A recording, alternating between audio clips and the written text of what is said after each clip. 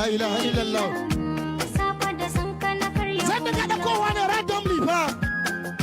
Auren ka shine burina, lissafina. Sauran kawaye dai muku galo. Kyakkyawa na dan taso, idan baka azurba. Marmarin ka nake koyaushe kamar talagin shinkafa. Dan miko hannun ka masoyi na mi taba-taba. Yo aure wata rana na haifo ma in. Zagi.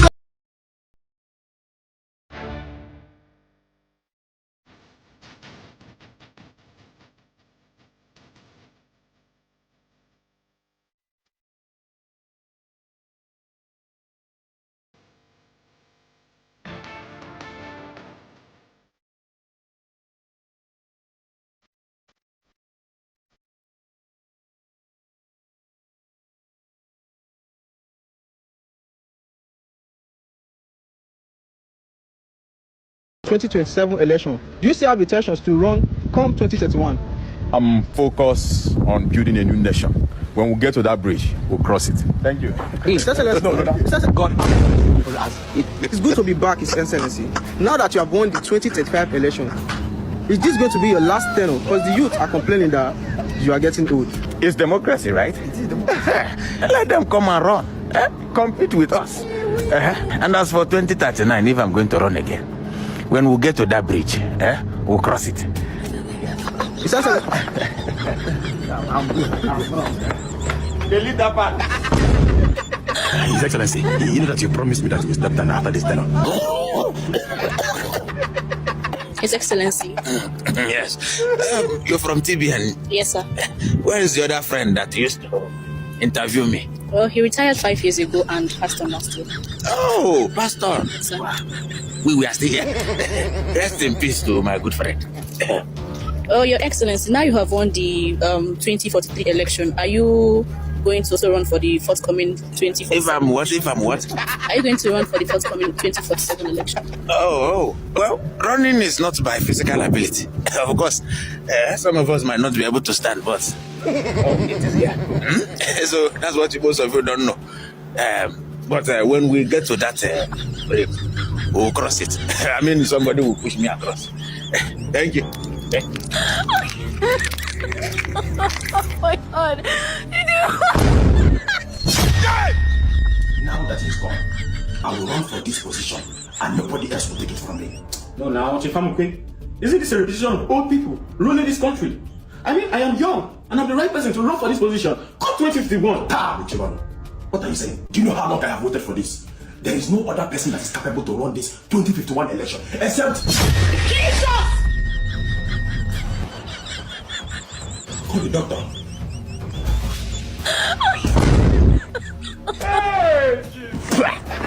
Let me see how you will rule the nation from the grave.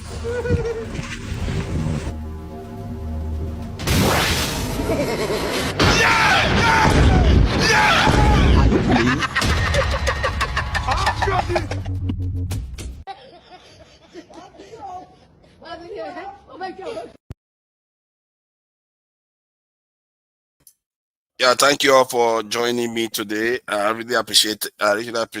And I'm going to be covering the headlines. And that was just a skit just to, have the people come and join. People have not, I think we have very few people online at the moment. Also, as a disclaimer, this live is for discussing issues within Nigeria, within different regions of Nigeria, and also outside Nigeria and all over the world. And there is no room for, we are not doing it in terms of trying to discriminate against any people, whether you are gender, female, male, religious for religious reasons, or racial reasons. We don't discriminate against any group. And that is the spirit with which we are having these conversations, and hopefully we are going to learn something out of it. It's not a vanity this is a project where we just come here and talk for the sake of it. We try to learn. Hence, this is the fact segment of the conversation, where we try to distill on what has been already covered and add to it, and try to keep it as factual as possible. So I'm going to start playing the headlines now. That skit is quite instructive because we as a people have been experiencing leaders that don't seem to want to go away. So one of them is from Cameroon. This leader, Paul Biya, has been around for decades, and it's in his 90s now. He's running for election again. So let me just play his video regarding some of the way his country people thinks about him running for election again. Under the protection of a gas station canopy. They are so-called bent-skin drivers, a term derived from the bent shape of their bodies as they ride and the way they swerve through Douala's formidable traffic. But it might also describe the way those who cannot afford a room twist their bodies in order to sleep, perched on their bikes. Among them is 33-year-old Zaki Al-Mohammed. He lives on fares that start at 100 CFA francs, or about 18 US cents. The struggles faced by bent-skin drivers, Mohammed says, are indicative of a structural problem in Cameroon, and that is a lack of opportunities under Paul Biya, the country's 92-year-old president who has ruled for more than 4 decades. We do this work because we have no choice. We have nothing else to do. We have to drive motorcycle taxis because there are no other jobs. Biya, who is the world's oldest president, is seeking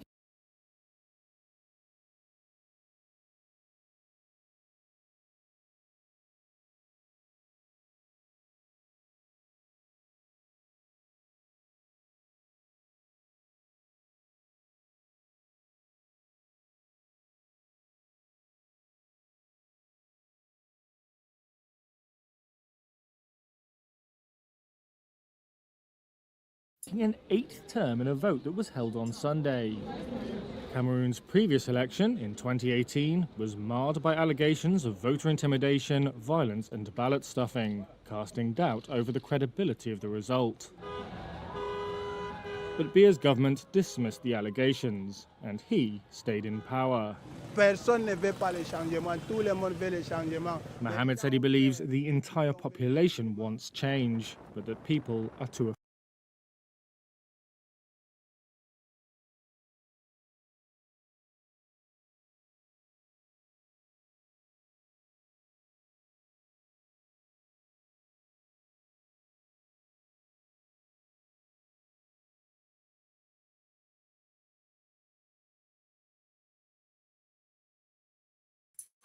Appears I'm having some technical issues.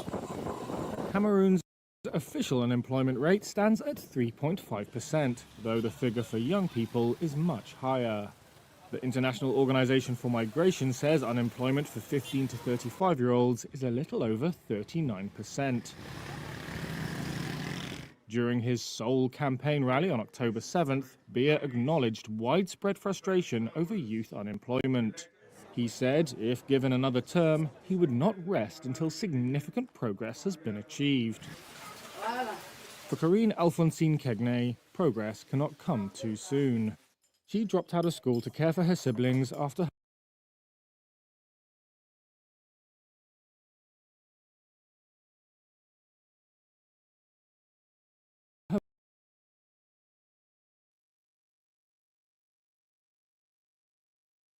This one is from Museveni. That was Paul Biya. Elderly guy, wants to remain in office even in his 90s. And this one is from Museveni of Uganda. He too wants to run. Let me play that quickly.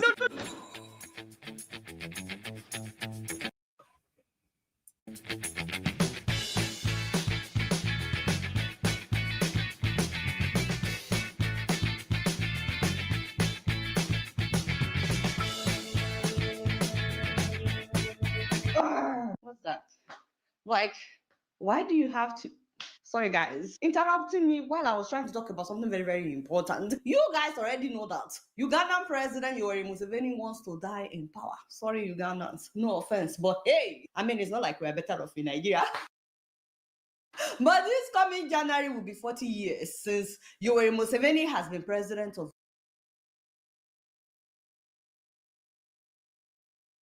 Uganda. Why? Like, why? The man is 81, my people.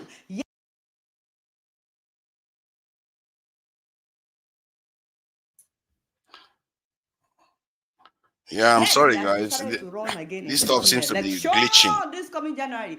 81 years old.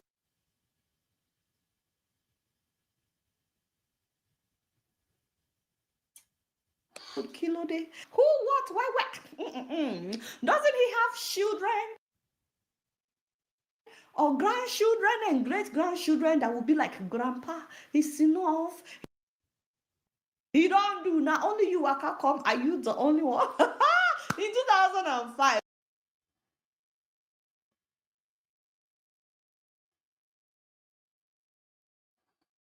Wow. This man removed 2-term limits as stated by the constitution. As if that was not enough. In 2000.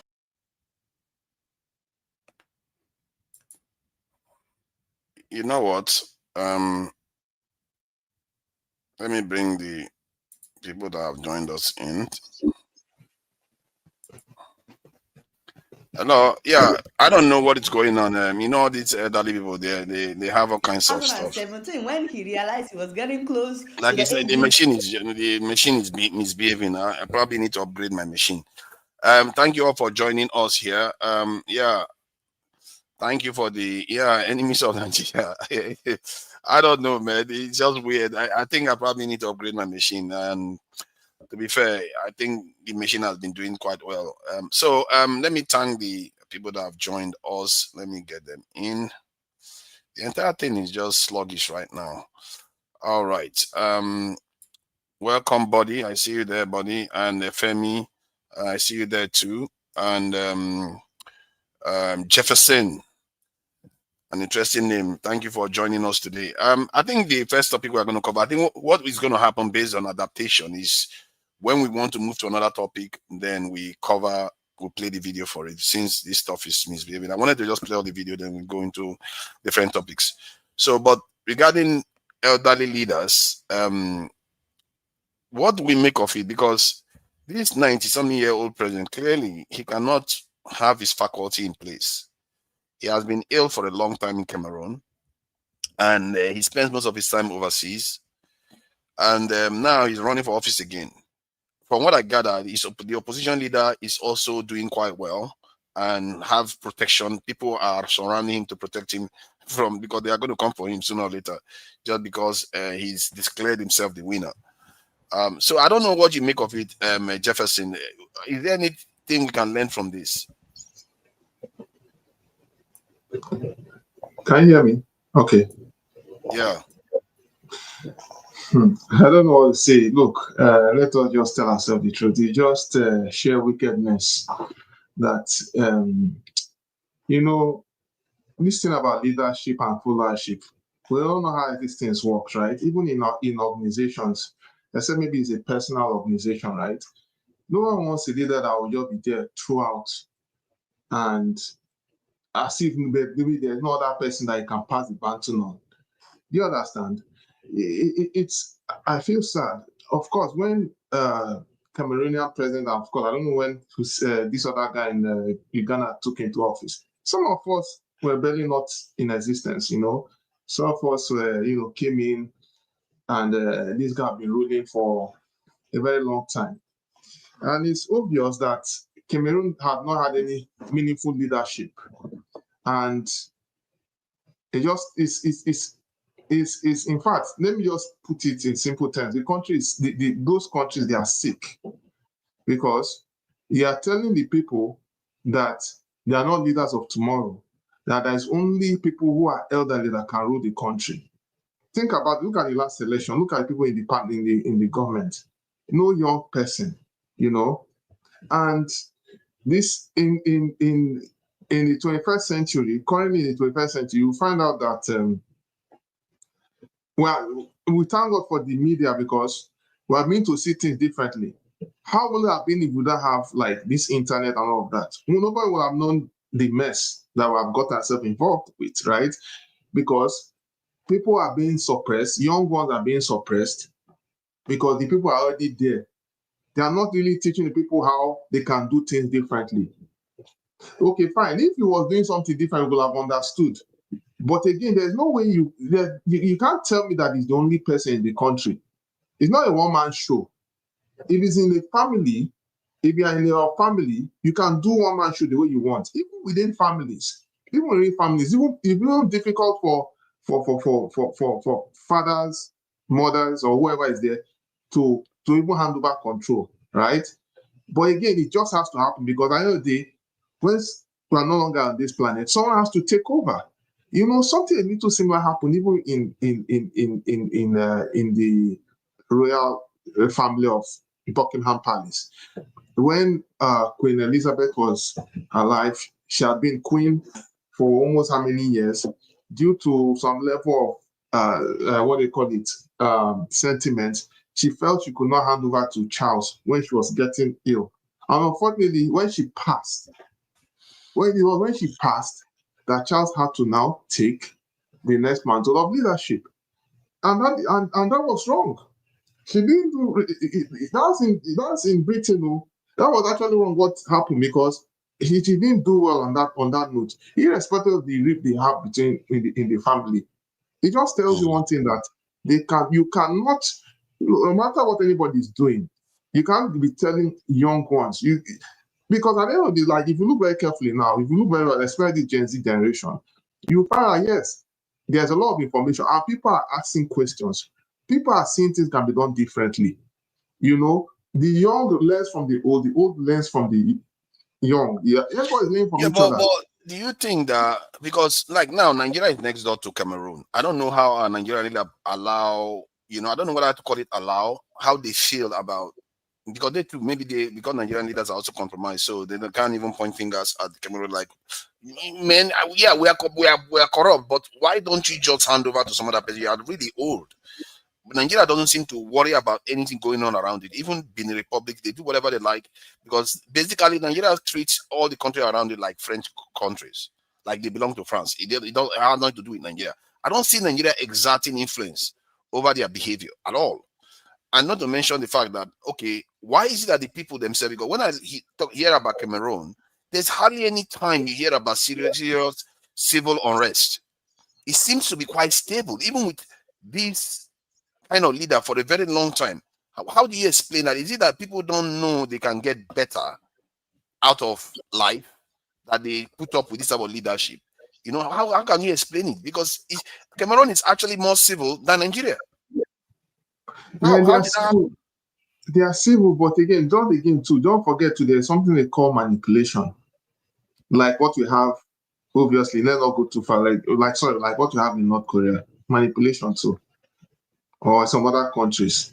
So when there's manipulation, the people don't seem to know better. People keep quiet because they feel they cannot be able to express themselves. We are all human beings. We are all free moral agents. We have the ability to make decisions and be able to. So look, whether they like it or not, it just, to me, I just see it as a thing of manipulation because it doesn't really make any sense. And you know, when they say, with due respect, I don't want to go too far. When they say the issue of voodoo and witchcraft, it's not far-fetched. They could have done it in a big scale, and you'll be like, "Oh, this guy is good. Everything is okay," but it's not okay. No. So I just see that as a form of manipulation. It doesn't add up. Yeah, it's really sad because whole generations, you know, for some years he's been in office, don't have a clue what being another leader feels like. And he's barely even been there for the last 10 years. He's just on and off. Most of the time they see him, he's looking like he's not very all there, like he's got dementia or stuff like that. Exactly. He's not even there. He doesn't even know what he's doing, because if he knew what he was doing, Cameroon could have been like a Dubai today with that length of leadership.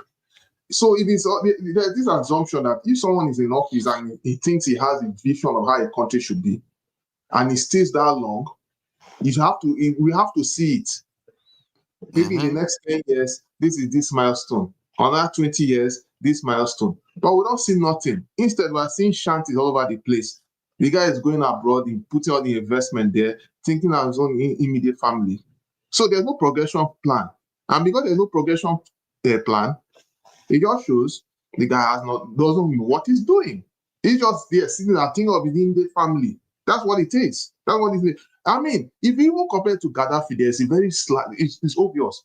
At least Gaddafi had an agenda. You know what?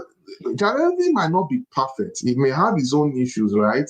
But he made sure at least the citizens there had those basic amenities to the point that even after his death till today, most Libyans are crying in hospitals. They, oh, I wish Gaddafi is alive. You cannot say the same for Biya. You can't say the same for this other the other guy that is there. Because when Gaddafi took into office, he stayed a long time, no problem. And so people that did not, so most people that didn't understand what was going on, unfortunately, after his death, people now started understanding that, oh, I mean, he was there this long period of time, but there was something he was doing to position the country, also position the continent. Gaddafi, compared to Gaddafi, these leaders are like midgets, like they are beyond midgets. Look at the Okada drivers. The Okada drivers, they earn about equivalent to $18 in a month or so. Compared to the Libyan citizens, where if you are newly married, they will give you a house or they will give you a stipend. That is like a living wage. Living wage compared to what other African countries were getting. It's real. I don't understand it. Personally, the way when you look at the way Africa is, many countries, the way the leaders, even Kagame has been there for about 30 years, if I'm not mistaken, or 20 some years at least. They just stay on and on and on. They never want to go. And they will change the constitution on top of it. And that, for me, that is cool too. You can't be in office and you start changing constitution to allow you to stay longer. That's the cool. Yeah. That should be outlawed continent-wide even. We've not even started. I think let me just move to body, because the entire thing is madness, really. They will allow the leaders who just come into office, they want to change the constitution. In a democratic system, while you're in office, you want to change it so that you can run again. That is, if you are not in office, it's a different thing. But while you're in office, if you do that, that is a coup. Because you're using your patronage power to affect or effect change on the constitution, so that to favor you too. It's a conflict of interest. It's a big problem. Exactly. And that's what Biya did. Anything anybody is doing, they should have the country at heart. Even if they are doing that, it shouldn't be the benefactor. And that's the problem with us as a people. We always want to do something and then always be the one to enjoy, to benefit first, so that and that is why. Let me ask. I think Femi was next before Body. Body always comes last. Body always likes to come last. Everything. It's like that. So, Femi, why is it that we seem to struggle with creating people that follow us? Like, we don't have, especially powerful leaders within Africa that are really good. They struggle with having somebody that comes after them that will take over from and execute their agenda, their philosophy, whatever they believe in. They don't do that. Even Magufuli of Tanzania, the lady that took over after him, started changing things in the other way, the other direction. Kagame doesn't trust anybody to take over. Definitely Biya doesn't trust anybody to take over. Museveni, the same thing. So it's like, what is this thing? Why do we not have the ability to transfer leadership? As a matter of fact, one of the biggest gripes I have against Mugabe, of all the good things he did, he didn't put a proper successor in place. With all that ideology and everything, if he had done it, even Mandela, you can even argue that he didn't have a proper successor that really knows what they are doing. And that is one thing what do you think accounts for this? Because other people seem to know how to do it. Why is that? Why are we struggling with it? So, in recent months or years, I'm beginning to wonder if democracy is even an answer.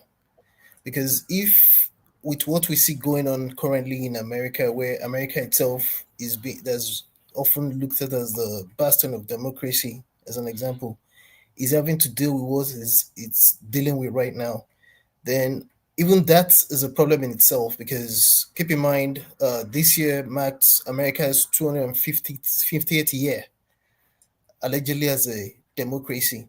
So I begin to wonder whether it's even a problem in itself that, whichever way you want to look at it, that whether democracy, because apparently democracy, the way it is, probably originated from Africa as a philosophy, because prior to when the West came and started breaking us apart, we had our own systems within our individual groups that was democratic in its own way. Whatever worked for us at the time. I say this to say that, actually, picture this. Even if, with the way you're asking the question, something I wanted to even start with originally before you threw that question at me. For those of us that were in primary school at a certain point in time in Nigeria, when the educational system, where we were still taught history to a very decent extent. In addition to Paul Biya, you remember names, including dead and alive, of people like, of course, Robert Mugabe, of course, who's dead right now.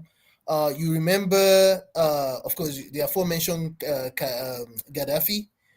I'm sure a lot of us will still recall Idris Deby, who was shot, the Chadian president. And there's no way we're going to forget Mobutu Sese Seko, and of course Umar Bongo, the Gabonese guy as well, that died in power in 2009. Who would forget Yasibe Yadema, who, of course, for those that are still following what's going on in Togo, he dies, and that one has even become a family enterprise. And perhaps you still remember Omar al-Bashir, who had to be detained alive after in the aftermath of the civil war that's still ongoing in Sudan, and of course, part of which also resulted prior in the breakup of Sudan into Sudan and South Sudan. And perhaps you still remember Yahya Jammeh, who right now, of all places that you think of, is actually isolating in Equatorial Guinea. And speaking of Equatorial Guinea, I don't remember the guy. He has a long name. You know about the Equatorial Guinean guy, who a lot of us don't even speak about enough. He's been in power for a long time as well. Maybe to even find a way, if at all, I can't claim to even have the answer to the question.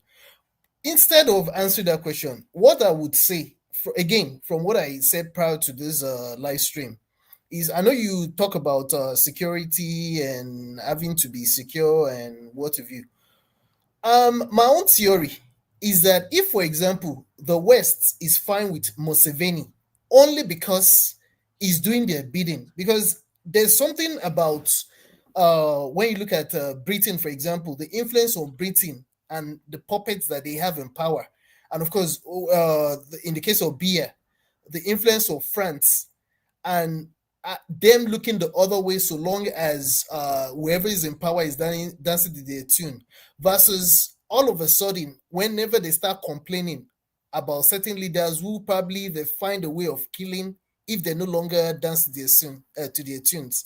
And of course, when you now tie this down to the issue of resources, and again, the same West looking the other way around, I do understand when you mention about African countries coming up with their own security strategies to be able to defend themselves. But one thing I say with a lot of caution is the fact that these guys still have a stranglehold on whatever we refer to as democracy, whether we like it or not.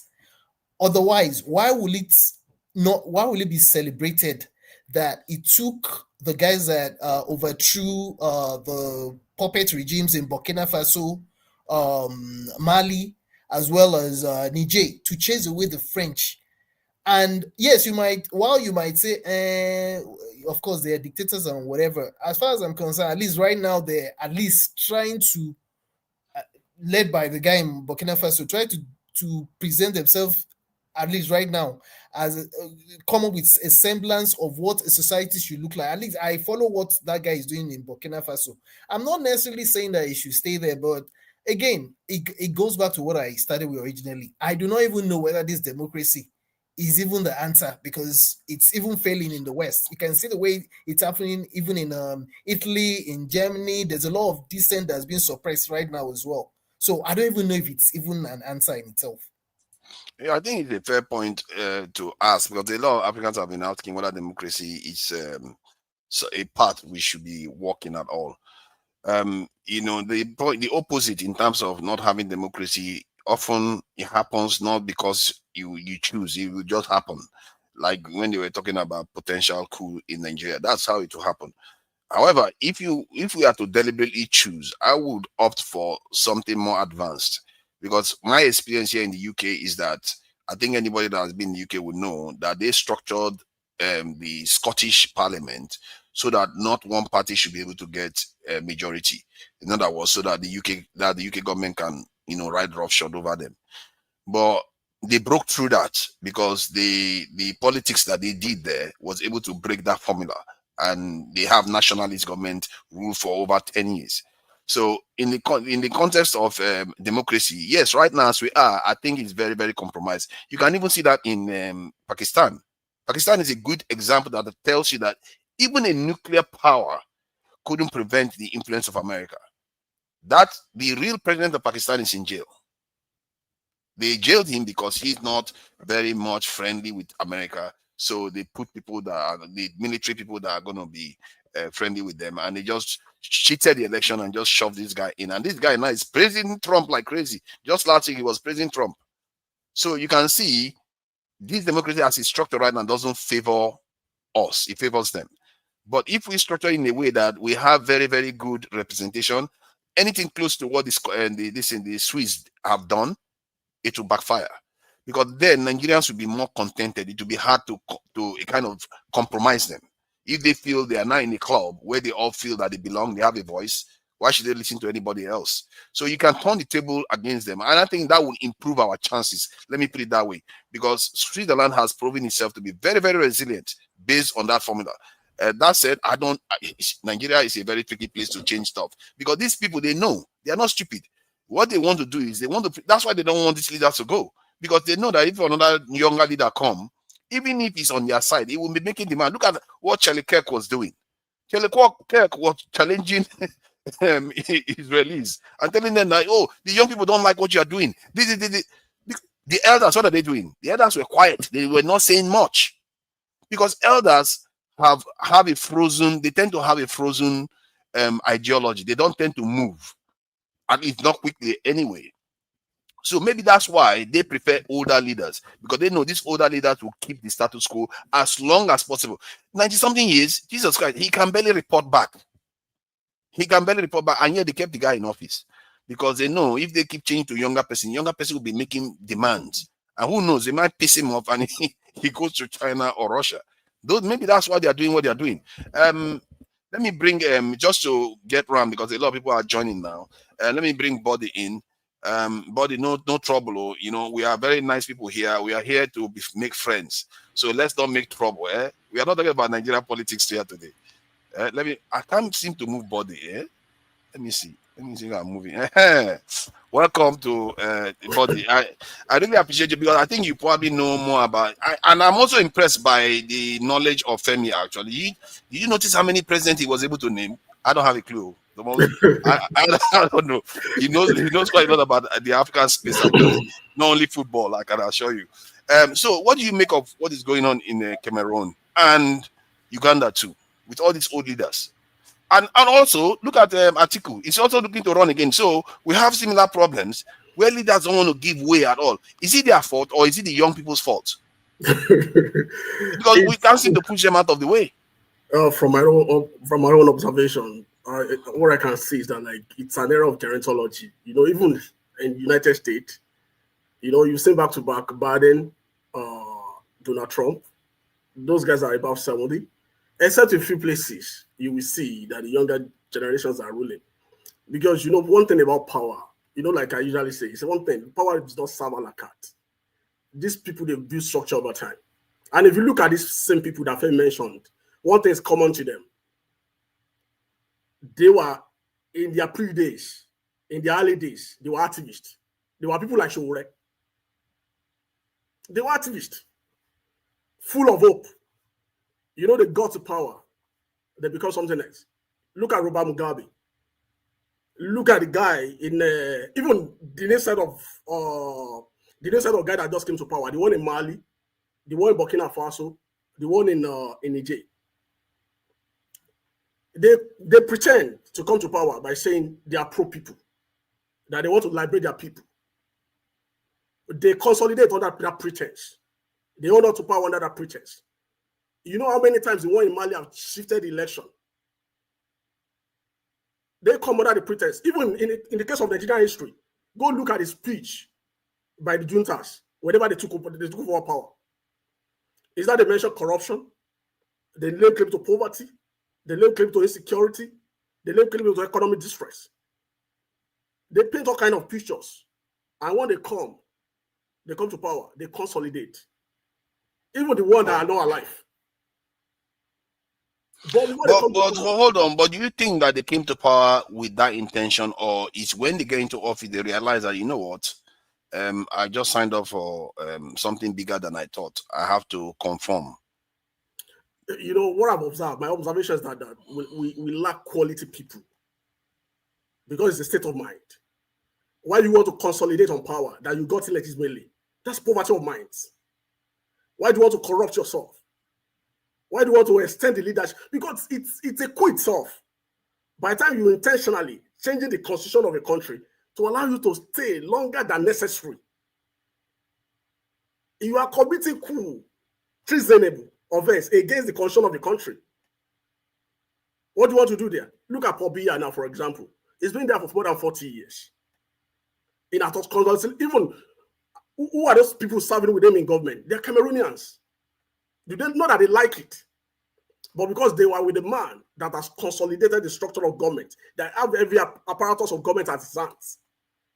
Not that people couldn't revolt, they could, but they know the implication that they went up in jail. You know, you are mentioning Nigeria, whether Nigeria has some influence. No, we can't pull our weight on them. Why not? We don't have that economic power. We don't have the willpower. We are battling with our whole issue. You know, numbers of Cameroonians are trickling down to Nigeria day and night. There are a lot of conflicts in the southern part of Cameroon. So we can't pull that weight. We are battling with our own problem. Our hands are full. You know, the issue with these people is that, like, generally, to be sincere with ourselves, we lack quality people. We must say. So by quality people, how do you mean quality? What I mean is this. You know, these people over time, even those ones that come to power legitimately, what have they done differently? The kind of leadership, I don't know where they get their education leadership from. I don't know the kind of education they have. I think this is what I addressed in the previous session. Okay. I think it's a consciousness issue. Okay. Because, like, we seem to, whenever we get into close corridors of power, we are willing to sell the struggle to be a leader. Whether it's in a cage or not, we don't care. Whether it's in a prison, we don't care. Even if we know our aspiration has been capped, we know we cannot step out of line. They will sell because you know what they are thinking? As long as I'm able to go and booga and show off and be the president, I'm okay. Whether my leadership means nothing in terms of progressing the people. I think that because look at all the people that were elected under Labour Party. They too went there and did the same thing. It's just an aspiration. They just want to check the bucket list. I want to be a president and I'll become a president. I want to be a governor and I want to be and I've become a governor. Way back in 2015, I said, but they don't seem to understand that it's for a purpose. Or even if they had a purpose, they don't care about it when you get there. You know, I tell you what, even if that position, you know, people have clamored for several times that our politicians should be no pay, shouldn't get paid, that it should be free. Even if it is free, you will see people struggling for it. People that don't have nothing to offer, that have nothing to offer. And then we've seen that in Africa over time. It's not new. Look at Ivory Coast, or what do they call it? The current president there, is trying to change the constitution to run for third term. Do people like it? No. Because that consolidated power is going to crush them. Look at the guy that was talking, the guy who plays video in Cameroon. Not that people like Paul Biya. The guy couldn't go out to campaign. They have to mount a statue to be moving and pulling a mobile statue all around to campaign for him. That means the guy is not viable anymore. It's not far, right? It's not strong. But there are still some cabals in that country that are managing the resources of that country. They don't want him to leave because he's the one that will win the trophy for them. And they are just there to share the booty. So they don't want to leave. So Femi said one thing. Maybe people are blaming democracy. Democracy is not the real issue. If you look at Africa, what kind of system have we practiced before? Majorly, you can say monarchy. And over time, do people really agree with that monarchy system, with the blue blood? Who elects them? But we have a kind of formula. You can argue that, I don't know whether people agree with this, like President Tinubu now, when he was a governor, he did have prodigies that he brought after him that governed under his kind of ideology or tutelage, like the Shonwolu and the others that came after him. And you can argue that, okay, for better or for worse, that's whether you like the process, but at least he implemented something. Why is it that the heroes that we like to call heroes don't seem to do that well? They don't do well in that. That very example that you cited, I've been practicing in so many states. It hasn't worked. Look at Abia. All the use of Kanu brought in the other Kanu, what's his name? The former chief of staff. He brought him in. Within 6 months, the arrangement collapsed. Akpabio did the same thing. Within 6 months, the arrangement collapsed. It's telling you, I was pointed to one thing. It's pointed to one thing. You know, and if you look at leadership, it's not something you learn on the street.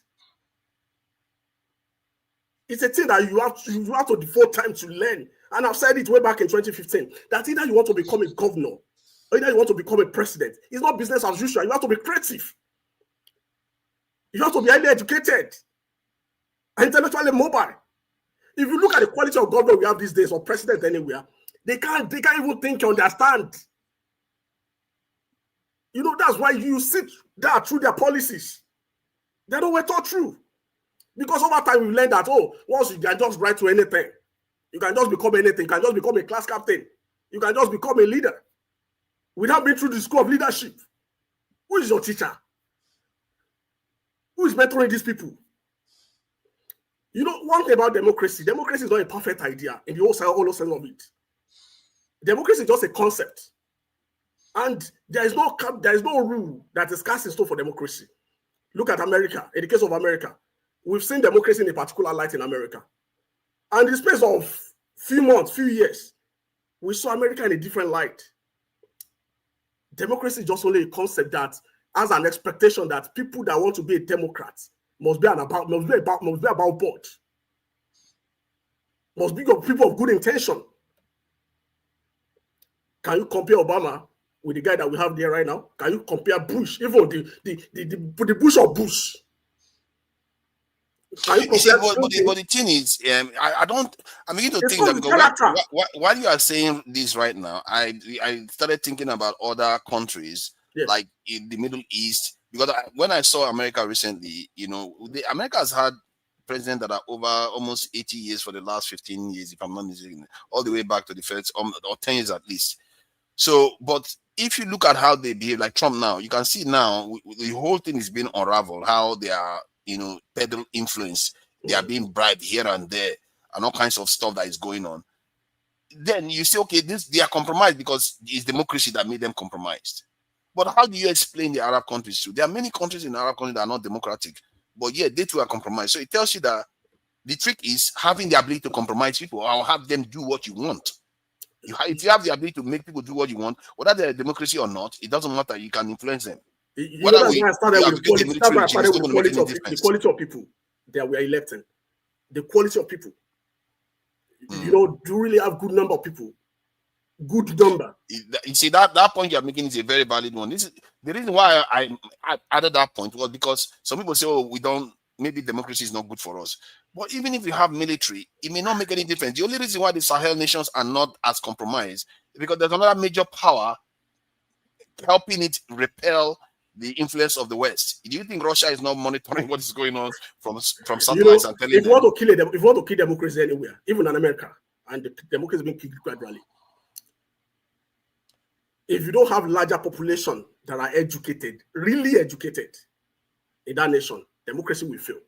Democracy is only for a nation, for a set of people that can make informed decisions, not out of emotions. That's why any country that you are peddling the idea of democracy, you must be peddling literacy, education, that people should be educated. Because that's the stuff that will inform them, that will shape the quality of But their why thought. do you say so, though? Even market women know how to pass vote, and I know. they don't need exceptional education. So, let me cite an example for you. In this country, by the time they elected Obama, everybody say, hey, we turned the corner. That, oh, no, racism, we've seen the end of it. Not knowing that there are a certain number of people that the idea didn't sit well with them. They went back to their cocoon. They re-strategize. You know, they speak to their people. They speak to their people. And if you see the demography of people that fought on both sides, you will see that the less educated, the elites, you see.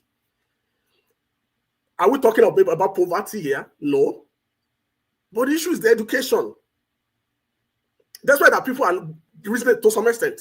Poverty is low, but how sophisticated, how educated people are, how well informed people are. So education and democracy, they go along. I hear what you are saying, though, but one thing I can say for us is that if Pakistan can be compromised and in democracy at the same time, man, we have a lot of work to do. If you are even in monarchy, anybody can be compromised. Because the important is the love of the nation, the ownership of the nation. Do you really love your country? Yeah. In whatever we do. So that's the most important thing. If people that we elect, they don't have the love of the country, the ownership of the country, that's the issue. Ownership. You have to know that this is yours. These are country, eternally. So let me bring Niger. I don't know, man. He's trying to mirror me, but it's all right. All of a sudden you can't pronounce your own. As a host, you have to respect your guest. He's your guest. The least you can do is to pronounce the full name. Read your name.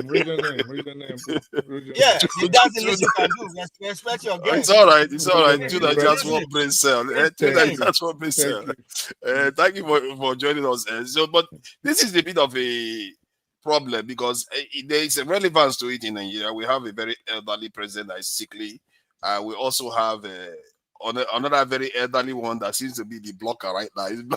He doesn't want to go. He doesn't want to go away at all. He wants to rot forever. And then we see other African countries doing the same thing. What do you make of it? How what do you make of this whole trend? Is it that we don't know how to hand over power? What is our problem? I'll agree with everything everybody said on here. We don't put forward the best people. That's one. We lack quality people at the helm of leadership. Greedy people, unsophisticated people. To piggyback on what Buddy was saying, and that was funny because I was actually jotting that down when you started speaking about it. And I was hoping you would say when you started talking about the fact that people have to be educated when it comes to democracy. It is not a recent idea. In fact, Socrates and Aristotle actually, when they started classifying systems of governments, aristocracy, democracy, and monarchy, they did say why they disliked the idea of democracy. And the reason they disliked it was because they said it was the one most prone to corruption. And they said their position was, at least on Aristotle's end, was that if you let the polity, which would mean the poor people, lead the rest of the people, there was a chance that they would be as bad as if the rich people were at the helm of affairs. And they would most likely take out vengeance on the poor people. So you need a sophisticated electorate. And I've always said this too, and I do agree with it. And when I hear you say, for example, Nigeria needs a Swiss type system of government, this is why, if you remember yourself and I would always question, what if the people were not as vast idea wise that you put at the helm of affairs? It would just be as if you still had one dummy in charge. So, democracy as a system of government, not everybody needs to vote. There was a time I brought that up, but the show was actually ending.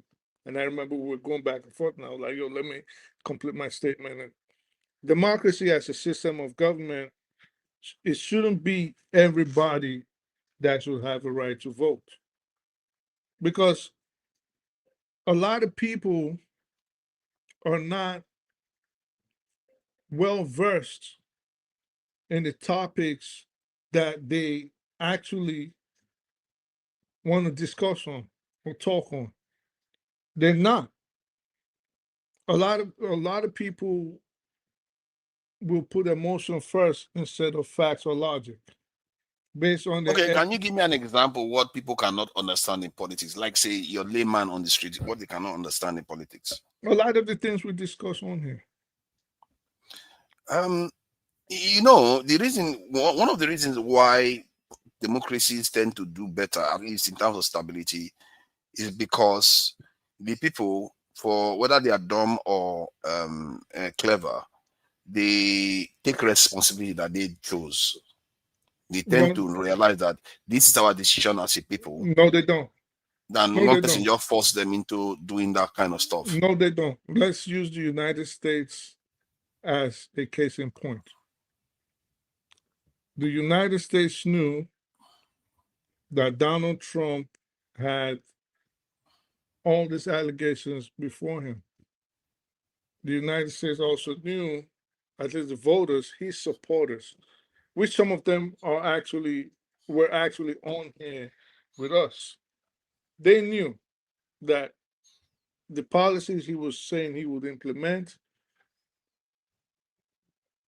would be, at least I would think any right thinking person would know that the policies, a lot of the policies that he said he would implement would lead to destabilization of the world economy. Not only that, it would also lead to the destabilization of the United States economy, at least say, for example, the farm economy. But they still went ahead and put it there. Now, that is their prerogative. But let's look at it from this instance.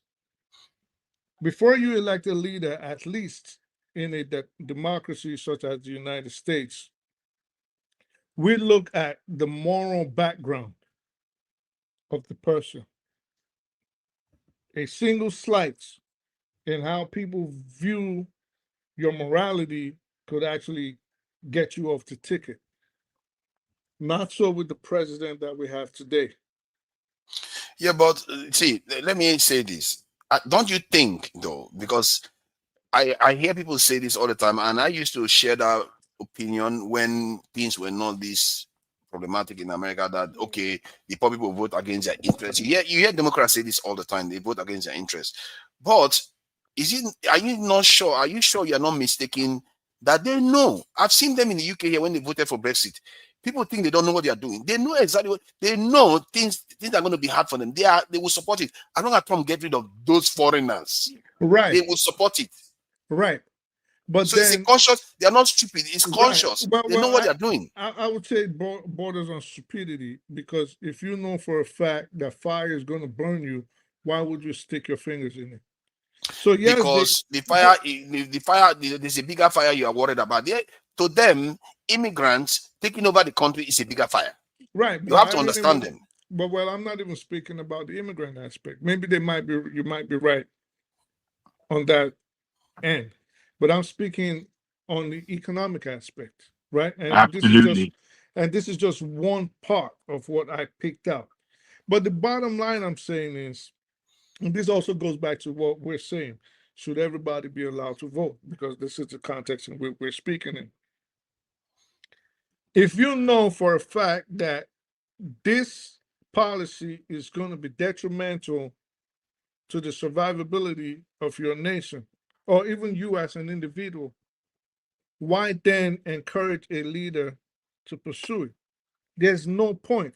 So I would say this lends credence to my position and to Buddy's position that maybe, like the ancient Greeks and the Romans, maybe not everybody should be allowed to vote. And to a large extent, America is fashioned behind that because majority does not automatically win the votes in America. We still have to go through the electoral college. So I would say Nigeria needs to adopt something of that So nature. who would you say is not allowed to vote, man? Whom is gonna be? You know, I can select a few people. I don't know. I'm looking at some people right now. Decide that. You know, I don't know. so I think we just need to come up with a system where the electors are professionals in the same way you would not go to a dentist to fix your car. You would not go to a non-professional elector to serve your interest on who should lead the nation. This is what I think. So whatever system, however we decide to fashion that out, because the electorate, to be fair, is largely illiterate, and even the so-called literate ones would barely function as semi-literates in advanced countries. We have to admit this.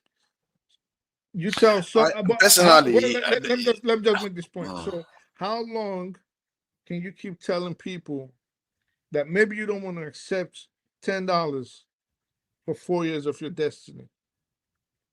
How long do you want to keep telling? You told the father the same thing, you told the grandfather the same thing, now we're telling the kids the same thing. And we're finna tell their kids the same thing if it keeps on going, if it continues on the same trajectory. I just feel like the people's vote is sovereign, and this is something a discovery that when the democratic system took hold, they discovered that there is something to be said for it, and it also allows the nation to transfer power more peacefully. Okay, they have a little bit of kerfuffle during the campaign, but the transfer of power at least is can happen in a diverse society. Than because if you have a diverse society and the power is just residing in a house, let's say one tribe holds power, what will happen is eventually when power wants to be transferred, there's going to be upheaval in that society. So I don't understand. What I mean by that is, let's say in the context of Nigeria, it wasn't a democracy. It was Fulanis that were ruling. Sooner or later, when a Fulani leader dies and there is no clear chain, then a Yoruba person might say, it's my turn. And you see that in many empires and many societies where you have dictatorship. Pardon me, I'm trying to figure out how that is linked to what we're talking about. How it is linked is that because you are saying democracy has to be for the people that are educated. And in other words, you're not truly professional electors. Yes. But my issue with that is that I defer to the general public because I believe in, I see the importance of collective intelligence. To ascribe intelligence to only the people that understand normal, what we call knowledge, again, that have gained knowledge, is quite risky. No. Let me explain. So everybody has to play a part to feel included in a nation, to have some sort of loyalty. Well, you are saying that they should not vote. Some people should not vote. Sir, let me land. So everybody has to play a part to feel some sort of affinity to their homeland. Now it is up to the government to fashion out how it will achieve this. What I'm saying is to get the final results, I think that would be best left in the hands of people that understand, for example, the Constitution, the interests of the country, the happenings in the country, and the world at large. People will still have to put those people in place. Now, if that will mean that this is the participation, the start and end of it, of the polity, the non-professional electors, so be it. They still have to play a part. You can't just, if you rule over them without having them vote, then that is a fiefdom. That is basically a theocracy. But they have to play a part as electorates. But so you are saying that there should be somewhere that filters people based on intelligence, at least. I'm not saying intelligence. Some people are educated. They're still the most unintelligent people you would ever run across, because they just knew how to cram and bamboozle people, good orators, things of that nature. Some people don't have a education as like a lawyer, for example. Our friend over there, I always forget his name, the Rasta guy, sure is my guy over Revolution there. Now. Revolution Now. Very, very intelligent, very smart guy, but he's not a lawyer. He's not a doctor. But when he speaks, you listen to him, you say, okay, this guy has he has more than one brain cell, like our friend up here. Right? This attitude is not helpful, it's not helpful. I'm being very civil, and you are just looking for trouble. No, don't mind me. So that's what I'm saying. So how we're going to achieve that, I don't know. But we have to have a situation where we have professional, dedicated, and knowledgeable electors to guide the country and choose its leaders. I guess that is a point. But there's something beautiful about people being sovereign. And I think, the crowd intelligence, it's based, even some aspect of science actually supports it. Crowd intelligence is something that is actually quite intuitive. And we have to be careful. We have to look at those things, but that's a different topic altogether. We're talking about old men that don't want to leave. And right now in Nigeria, one big old man is giving me heartburn because he's captured ADC and he won't let it go. And I don't understand how these young people, all these young people that won't do anything for themselves, they keep complaining, old men should give way. I don't blame the old men. They keep saying, if you want to run, this is democracy. Run, beat me. You keep calling them old men, but you can't beat them. Okay, what can I say? Let me bring Ogbegolo in. Ogbegolo, what do you make of these Biya and Ugandan president and Atiku also running? These are old people that don't want to give way. They want to perpetuate the old this in order that has been put in place by the colonizers. Because if you look at what this president did when he came into office, very quickly, he went and put a Yoruba woman's song as our national anthem. It tells you now, they just want to carry on with the old order. What do you make of it? How many days do I have? You have 1 minute. So I know where to begin, right?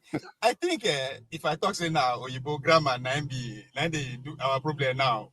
My senior brother Jagun go on beat me because I talk like that, right? Because in your in an attempt to present the topic to me, you said the old structure led by the people that the word I don't like, the masters, right? That they still want to carry out. So the solution that you are looking for is right there.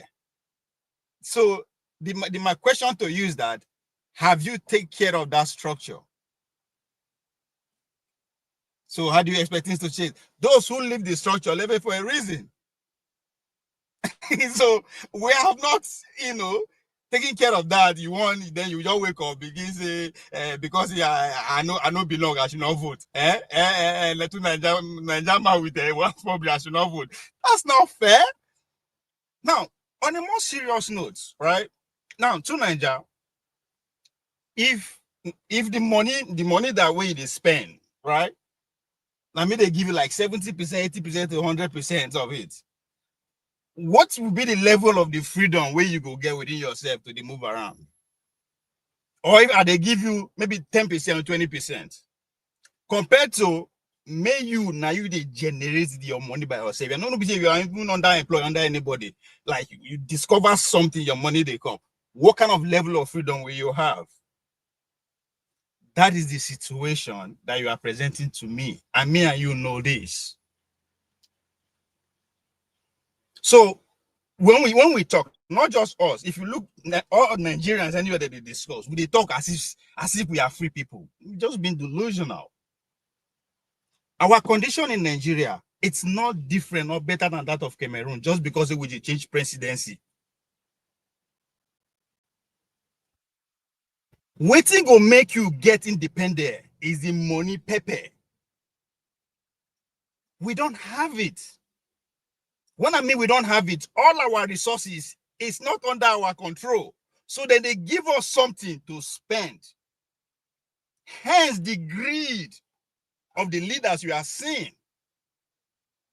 And I feel bet you say, now like 75%, 25%, now be the agreement we will get with the West on our fuel. And it might be lower than that. When I mean 75, 25%, they get 75% too. And it might be lower than that because we fought civil war. Have we ever sit down and asked how much it cost us to fight civil war? And who financed it? Are we done paying? Now, I am putting money at the center stage because that's how you get power and control power. Power now be God. It depends on which level you control your power.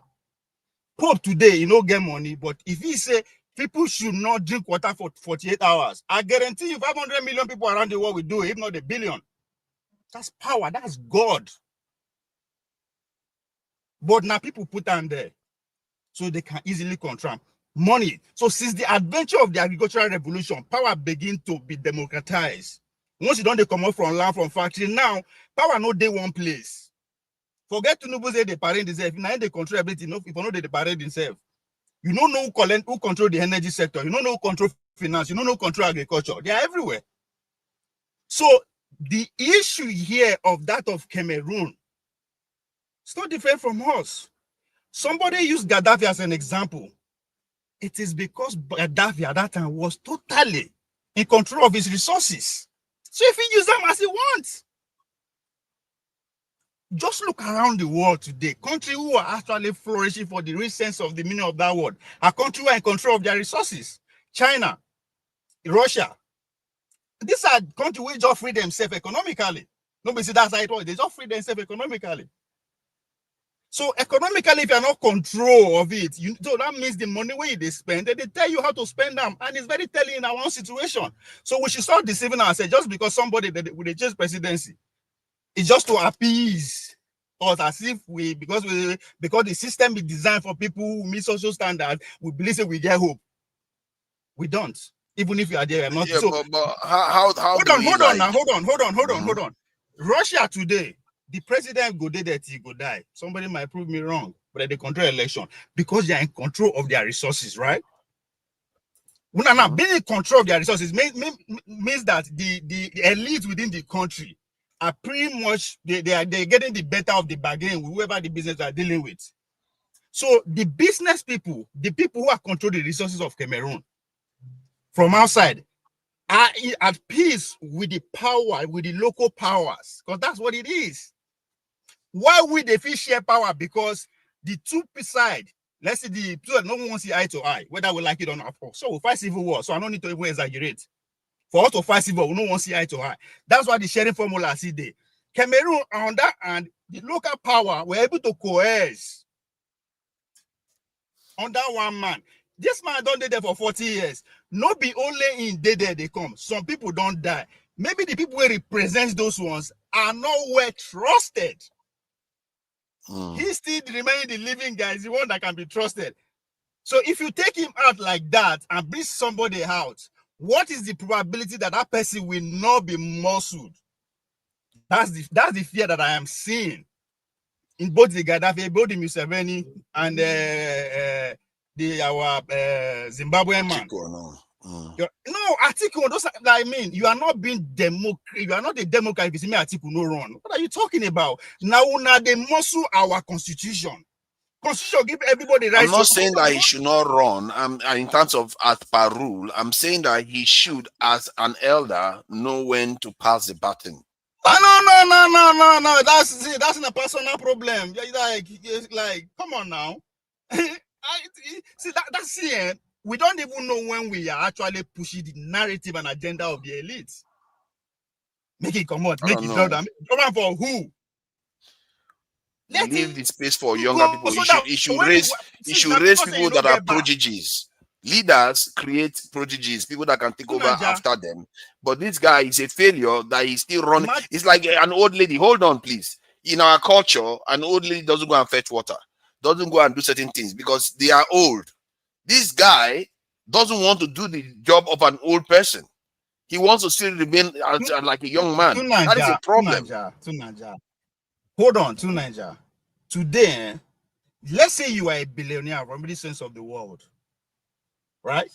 You know, automatically, you are not eligible to be president of Nigeria until like 16 or 20 something years time, just because it's not turn by turn. You see, once you make case for either make somebody draw somebody too old, personalize it at times because you will get there, you might not know. No, the guy, I don't care about that. See, the guy has been running since the 1990s. We are not talking about a new person that just came up, burst onto the scene. He's been running since the 1990s. That is well more than 30 years. That is not just his God-given right. It's also a constitutional right. Why do you want to deny him? If anybody deny you, that I'm not denying to him. I'm saying that he should voluntarily.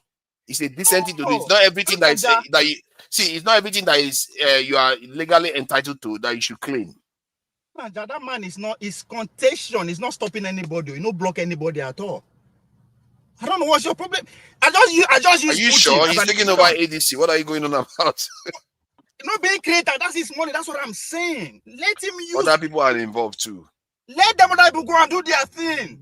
Now he get too head. Does he have to? My point is that he has the resources, he has the support. He could have done something else with it. See, the problem that you are actually pushing that you are not understanding, maybe not because you don't live in America. My brother here, we prove me wrong. What I'm about to say. It is because the power in America is not in one place. And it's also the wisdom of the framers of the Constitution. Because they understand what democracy is about. And the easiest way for some few cabal to come, use money, buy majority, and get to power, which is what is happening. You understand? So the problem when Nigeria gets, whether they tell us in a one-party system, I agree. It is just the name of the party that I disagree with. It is not APC, not PDP. It is Niger Delta.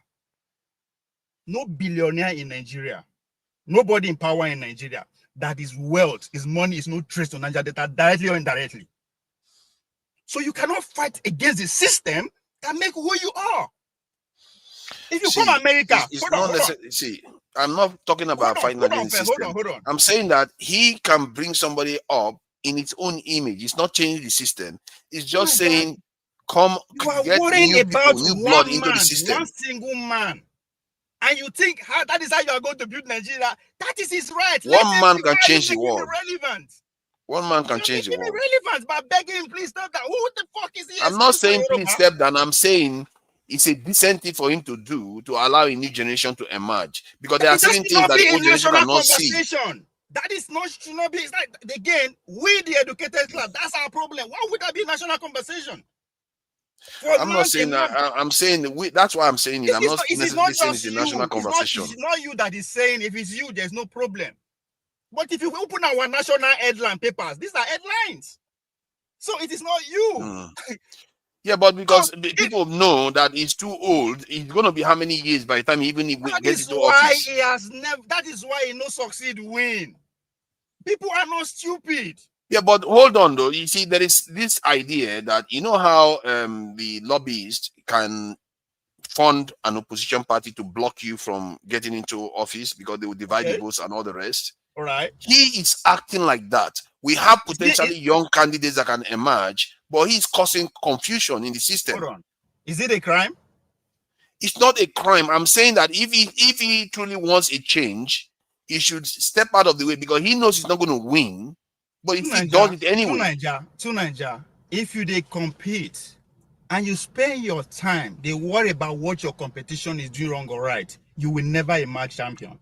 Actually, that's not what I meant. I'm saying that Hey, I just agree hold with you. on now, hold on. You like The to part that repeat I same. agree with is no, hold on. The part Let's that I move. agree with is that it's not up to him to decide the fate of the country. He can do whatever he wants to do. Other people Can we just can agree defeat on him. something that is not what national conversation? You keep staying on it. I'm not saying it's not what really national conversation actually. I'm saying that is what I am doing. And if people in the country feel like it's too old, they have a right to say it. Yeah, to Nigeria, one of the benefit of your education or understanding of things is to use it against your opponent. From the way you are saying, that is his weakness. Go and focus and use it against him. You should be praying. He should Well, see. Let me tell you something. Where he's not weak, where he is not weak is his money. Hold on now. Exactly. Okay, hold on. Come 2031, to Nigeria, put it to you. You go they pray, make the guy stay in competition. You know why? You know why? The way things are going, right? Let's say things repeat itself the way it went 2023. Bola Tinubu win. In don't come out, it's not going 2023. Obi, the article will be the next person with the highest votes, according to INEC in the country. Is from the north. And according to you, he's getting old. The next person with number will be Obi. So you will be praying for him to stay in the competition because it will be easier for Obi to beat him because his age will be so pronounced. You go to beg, make him stay. So at times, when you they reason somewhere, reason both ways, there is advantage and disadvantage to it. People who are putting money for him to keep staying there, they have a reason why. Of course, there is a reason. I agree with that. But I'm in the context that we are speaking right now. He is basically dividing the vote like he did in the previous election. He never wins, but he just divides the votes. So Nigeria, now that you know that, and I thought that nobody would disagree with you, is this how you are going to use it against him? By just gonna keep talking about it? That's why they laugh people. No. There are other things we can look at. We talked about how the elections are held, where the rigging is mostly concentrated. But in terms of his will to run for office, he's been running. It's not like he just emerged 10 years ago. He's been running forever. I just feel like, okay, the structure he has, I don't even like him as a politician in terms of his vision. It's not that different from what the current president is looking to do. If he doesn't have a clear vision that is going to change the country, I actually believe that maybe B2B, for all its faults, is actually better than him. Except we'll find someone that's better. I think when I started, you agree with me that power is democratized. You know, the day one place. And you agree with me? Yes. So think about him. What part of the Nigerian power does he controls? Because money. Hold on now. Because one thing Nigerians are not talking about this ADC of a thing. Everybody's focused who's going to be the presidential head. Nobody's asking how many seats they go win for Senate and House of Assembly. Because when they talk, say, by the time the North will get to power, they'll be close to pretty much, if not 75% to 80% in controls of the political structure in Nigeria. I'm not talking political party, political structures. Who is your RG? Who is your this? Who is your that? And guess what? Tell me how you go to stop them from declaring Nigeria as an Islamic state. That time you go see them as hero. You are here judging people. I will see Atiku as hero. Hold on now, make I finish. You are here judging people who in kind of in a celebration mood say Buhari don't go. And you say one of the things that Buhari did that we are not talking about is that he actually, because of him, the advancements of the Islamic goal for the Iloni continues. That was you. I don't know what I said, anything like that too. Well, I said that Buhari is advancing what is happening in Ilorin. Okay, forget Iloni. Niger. What did Niger do for Nigeria in place of Niger? Abi? Oh yeah. During the war, in the 80s, and what you don't know is that they are families, like blood families, the Niger people and the northern people. Like so what difference does that make? He defended Nigeria, so what difference does it make? Oh, see, the point is that if you come back next time, give us the details of what actually transpired while he was defending Nigeria. Because they attacked a Nigerian facility. That's not what I am saying.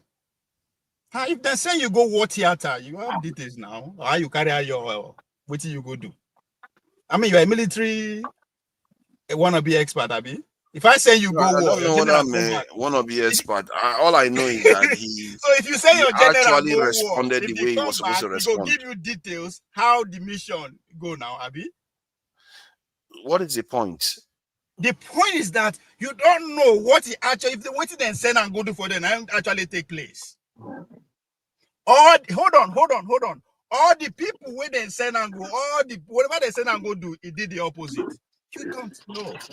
But yours is that he went there and nobody will disagree with you. See, okay, I hear what you are saying. By that standard, nothing is real. All I can tell you is based on history. Nobody has, sorry, let me finish what I'm saying. All I'm can do is based on history. Nobody has come to counter it. That is what happened. He disobeyed his president and went deeper into Niger, this is Niger. I am countering it now. Okay, now to Atiku, my last one, so that's all that will come in. To Atiku. So for you, Atiku, they block window for Obi. Let's be direct now, right? That's your calculation. And you think he's not serving his people, which is his first interest? Which people is it serving again? The North confess. This is not me saying it. He's not serving the North.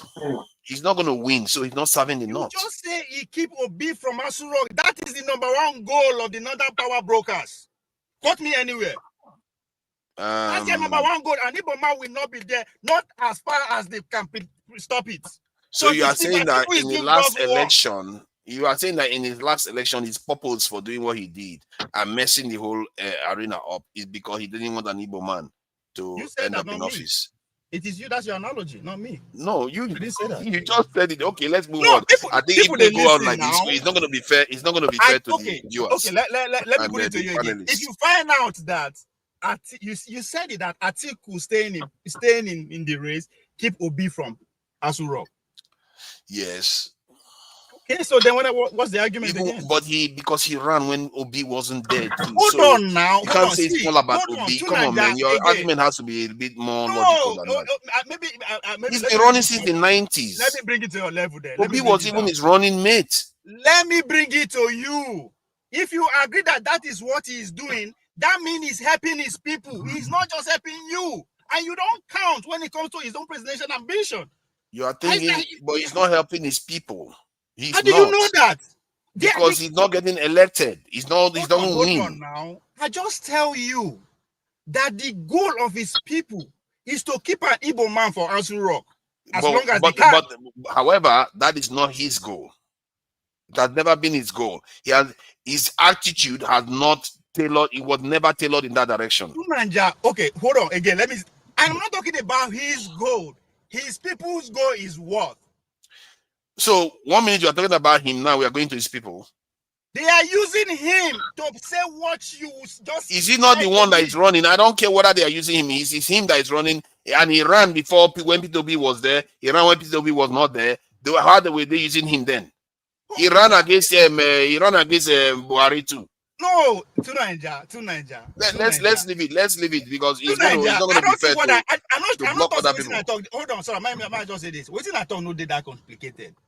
Because I asked you, as we speak today, you don't see the relevance of Atiku keep running. And I don't think anybody will disagree with you. But I am just saying you are being selfish, right? Because you are looking at your own interest in the name of Nigeria, also the name of Nigeria, right? But I narrow it down to the northern goal. Their goal is to do what? To make sure an Igbo man no come power. I'm being direct with my word deliberately, right? Now, how do you think that they will carry that out? All the options are on the table.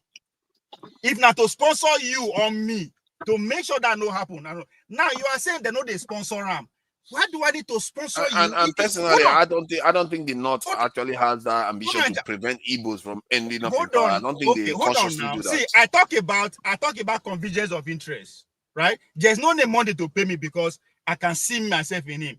Now, What you need to, if somebody is carrying out your goal, hold on. If somebody is carrying out your goal, We have to be fair to the other panelists. yeah, let me just tell you. If somebody is carrying out your goal, do you still need to pay him if he's doing it for free? If that goal is his mission to be president, and if you become president, if he fulfills your own dream, that's what is happening. But the context of our conversation, it is him. That is the context. It is him that is making these choices. He could have raised somebody to do it. See, even this your argument, he could have raised anybody else to do it. They don't have to. Without his money, his ambition, he could have some other person do his bidding. Personally, that is what I see within our leaders. They want to be the ones because they know the younger generation could flip. We can see that the younger generation, they can flip more easily because they see the world slightly differently from this old guard. It is because me and you are seeing them as they were young. They were young when we were still being colonized by foreigners. They were young. These guys, their old mindset is so old. They can't help it. They can't help it. And I think they really need to make way for the younger generation. Relevance when they discuss about them. That's what I've been because they are still holding on to the office based on the power that others have conferred onto them. And there's no reason why they not should like that. That is the more reason they not should like him. No. The people that confer the power to them are foreigners. Their power comes from foreigners. Most of it barely stays in the country. Let's face it, man. Those guys, their power comes from foreigners. Now 25% with the control. You like to just repeat your everything. No, I hear what you are saying. I hear what you are saying. Let me just bring other people in. See, both of us we can go for 5 hours. We can go for 5 hours. Yeah. Let me bring Jagun. Was it Jagun? Not Jagun was supposed to be next. Okay, let me bring a Revolution on. Revolution. What do you make of it? I think you probably will advocate that Showore should go and take over this in Cameroon. If you can do that, that would be great. But clearly, even Nigeria is too hot to handle. And all these old leaders, what are we going to do about them? Because it's easy for the young generation to be complaining that they are old. Like even I am complaining. But many of these leaders, if you look at when their formative years were in their 40s, some of them 30s, they ruled countries. Many countries in Africa were being ruled by young people. Where are the young people now? Are they all on TikTok twerking, or what is going on with them? Or they are busy working online, doing graphics design. I don't know where all the young people that are supposed to challenge leadership now, where they are. It looks like the younger generation in the 90s, in the 80s, they were braver than the ones now. Those ones that really, championed the protest against this in Abacha, championed the protest for Sarawiwa, and all that generation. It looks like this generation, they're a little bit too laid back. And they don't seem to. You look at Cameroon now, 90-something-year-old man. He doesn't even come out to campaign. They carry a doll to go and show people, and it's like he might even win again. What do you make of this? How do we get out of it? Thank you again for giving me an opportunity, and I want to say again hello to everybody. Forefathers, there's one sickness in Africa. You know what they call that sick, and it's very, very contagious. So that sickness, Naso-de-Douan syndrome. That is waiting. They kill many West African countries. Naso-de-Douan. Secondly, we have a culture in Africa. This is our culture. People go come, they blame white man, say now white man be our problem. 75% of our money is giving. They just give us waiting. They take feed. All these things not theories where we say sometimes people like us, when we do for corner, they calculate like this. We go just they calculate, say, but me, I know my enemy now. What if people they tell me say now Western world be my enemy? Where I know, say, for Nigeria, for example, let me start from my country. Cameroon, I've met a lot of Cameroonians. They are worse than us Nigerians. In attitude, you can't do business with them. They will cheat. You go to say Nigeria bad. When you meet some people, we come from Cameroon, do business with them. You go say, no, we know say we they die for Nigeria, but man, who are these? Yeah, personally. This my own that sounds like a very, very terrible this is maligning of the Cameroonian good reputation. Has anybody got a bad reputation? I don't know whether you've done anything with people like that. I've never heard that Cameroonians are difficult people in any way. I'm telling you about my personal experience. I don't know whether, I just tell you my experience with Cameroonians. And then when you take the second point, you see, West Africa as a whole, we have been captured through our culture, religion, and Naso de Duam syndrome. I know so many people go to think, say, if you, okay, look at my brother, our senior man here, waiting me name, Oga Ike. He's a man I respect a lot. But okay, for instance, he come now, he's having a problem from where does forefather comes from? Why forefather not tell us where he comes from? Is that what we're supposed to talk about?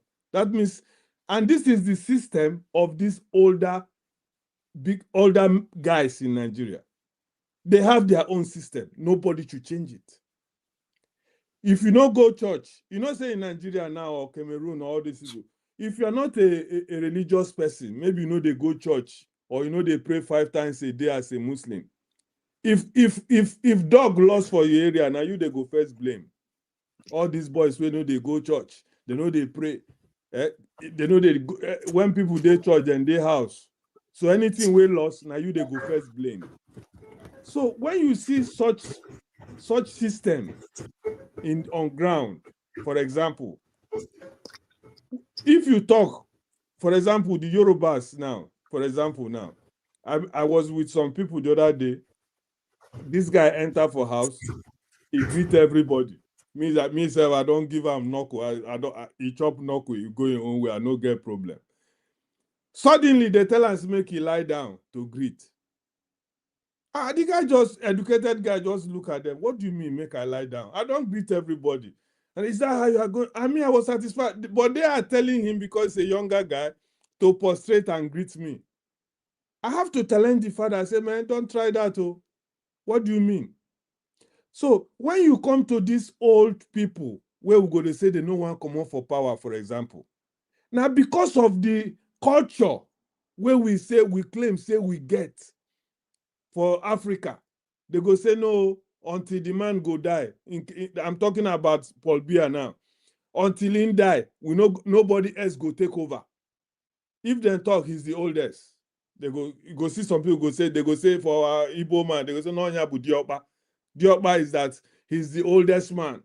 Until he die, no, even if anybody will rise up, say, boy, this old man. That is why you see, say, people like Shore, where you see for now. No, we say Nigeria, don't know, say Shore can handle Nigeria.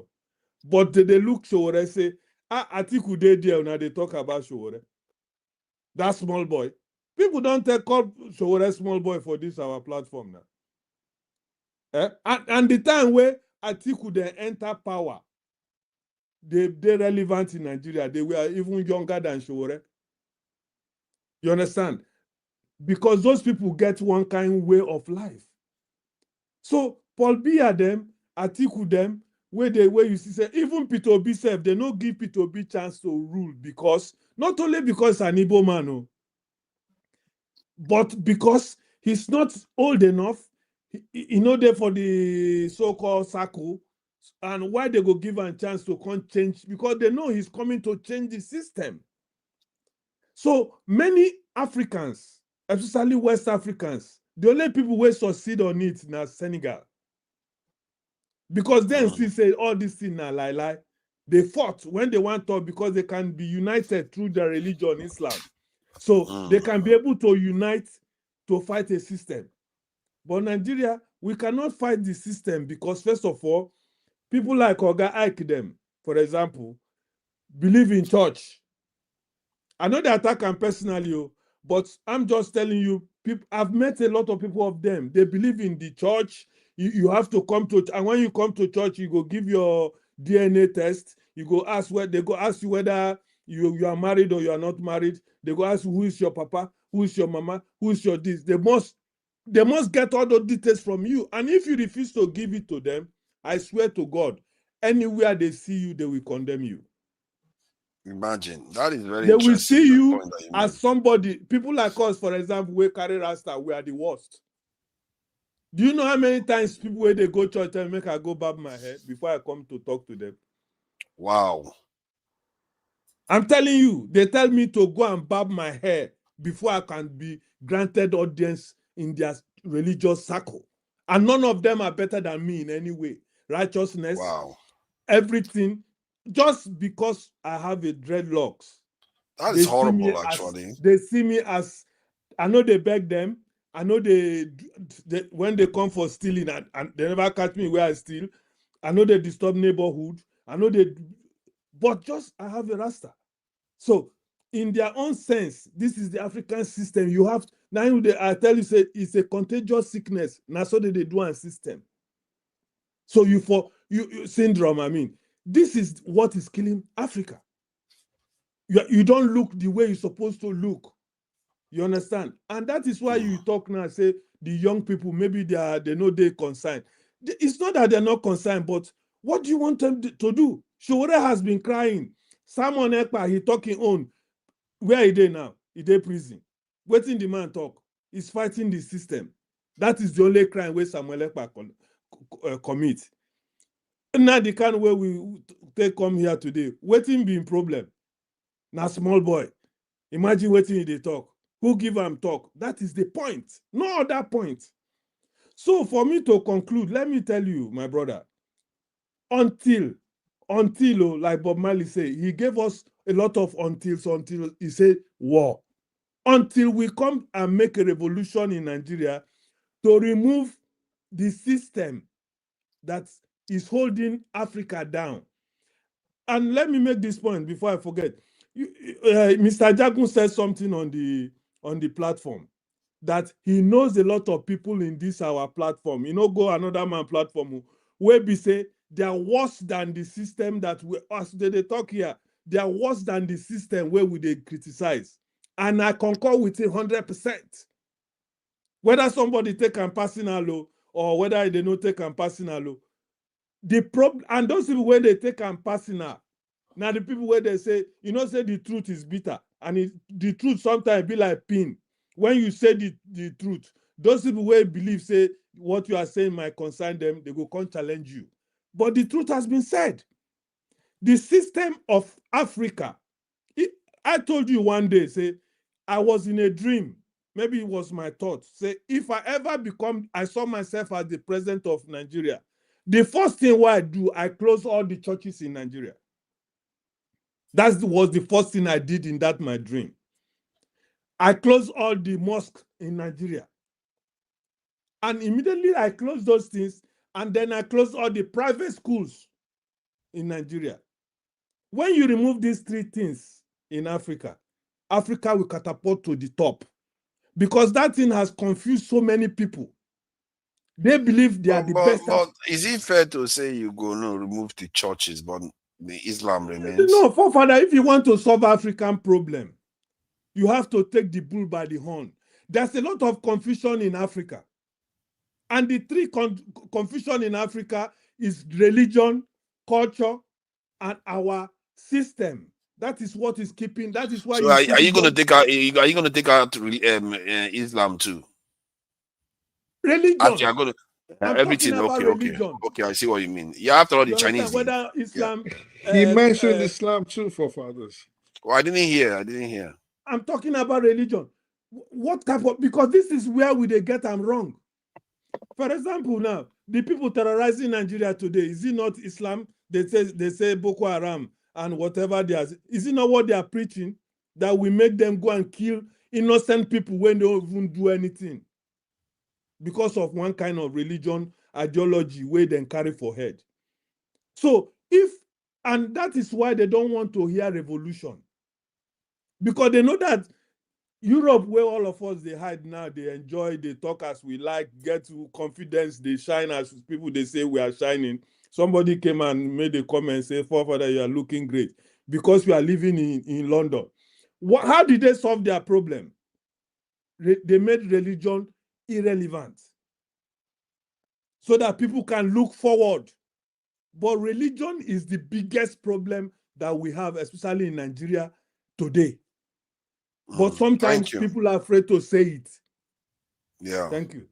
I must say you have really said some things. And because while you were talking about how our elders try to keep this thing, I can't shake the feeling to watch how Tinubu behaved when he came into office. It tells you clearly that's a very clear signal where he went and changed the national anthem to something. It's like their mindset is so far behind. Wait, why would anybody thinking of the current situation that we are in think that the national anthem that was sung done by a British colonizer? I'm sorry, Stupidly Ogo, won to the cut nation you should be short. I want singing. to say good night with my submission. I don't want to say anything else, but I'm happy that you gave me a opportunity to say my mind. And until, like Bob Marley say again, until we change all these troubles, and until we look inside ourselves, those who carry God for head, if we not solve that problem, Nigeria and other African countries will continue to go down. Nothing will ever change. Good night, brothers and sisters. Thank you. I appreciate that. Thank you. And a very, very good submission. I really appreciate that. Well done. You know, I like the way you talk, because you also describe some of your personal experience. And I can't believe that, you know, we used to ask people that have that to go. We used to treat them badly, actually. And that is what he's expressing. It's almost like how people used to treat ginger, you know, and the people don't like, and the ginger people, when they come out, they feel pained about it, and we think it's just nothing at first. Welcome, Oga Ike. What do you make Mr. of? Forefather, Mr. Forefather. Is it you? I think. Wait, is it me, Care? It's between you and him. You never even say hello before you start handling me very rough. Come on, now. You know I don't have to you rough now. Bro, you took me up without me knowing anything. I'm here now. I think you are out of camera. I think you were out of camera. That's why. Why would I would never take you off? No. It was you never know when you're guilty. So you are just like a Nigerian politician. No, because if I'm taking my hand and I'm going to remove you from the stage, I have to make sure you. Bring me upstairs, Joe. You see that? Yeah, our people there. Yeah, I'm just telling you the truth. Okay, but I think Oga Ike was here before you. So after him, no, he wasn't. But Oga Ike, let him speak. All right. So for all his faults, and nobody's perfect, so let's take it easy. Oga Ike, what do you make of all these old guards? Is it that they want to protect their old ways? They don't want Africa to change. They keep running for office, but Biya is 90-something years. This in our own president is thick and very old. Uganda, that one wants to run for office again. And Atiku wants to run I think I was here before but I won't stop him from going ahead, but just to let him know. You see that, I was there before he came, but go ahead. You think so, but he went backstage. He came earlier, a lot earlier. Okay. He went backstage. Go ahead. I don't mind. You see how he's smiling. He knows now. He knows he was friends. So it's like these old people. They don't want to give space, and they don't want to appoint young people to take over after them. Say whatever you like about President Tinubu. He did that in Lagos. He had people that came after him that seemed to do some of his will, and he didn't do it in a kind of like Fubara Wiki way. He did it in a kind of way that doesn't come across as domineering. So you have to admire that quality without admiring all the other aspects. So what do you think is going on with our leadership? Do you appreciate the fact that the older generation, they have a blind spot that they are not seeing? Thank you, Dr. Forefathers. I think that question is a question that every one of us as people who go to cast that vote, I think that question should go back to us. The citizens themselves. I think the question would be good for the citizens to answer. For example, I heard, I wasn't sure, I did not see, but I heard that in this Cameroonian election, this old man was sharing bread and people were collecting bread,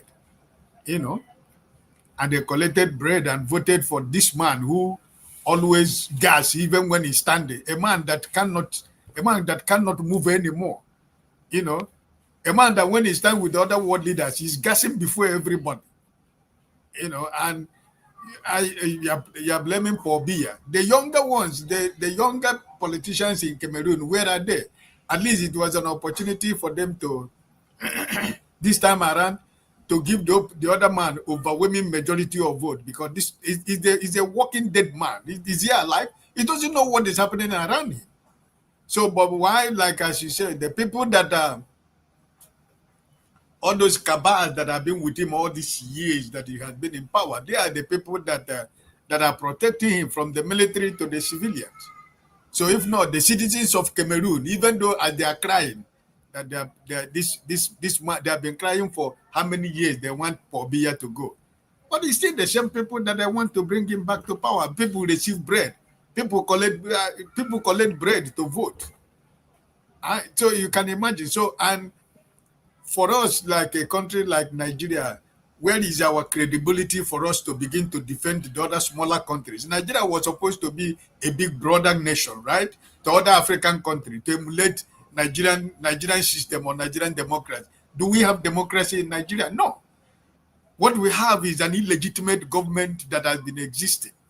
And it's the same cabal people. We are talking about when Bakary was there, how many times does he go to London for medical checkup? You know, people that cannot even exist anymore without medication. People who cannot every day, they don't do like this, they can't live. They are the people that are ruling. And the people that are strong and healthy and smart and intelligent, they are the people who are answering them, Your Excellency.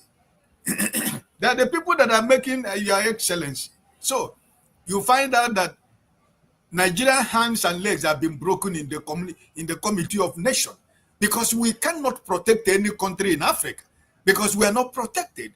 What is your credibility before the world, before the nation, for you to go to talk about other countries? For example, the president of Nigeria are going to tell the Paul Biya of Cameroon that you have to stand down. Did he himself win election? He never won an election. It was about grab it, run with it, steal it, and grab and run with it. That is the way he became president. So who is he going to go tell, hey, this man is too old to be your president? Himself, do we know the age that he was? No, what is the age of Bola Tinubu? What is his age? The school he said they attended in secondary school was not even established when he said he went to the school. So do you know who your president is? So this is the problem in Africa, because the people that are supposed to be the father figure of African country, they have failed the continent of Africa. Because we have decided, as we have decided that it is well. What are we facing in Nigeria is the same thing. 5,000 naira, you sell your conscience, you sell your future, you sell your destiny. Every 4 years, they come back to give you one cup of tomato, 10 cups of rice, and you sell your vote. And when they go there, they close the door for you. After 4 years, they come back again. So they have decided to use poverty as a weapon to make sure that you cannot survive without them giving you 10 cups of rice or giving you, 1 tin of tomato. So until the citizens of the country decide to say enough is enough. What is happening in Madagascar right now? If you talk to people, it's a small country. Certainly, it's a small country. That's the way it starts, right? The revolution that happened in Nigeria the other time, how many years ago? It was like that. The one that happened in Egypt, it was like that. So Nigerians are thinking that it's not going to happen in their country because they're telling you the president is he's controlling the military, he's controlling the everything. It doesn't work. The day that it will happen in Nigeria, both the people that are controlling the military, both the people who think that they are indispensable, all of those people, none of them is going to escape when it comes. So I think, forefathers, your question is that the citizens of all these countries who are making sure that these people comes back to power, it's our problem. Because if somebody can go to vote somebody with a loaf of bread, that is to tell you the level of ignorance that you have in Cameroon. The people are telling you that they are hungry because what it shows you is that the people has lost their sense of belonging. That a loaf of bread, you will use it to sell your vote, knowing fully well that after you collect that bread, you go back and say that Paul Biya, you don't want Paul Biya to be president of Cameroon, but you collected bread and vote him. Now, at 90-something years, Last week, I was watching Museveni. He was trying to show that he's strong. He was running to the stage. He wants to show you that he's physically fit to be president of Uganda. You know, these are the same people because he have forgotten how he became president. He fought a revolutionary war. And through the bush, he became president. Now he has forgotten that. He has become a politician. So now if the power is too much, the power is too sweet. And so he doesn't want another person to answer excellency. Because he wants to answer excellency until he goes to the grave. And that's the problem. And there are people that he's using. And those people that he's using are few individuals in the country, just like Nigeria. The cabals in Nigeria, they're up to 1 million. No, but we are 250 million population that cannot take our destiny in our own hands. Because Emiloko is my brother. He's from my tribe. He's from my nation. He's my village. And when I was going to school, he bought the exercise book for me. And because of that, even though he's killing the whole Nigeria, it's okay for everybody. You are saying that the president, when he was in Lagos, he was able to train people. Those people that, all the governors of Lagos State that he brought, how many of them stay second time? Because when you don't agree with him, you don't come back. So Wolu right now is fighting for his political life because every possibility is not coming back. So is it that kind of leadership? Is it what you want to emulate? Because if you read the people who followed him, who he made governors, where are they today? Ambode, where is he?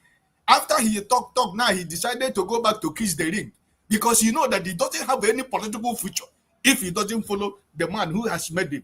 But because you have no credibility with the masses, that's why you are still going back to the same man who have told you that you do not have a destiny in Nigerian politics without me. You can break away. You can say, no, I am going to do it. Because I'm following the masses. If the masses can follow me, I don't need you. If the population can say, I want you, I don't need you. But that's not the case. Because everybody goes back to the same thing, right? Your governor of Rivers State, Wike, you see what he's doing today? So by the time you know it, in the next 5 years, next 10 years, his son will become governor of Rivers State.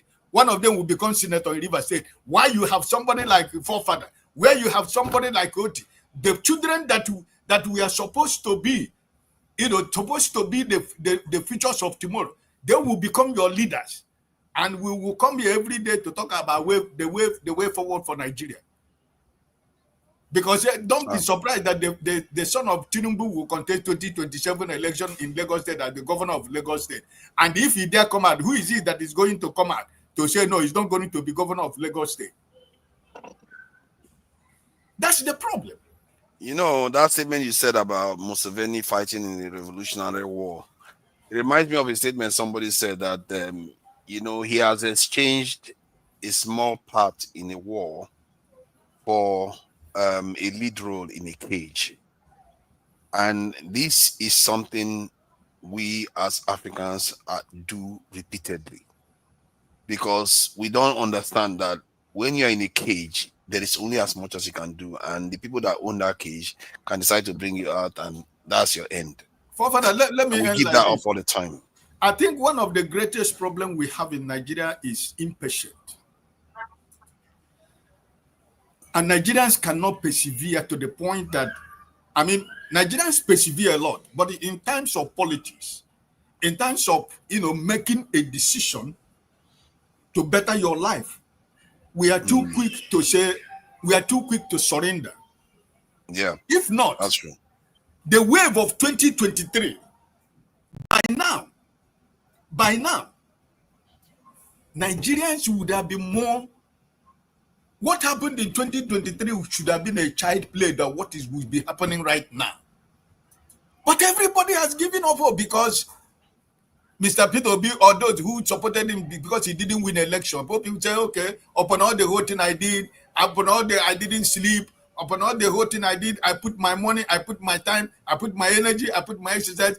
What does it turn out to? It didn't turn out well. So therefore, I'm tying that, I'm washing off my hands. That's the problem of Nigeria. Because if you fail today, doesn't mean that you are going to fail tomorrow. Exactly. You have to try. If you fail today, try tomorrow. Because why you fail that time you fail, there are people who were with you. And by the time you're trying to come back, there are people, you're going to get new people. But you got to present yourself in a way that people will believe you, that you have them in your heart, that you are fighting for them, that they don't mind about you failing. But this is the problem in Nigeria. When you fail, those cabal will tell you, okay, you have gone to waste your money. You have seen now. It's either you join us, everything will be well with you. So that's our problem.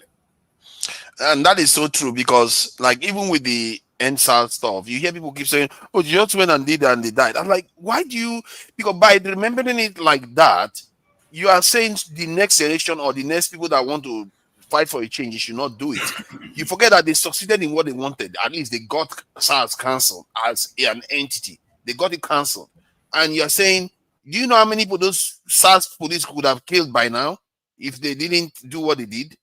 Their sacrifice was never for nothing. But people say that, and they forget that they are discouraging other people from doing the same thing, making the necessary sacrifice so that more people will survive. Look at this weekend alone. If they count how many Ukrainian soldiers have made the sacrifice, you can't count. How many Russian soldiers have made the sacrifice? They are not even on the headlines. And for some reason, we remember sacrifice in a negative way, like those people, their sacrifice was for nothing. It's not for nothing. Every time you fight, even when you lose, you are making progress, because you are fighting somebody. That person is not just sleeping when they are fighting, because they have to fight you back. They have to fight you back. They are exhausting themselves. You have to keep fighting until the end. But we give up and we want to play, like they say, we want to play the master role in a cage instead. No, I don't want to live in a cage, no matter how beautiful the cage is. All right. Let me bring thank you, I really do appreciate. Everybody has been quite good today, actually, because the topic is quite universal. Nobody likes it. Nobody likes it. Everybody has been quite. The submission is quite good. I'm learning a lot from them. Let me bring in Jagun. I'm here now. Look at that. You're here now. I mean, that's why I have to call you. You are still a young man now. Which one? I'm here. Thank you for joining us, Jagun. Yeah, I know you probably have an opinion on this. These elderly leaders that can seem to, either raise people that can take over from them or make way. What do you make of it? Are you giving me a name or make way? No, I'm saying or make way for the new generation to take over. Sorry. Okay. I've got a few things to say. And I hope they make sense to people listening. My feeling is that age is not the problem. Somebody's age is not the problem. What is the problem is do we even really get our politicians to say what it is they're actually going to do? Because you see, there are about 3 solid stages for a country like Nigeria to get out of its problem, and it's doing none of them. One is obviously to look at the whole system, because the system isn't working, and the system is allowing and encouraging multiple deaths in the country, multiples of death and suffering. This is the problem that we want to engage with straight away. It's something I don't think about a lot, largely because it's happening and it's happening. It's always been happening, and we will just talk about it. Nobody means anything. Everybody's too afraid, too subservient, too weak-minded, weak in courage, weak in the spirit that was God-given. So that's one. These people who are of age in Africa, all it is greed and control and positioning of foreign entities, for foreign entities. The fact that Africans don't see it clearly enough to revolt, it's our fault. Somebody like Biya running roughshod over Cameroon all of these years is the fault of the Cameroonians. Who else are you going to blame? They got a stool pigeon sitting on top of them, they can't really develop. No good news comes out of Cameroon. People are just living day to day. Same with any other place. From understanding that we've got to halt the present situation that has run over our heads, okay, that's one. Two, Nigeria's economy is not a joke. It is not a joke. Nigeria's economy, no matter how poor Nigeria is, as it is right now, the country is still vastly, vastly rich. In fact, after the Congo, there's nowhere else to talk about than Nigeria in terms of mineral wealth and the amounts of different levels of wealth that we have under our ground. I think the oil that we are producing now, is oil and gas, is not even half of what Nigeria actually holds. The economy is of strategic and urgent need of control to the benefit of the country, its people, and the greater African society at large, which Nigeria should be very concerned with. I fear that Ghana is more the big brother of Africa and has been than Nigeria ever has. Nigeria's been a continued sleeping bastard. I want to say giant. Oh, come on, man. That is No. not fair, though. Ejo, let's be grown up. Let's be grown That up. is unfair, though. Nigeria has not It is. qualified. Nigeria operates like what you call a bastard. That's how it operates. It doesn't operate with any kind of love for fatherhood and all these things. No. It does not behave like that. It behaves in a way of a bastard. Now, let me move on. The third thing is the future. And what kind of future do we expect from the leadership of now? I can tell you for free that none of these three things are in the heads of any politician in Nigeria or nearly anywhere else, except the AES countries. So let me talk about the AES countries. Whatever those people have done in their past, what they're doing right now is of serious contemplation. To me, they've laid the example to which we Africans, we don't even speak about it really in the way it should be spoken about, in order to begin to galvanize our people's minds and what our thought processes should be. Because they have picked out the corrupt leaders and then kicked out the foreign nationals that have come to disturb them. That's what they have done successfully. They still have a war to accomplish with the terrorism that faces those three nations and the nations of the Sahel, including Nigeria. Yet still, we are not talking to them. We're just asking them to come back to ECOWAS. What the hell for? What for? Age is not the problem. It's only that we have stupid people in Africa. You know, when I was young, I must always refer to these things. In this country, they used to say, the Jamaicans, the Caribbean people, they used to say that Africans are stupid. And I didn't know what the fuck they were talking about. Excuse me, I didn't know what the hell they were talking about. I didn't know what they were. Africans are stupid, really, ain't they? I'm thinking, what? Talking about Africa. I'm an African, I'm not stupid. My people aren't stupid. What are you talking about? But as I've gone through this life, I've seen that statement is valid. That statement is valid. Africans are stupid. It's very simple. You don't like to hear it. Well, you know, go and listen to something else. Africans are stupid. And the state of their stupidity is there in all of our faces in a continent called Africa, where things are just constantly going wrong. And when something comes to make it right, we don't protect this person. We allow him to be so open to the powers that be that he will be taken out in no time. You see, There are things that we suffer from, but they're mainly because we don't like to hear the truth. We have no idea about the history of our nation. We do not understand that we are represented as a people more than we are represented in Africa, in the rest of the world. The Caribbean is there, South America is there, North America is there, where we have seen what happened to us, our people. If you look at the Black American position, I don't want to be so dogmatic in giving them all a carte blanche, same name.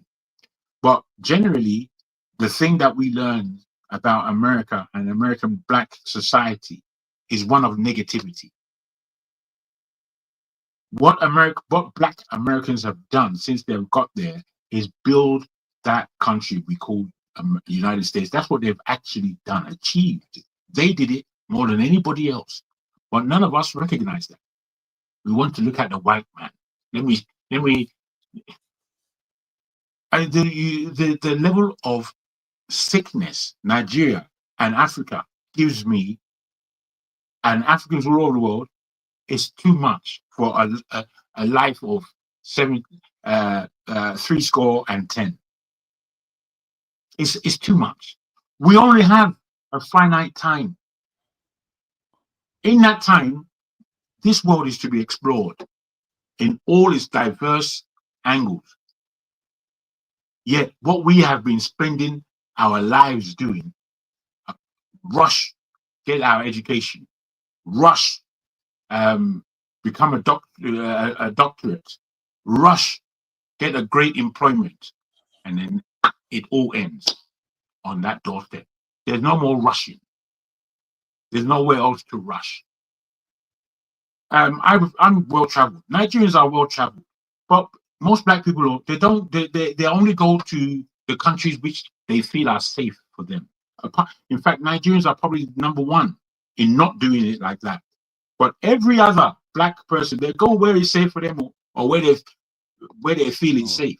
So they come to Europe, they go to America. They don't know anything about it or the East.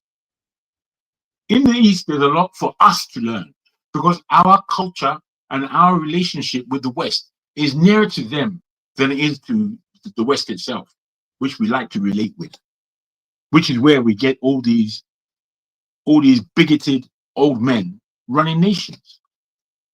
We all concentrate on whiteness and what is white. What is white is right. After all, throughout my life, I've had this conversation with so many of us. And let me add something to that. That part where this light skin thing is better in Nigeria, it's very scary that it's still going on. I almost feel like they are deliberately being put up to it, because you don't see that in music. Like if you look at Nigerian musicians, like especially what's his name again, the Ogechi and all those Nigerian musicians don't do that. But in drama, oh my God, they always put the light-skinned people like they are the good ones. The dark-skinned ones are often the worst ones. Like because they are being sponsored. They are being sponsored by the cosmetic companies from abroad. It's really horrible. It's a very, very horrible thing. That is very corrosive, because it's not one, it's not two. Because if it's just one person, you say, okay, that's coincidence. But it just happens repeatedly.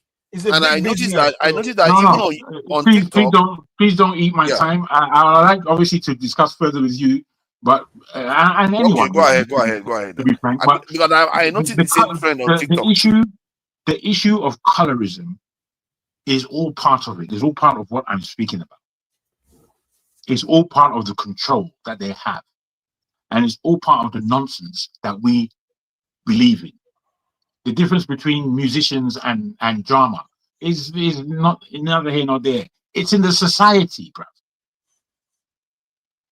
Yeah, there's a Jamaican guy. When I was in Spain, we were working together, and he said to me, he has an Igbo friend who told him that Yoruba people don't like Igbo people because Igbo people are light-skinned.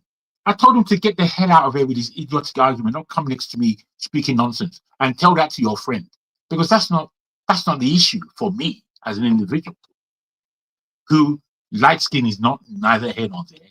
We have light skinned people in Yoruba land. What do we have to prove on light skinism? What's that got to do with anything?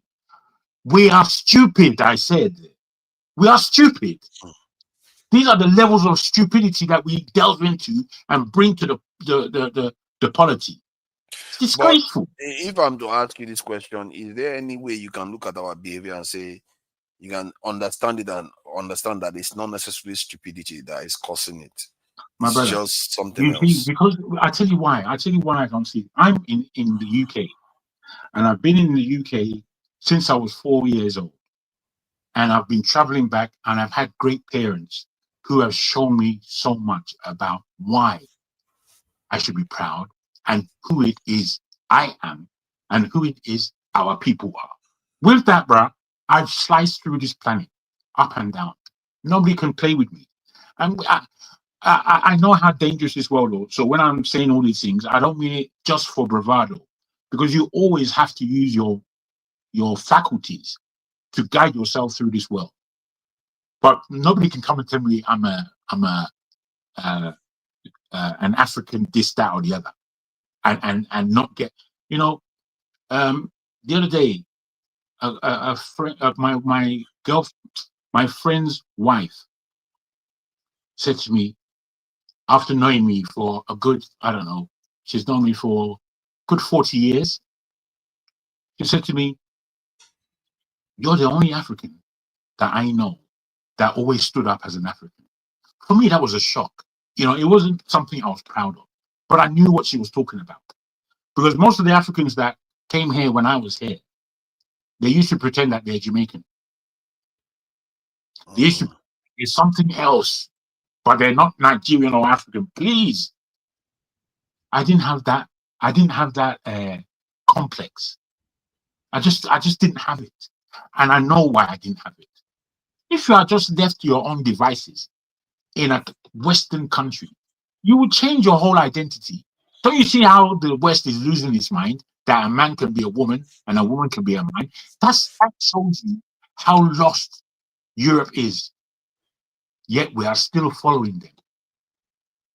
Now, I'm still wondering why you call your friend's wife your girlfriend. I may be curious. How did you make that kind of fraud? Are you a guy, man? What is going on there? I must say this to you. I must say this to you. That is a sin I have never committed, and I've committed. And yes, I've never done that. Good. Okay. I appreciate your submission. Let me land on this, if I may, as you gave everybody else so much time, and I appreciate this kind of conversational interview. Yeah, but let's try to, because I try to get to other people too. It's important. Let me say this.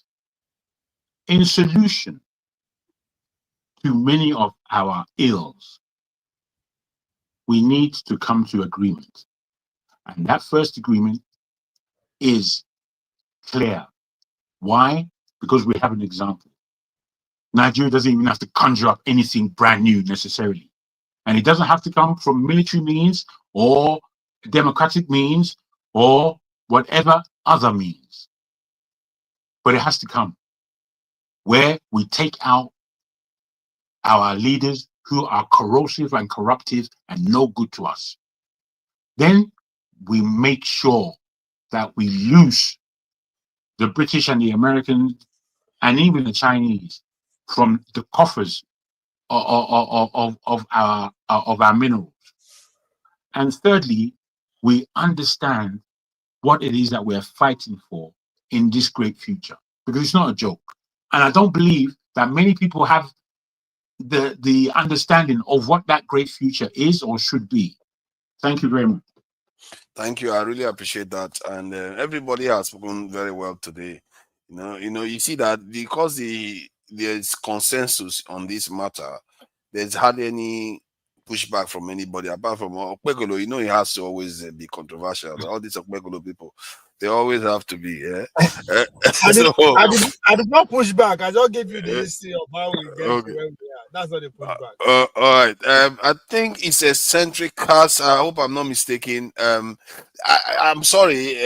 You're gonna look like I'm picking on you guys now, but it's going to 2 hours. We don't have forever, so we try to get to other people. And so people have been like Femina spoke more than an hour ago. More than an hour ago. It's crazy. That's a long time. So let's try to. Yeah, I'm trying to correct it now. That's the point. And I hope they don't disagree with me. You are starting with a man that cannot speak Nigerian English. Good luck. So, what do you make of these old leaders? Is it okay? I think Jago is right when he said it's not necessarily the age that's the problem. I think that's a valid point to make. It's their ideology. Is the way they perceive the world. Okay, I think you have to go and answer query. Hey, take care of baby mama. You are taking care of business. Yeah, please go ahead. The problem, right? The problem is not. It's not the leaders, right? It's not the person running the government. It is the system itself. The system doesn't adapt. There's no adaptation. Democracy is so stagnant. It's a very stagnated system. It doesn't adapt to changes, right? Like, I mean, for instance, here in the panel, we have like 9 people and everyone is talking for like 30 minutes. That's not adaptation, right? We should adapt to the changes. Like when you look at your environment, you adapt your system to whatever the environment presents to you, right? Like right here, we like 10 people. 2 minutes would be enough to talk about this topic. Like instead of repeating the same thing over and over, like people don't hear you. We hear you. Like don't repeat the concept over and over. Anyways, democracy is not the problem, right? It's the evolution of democracy. Democracy hasn't evolved to adapt to the changes, right? For instance, you know, if you look up, I've mentioned this before, homeostasis, right? You know, my concept of democracy is homeostatic democracy, right? It's a form of democracy, and democracy kind of looks like that, right? Like if you go to local government, they have leaders there. If you go to like local governments in Nigeria, they have leadership. They have local government leaders. But you know, the problem is the local government leaders are not held accountable by anybody, right? Like their job is to do things locally that benefit the local community, but they don't do it, right? Everyone expects the federal government will allocate funds to state government, local government. They will allocate the funds. And then when they don't do anything, everyone points at the federal government like, oh, they're the problem. But the local government is not doing anything. Their job is to take care of the local people. Like, for instance, if you don't have good roads, if you don't have electricity, if you don't have regulated housing and whatnot, it's the local government. You know, the government can make laws to do that. You see what I'm saying? They can make laws to regulate this things that affect the people positively. Like, okay, for instance, like Nigeria is going through hyperinflation, right? But the system hasn't really adapted, to the changes, to the current changes. It hasn't adapted because the system is not fluid. It's very rigid. It's a rigid system. Things are done the same way, no matter the temperature, of the country. You do the same thing, the same way. It's not good, right? In a homeostatic system, it could adapt. You know what I mean? Kind of like the body. Your body has the pH level in your body. Balance is based on your environment. There's adaptation. Let me say this. I think what we are expecting our people to do, something I feel like is a little bit unfair. Because when the change and the effect or the power that affects that change cascades down from the top, you'll be fighting, but until you are able to confront that top issue, I guess you can fight your way from the bottom to the top. But what I'm trying to say there is that if our leaders are being empowered by foreign powers, okay, so you can see how if you try to challenge them, you'll be looking at them. You don't even have. You're not looking at they don't have a scope master, of right? they don't have the scope of the power of the puppet master. So you can't. By the time you even try, you find yourself in a round box like, oh my God, this is completely outside my depth. the whoever controls the government doesn't tell the government not to do direct democracy, right? Like here in America, I've talked about this. There's the direct democracy, right? It's not perfect. You can't. It's not in every state, but direct democracy is something that Nigeria can adapt, right? For instance, that is one of the ways you can change the system. I actually think exactly. that The might problem stand a is chance. it's not having a federal system. Whatever, just have the federal government have like the IG or whatever.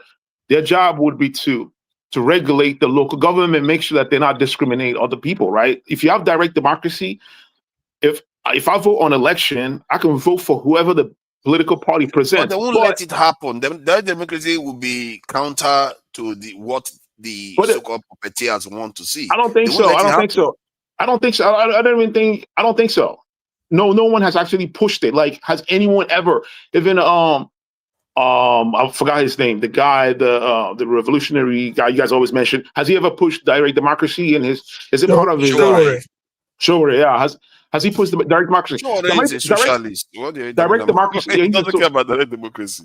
I mean, if it's that's pre socialism is pre-direct. It's more. It's actually more scientific than freaking democracy. He's an Democracy- American. Okay, so when you have direct democracy, right? If I can vote for Tinubu, right? But then on the ballot, you have: do you want to legalize cannabis? Do you want to increase the tax of the rich by 2%? The people can directly vote on those things, right? Because government is not going to lobby against that, right? Because they don't. And let me they ask, usually don't that's have a fair interest point. in it. That's something it reminds me of referendum. Nigeria, have we ever had a referendum in the last 25 years? It's not in our constitution. Constitution don't allow Oh my God. That is crazy. But the Constitution allows democracy, right? Democracy is it's enshrined in the They can modify Constitution. democracy. They can modify the democracy to allow for it. And Direct- even like the presidential council system, they can modify it to allow for it because Nigeria is too diverse. I Allow don't know for what? why they can't do these things. That they should Allow for they should allow for all the regions to be represented on the presidential level at all times. There's no reason why you have to wait for What is that going to do? system. What is that going to do? What that does is that What does people that do? that issue of people waiting to rule the country goes away. Okay. Everybody is participating all the time. Okay, You have to okay. solve problem one at a time. Forefather, that's not the problem, though. That's not the issue here. It's not whoever an outside person can rule But it's however an long he wants. obstacle. It's an obstacle to getting to the core problem because if some people are feeling disenfranchised, you are bound to have more difficulties convincing them on an agenda.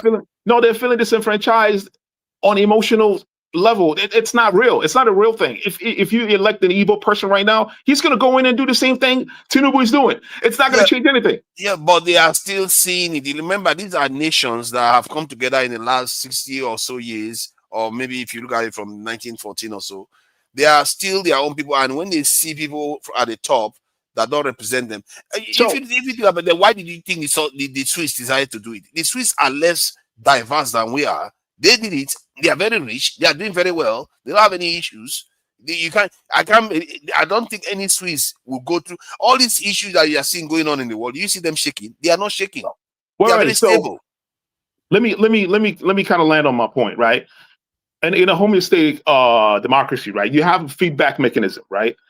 This will be enshrined into the system, right? Like, for instance, the problem with democracy, the way it is like once you get a new dispensation, they can undo whatever was done by the previous dispensation. There's no mechanism set in place that could say, hey, Tinubu cannot remove fuel subsidy or add fuel subsidy if someone else does the opposite.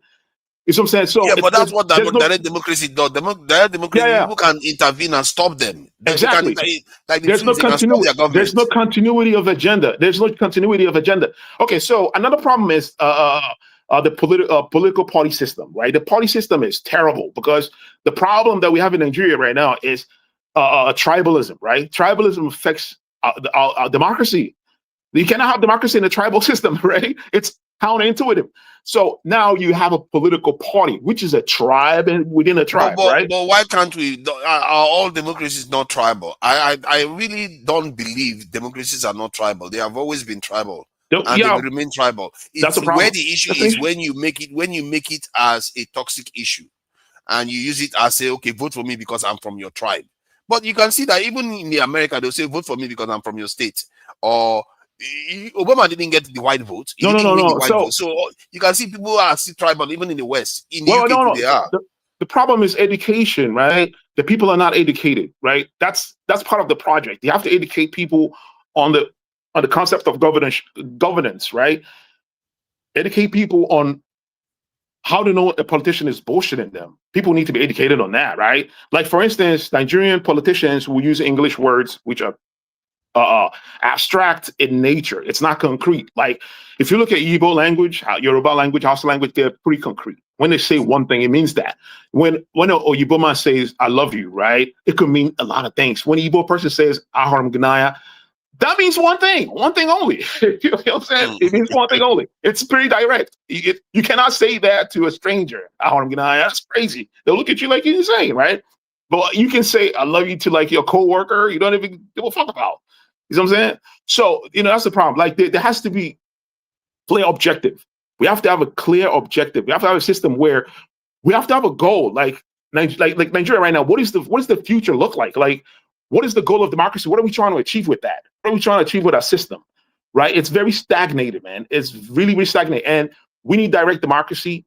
We need a system that has a feedback mechanism where if there is a problem, it can address it right away, right? The system can evolve, can actually change itself, have kind of like equilibrium, like a homeostasis.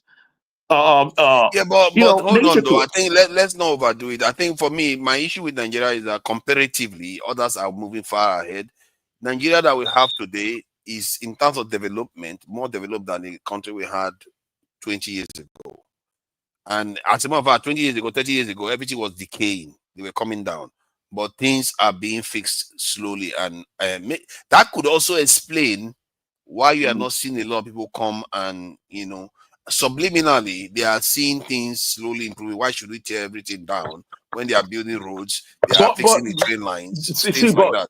Father, you're not going to know that because the government doesn't even, like here in America, right? You have a system where people can actually put signatures, you can collect like 20,000 signatures about one issue, right? We don't have that in Nigeria. You don't have a place, you don't have a forum where Nigerians can come in and complain to the government, right? Like, let's say people from like, let's say Ekiti State, right? People from Ekiti State cannot go to a certain forum where the government, the people that work with the government, like their office people, can actually look and see the concerns of the people and say, people are complaining about their waterborne diseases, right?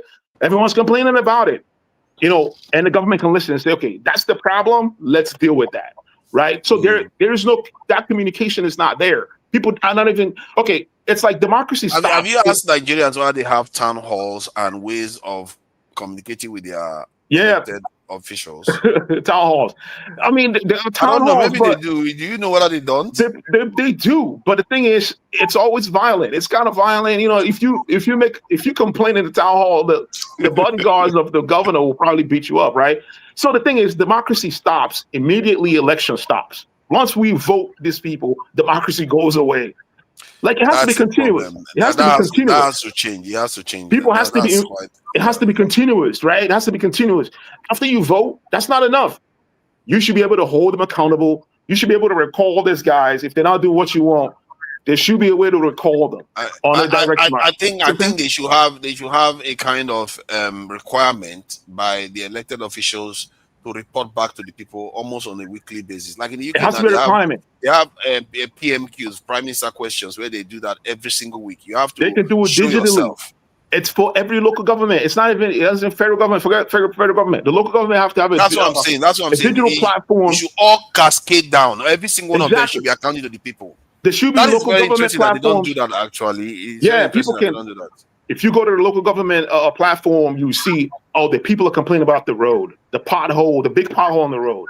That's a major issue. You say, okay, let's collect signature. We can do voting on the app. Do you want to fix the pothole, or do you want to fix the electricity pole? Which one is top priority? Everyone will vote, and then the government will do that. For about 15 minutes already. Anyway, that's it. I'm out. Thank you. Yeah, thank you. All right. Now it's the Honorable Masker. I know that we went a little bit regarding, we started talking about the state of democracy and everything. Maybe it's still relevant to what is going on in many of these. Sorry, forefathers. What is what that is next? Forefathers, did I tell you that I don't want to say anything on any of the topics we're discussing? I don't know why. I just thought that Masca was here Sorry, before I'm you. asking you, seriously. No. Why would I not want you to say anything? I enjoy talking to you now. What you was even complaining that even before I speak, he's supposed to speak, but he's Yeah, allowed. but I came in before, and even this our brother. I don't know if he's spoken. Clemmy, he was here before OT, but unfortunately, our honorable host is not paying good attention. He's enjoying the conversation far too much. Can't blame him now. No, I'm not blaming Jagun. No, not you. That's our forefather here. And look at that. Thank Not you. so now. Thank you for all the compliments. You're supposed to be concentrating. Thank you for all the compliments. He enjoys too much listening to himself. I don't know. It's unbelievable. Listen, I'm not. OT, you do a piling on that OT. Listen, don't take it personal, OT. You know I enjoy hearing you I talk. don't talk too much, and now we are pissed OT. Let me just speak up a few things, okay? I don't know. You guys, you have unlimited strength for talking. No, seriously, it's just I can't believe it. Come true, brother. Come true. Take it easy now. Come on, man. I'm sorry. I didn't get it. I listen to people. I want to learn something. I don't just come here to waste my time. I mean, I could. I know. Right? I'm learning. Now, the last speaker, what he was saying, essentially, yes. I mean, kind of going around the circle, but it's all about accountability, right? In any kind of whatever we call democracy, no matter how we practice it. But my understanding, my belief is this, so the people have to count, and that means it's not really waiting for anybody, looking up to any politician.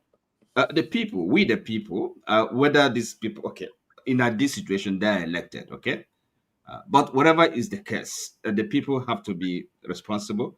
They have to be alive, alert, and know that is about their welfare, their lives, their future, and the future of their children. Not just waiting for the politicians to, I don't know, do them any good or whatever. So that is I think that is the summary. If at least the last part of his presentation, that's what I got out of that. So yes, democracy, there has to be experimentation, institutional design. That's what it's all about. Now, really, what I wanted to is Jago, when he was talking, I wanted to kind of have a follow up to have things clarified. Because as I said, I listen and then want to make a meaning out of what people are saying. Now he talked about stupidity being our Africa. Africa's being stupid. Well, I don't want to argue about that, but I want some clarification. So by stupidity, Jago, you can come in later after spoken. I'm not going to take a lot of time. So do you mean because stupidity is not easy to define really? Does that include, for example, I don't know, would you include pride, arrogance, close-mindedness into that? Or what do you mean by stupidity? Africa's being stupid. I'm not contesting that. I just want to understand what you mean by that. Brother, you deserve your time. You deserve your time. Don't worry. Forefathers will give you time. I'm just, I'm just saying, no, it's okay. Just calm down. Forefathers should offer you the time that you need, as he has done everyone else, to be honest. So, I agree with you that all those idiosyncrasies that we have as personalities in Nigeria are very much part of our stupidity. We have far too much pride. Why are we so proud? Why? Not willing to learn, not being open-minded. I mean, not, because I, as an African myself, you have personal relationships, and then you try to understand what sometimes the frictions we have with, even within our personal, familiar environments. You try to understand what is going on here. That is the African palaver, the difficulties we have, because these things are not just things that manifest in if like in the public space, but also at a much if like intimate spheres, personal relationships, family, communal, these difficulties, idiosyncrasies you call them. That's I'm saying my personal observation. And so the next question comes: what do we do? How do we solve this problem? I mean, is it shall we say it's kind of our nature, second nature, and then there's nothing we can do about it? Is it irradical? Simply, We can help ourselves. No, I don't believe we can't. There's no way out. Simply to say that the pride, the ignorance, the closed-mindedness has to change. And the way, as I said, is we've got the example. We should know our enemy, but we don't. We don't know who our enemy is, so we make enemies of ourselves. People I know who never had an enemy before. We were enemies before Oyinbo came on. All of a sudden, we're enemies. All of us, the ones who are spoiling. We are the major ones who are spoiling the nation. We are the major ones, whether you believe it or not. We should be saving our nation, but no, we're finding time to scribble, talking rubbish. All you need to do is take a page out of KJ's book, and you can see all the levels of strangeness. Strangeness, like we don't know each other. We know each other now. Apart from the fact that we know each other, now we become lying upon each other. We say what is not the truth about each other, when we should be the ones saving this nation. Is that not stupidity? What do you want me to call it? Yeah. Thank you. Go ahead. Right. So, as I said, it's for us, this discussion about I don't know, asking people to comment on, is it Paul Biya and who else? So what is Museveni of Uganda, Atiku of Nigeria, current president? They seem to be elderly, and they seem to be, especially what I find disturbing is that they seem to be maintaining the old order, because for some reason they don't want the young generation to come in knowing that the young generation can flip on the script. The old order is to maintain, just like the current president did, to go and bring the old national anthem of 1960. That you can see why the people that control them prefer them in office, because they have the old mindset. I see. So so where do we go from here? I'm asking you. I'm trying to tap into your infinite knowledge that is coming. But that's why we are here. No, I mean, you see, because yes, we can see the pattern, the problems, but if you ask me, our focus should be really on how do we get out of this problem, because is it gonna go on forever? Are we happy with the situation? Okay, what can we do as a people? I think quite a few suggestions have been made. Have the leaders be slightly more accountable. Have a rule that requires them to come to the constituencies to explain themselves weekly, and you can make it a more direct democratic system. That too is a valid point. Some people advocated dictatorship. So people are coming up with different ideas. Yes, I think I agree. The thing is this, because democracy is any form of governance, government, regulating people, public affairs, is hard work. So, what can we be a bit less selfish, okay? Less egotistic, less self-regarded. Can we have a more public spirit? Because that's what it requires for this kind, for living together, prospering together, So people have to get involved in the public affairs, in the way they are governed. And that is, to me, I don't think there's a substitute for that, quite frankly. That's kind of, talking broadly. Participation. There's no other way to that. It's not something you can just outsource. Say this is the job for politicians. No, if we can manage to get more of our people involved in politics, that's the only way to go. Yeah.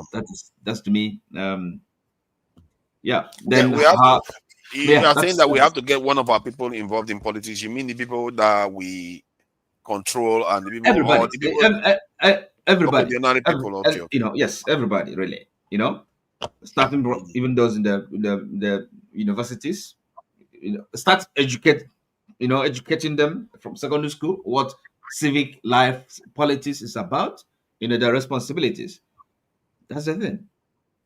You know, there was a video I saw recently of this Israeli. I don't know whether she's actually Israeli, but she's a Zionist, versus another Black American Zionist, gay or whatever.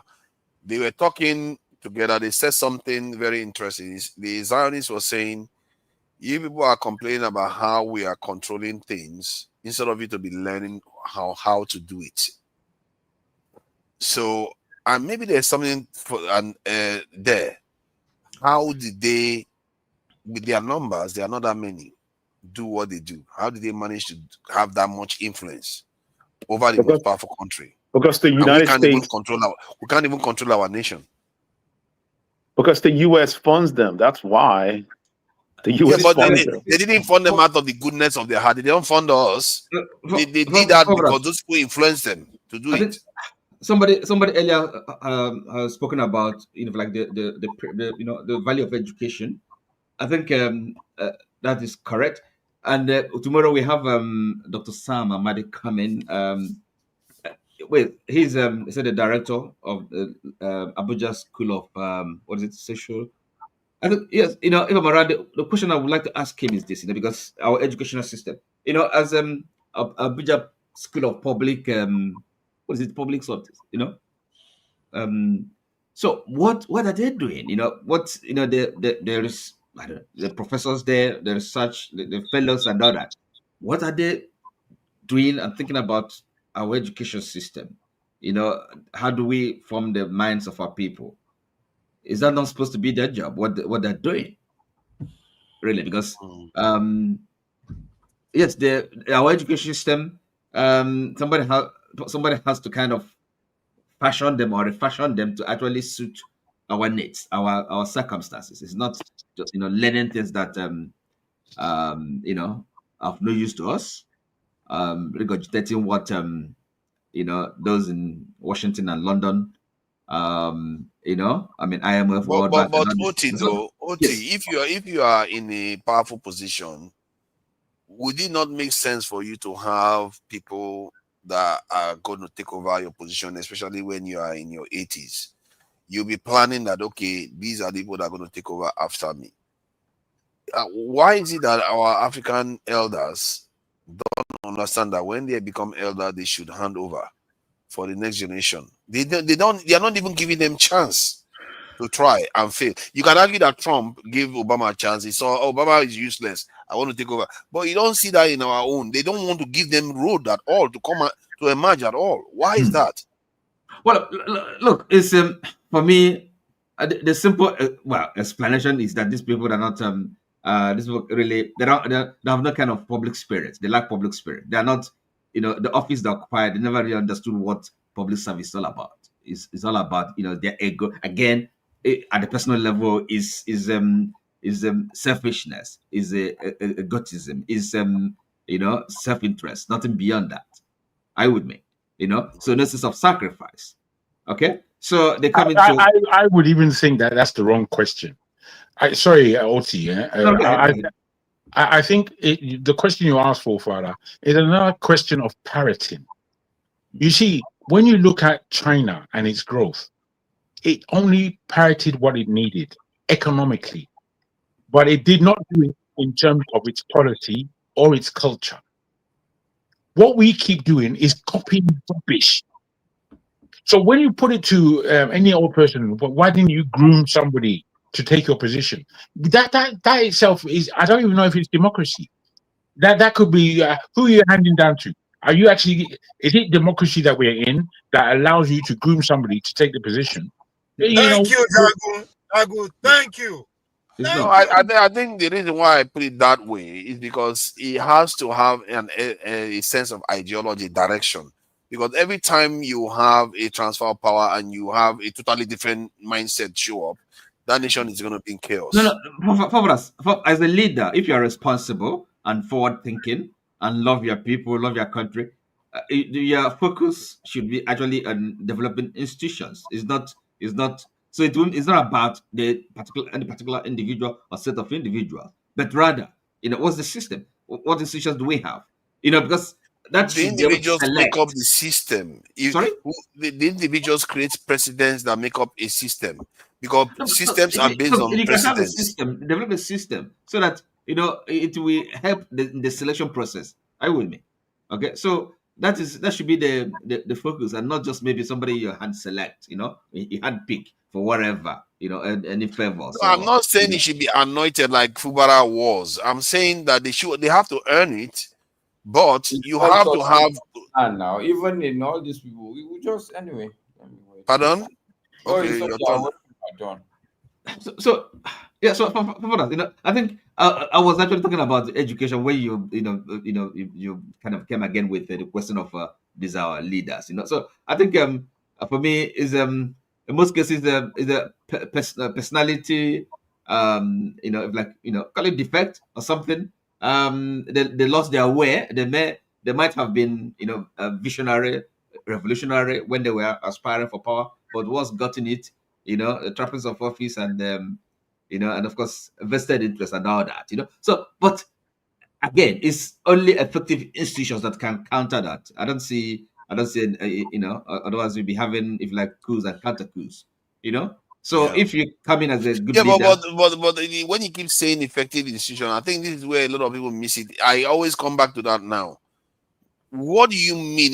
You're acting as if institutions just build themselves. No. So look, say for example, now you start with the political parties, right?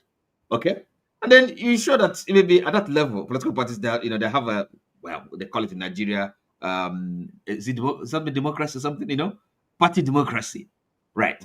So if you get that right, and then of course the whether it is rotational, whichever system you want to adopt, but consistent, be fair, be balanced, and then you carry on that way. That is what an institution is. If you are able to maintain consistency, then you create an institution. Over time, it stabilizes, and then everybody knows these are the norms. Institutions are what? They're exactly. Norms. They're principles. Matters, all these things people are saying, I have a completely different reservation. No, wait for your turn, whatever you're doing. Completely different reservation. All these people are saying. So I think I've spoken enough. And someone else can go ahead. Thank you. I appreciate that. I want to leave everybody. I want to go, please. Thank you for joining us. I appreciate it. Enjoy your weekend. You always come and give us good submission. Thank you. We you have a good one too. God's willing. God bless you. And have a great week ahead. All right. Thank you. Yeah. And I think it's Masca. And I don't know why, we should be treating Masca with a bit more difference, because he's on the ground. He's the real Nigerian. We are basically fake. Yes. Speak for yourself, Paul. Totally agree with forefathers. Actually, listening to you, forefathers, I can see the problem, because once you are in the white man's land, exactly. Why do we expect you to? Because you're thinking. All of you guys, when you talk all this direct democracy, even the word democracy, or you're just spewing the white man's. Do you know what a direct democracy is, though? Before you criticize it, do you know what it is? What is it? Please. I'm not in the mood to start getting upset. It's too late. What is direct democracy? What is direct democracy? If you don't know what direct democracy is, don't criticize it. What is direct democracy, bro? How does that become? Get out of here. Why is it a criticism? Okay. What is direct democracy? When I was talking, he was like hurrying me up to stop talking. Now it's your turn. You're not the only one. You're not the only one. I told Jide to wait for his turn. So don't make it sound as if I have anything against you. I don't. Yeah. Speak on direct democracy. You criticize it. Speak on. All right. So when I was listening to you, forefathers, it's clear to me that part of the problem also is because those of us that are supposed to shape the society, unfortunately, we've already been subsumed by a different culture that is not our own culture. I agree with, I can't remember who was talking about, I think it's revolution Revolution Now or somebody. One of the major problems is that we've taken a lot of things that are not our own. They are not culturally our own. They are not. So we're just in a big ball of confusion, whether you take the religion, whether you take even the institutional things that we practice, not to talk of the culture. Is it our dressing? Is it the movies before we used to watch? But why do you say that we are taking on foreign culture? That's as part of the conversation. Because, okay, so there is this thing they said, once bitten, twice shy. And I don't know who said that. Okay, I think it's Jagun. That you can't help but think that the black man is really stupid. Honestly speaking, once bitten, twice shy. Go and check what that means. Like if somebody cheats you tomorrow, when that person come, how do you treat that person? Only a black man that somebody come and carry you as slave. Yes, colonize you, and you are still hobnobbing. You're entering his skate all the time. I'm not saying that don't do what the white man say, but just be skeptical, be suspicious. This guy is not to be trusted. Okay? Only the black man that tomorrow will see. So I think that's part of the problem. But I also agree that, look, the white man is not sitting here himself directly and doing whatever it is. We need to do some things ourselves, you know. And in truth, black people have done a lot. It's just that the propensity of us to gather around a unified perspective in this earth is very difficult. But again, when you look at it, you also don't blame the white man like that. But the white, how do I put it now? The white man is doing a lot of harm to us. The people who are trying to enlighten us, they keep taking them. For instance, I don't know if you know forefathers, Walter Rodney. Who was that? Walter Rodney, yeah? What happened to Walter Rodney Oti? How did he end up? I know the name, but I'm not I don't know him. familiar with. But it's a name that sounds familiar to me. part of I think you wrote one book. I know him. He was assassinated after. He was assassinated after he wrote the book "How Europe Underdeveloped Africa." So it's not just that they kill our leaders; they even kill our intellectuals. Those that are on. Oh yeah, they do. They do that. Okay. I know. So you should not be. And the thing that you for this question you're asking, I think I want to put it to rest. At what age did Paul Biya become president? Don't make it look as if he became president when in his old age. He became president as a young man. So we don't know old people in Cameroon when he became the president. It's a matter of the West picking the people who they want to serve their interests. Once you have the person, they always say it, if he ain't broken, don't fix it. If the man is there serving their interests, why will Paul Biya go? Go and take Congo, for instance. Mobutu Sese Seko, at what age did he become the president of Congo? At what age did he go? These are the things this is the prism within which we need to be looking at these things. But then people spoke about, I think it's eccentric, as he said, it's a system. The truth also is that don't look at the individual. Understand that it's a system. It's a system. Everything works together. There's many parts to it. Some of the parts you see, some of the parts you will never get to see it. In fact, some of the most important parts of that system or the system we are suffering from here, you don't get to see it. It's well hidden. It's well hidden. So we have to also have that understanding that it's a systemic thing.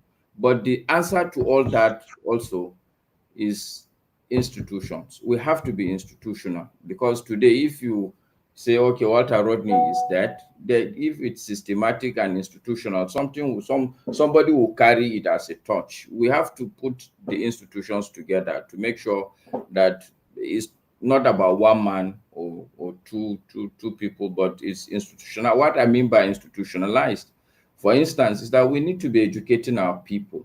If you educate 100 people about certain realities, okay, the truth is that they can't all go at the same time. 50% of these people will remain, and they will also have to understand that it's not going to be just about them. They should also educate other people. If you look at even mentally, our people have problems. If you look at the governors, how many governors have really done this, what do they call it now? Succession plan. Which state has a clear plan that this is the governor today, after this is the guy, after this one, this is the guy? And not to say that you are looking for somebody who you think is weak, will do what you want him to do. No. If you look, for instance, in my state,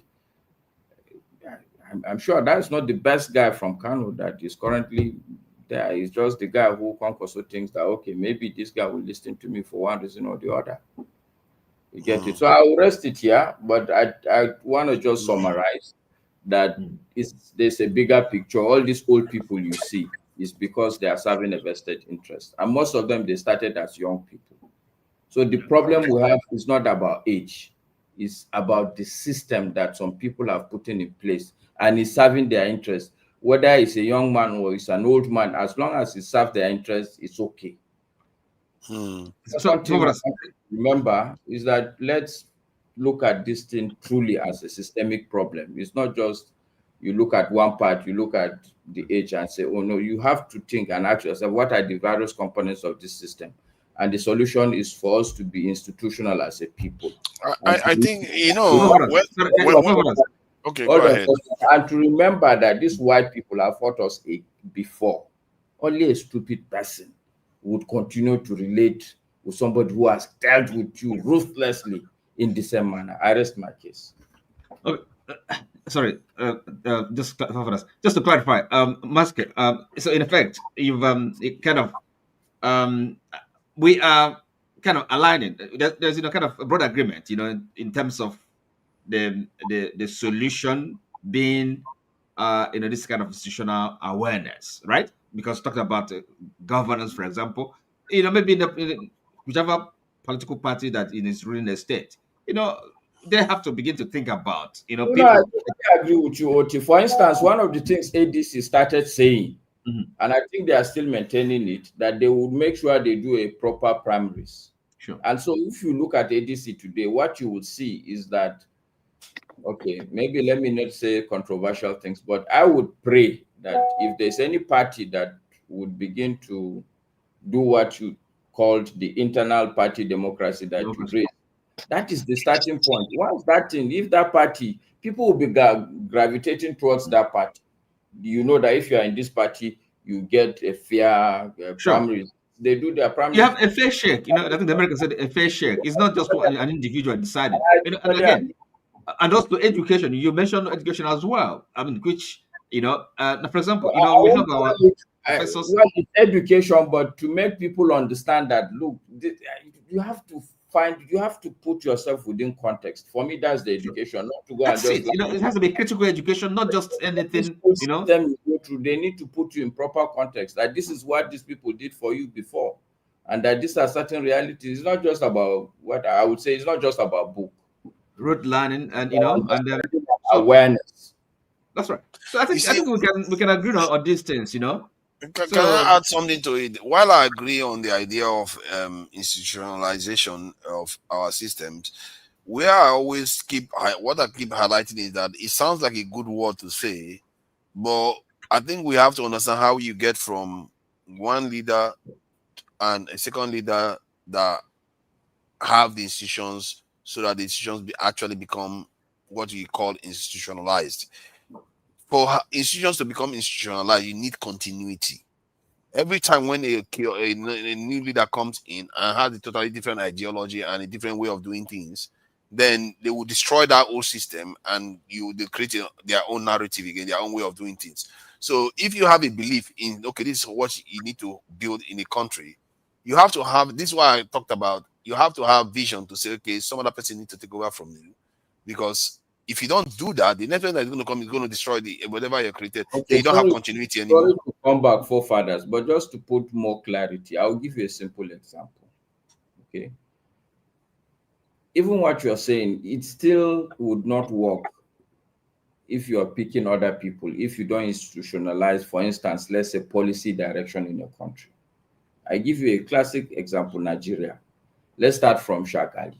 Shagari came and did Green Revolution, an industrial revolution that gave this Ajakuta State rolling mill. Immediately they moved Shagari away. Babangida started structural adjustment. Immediately Babangida left, Abacha came with something different.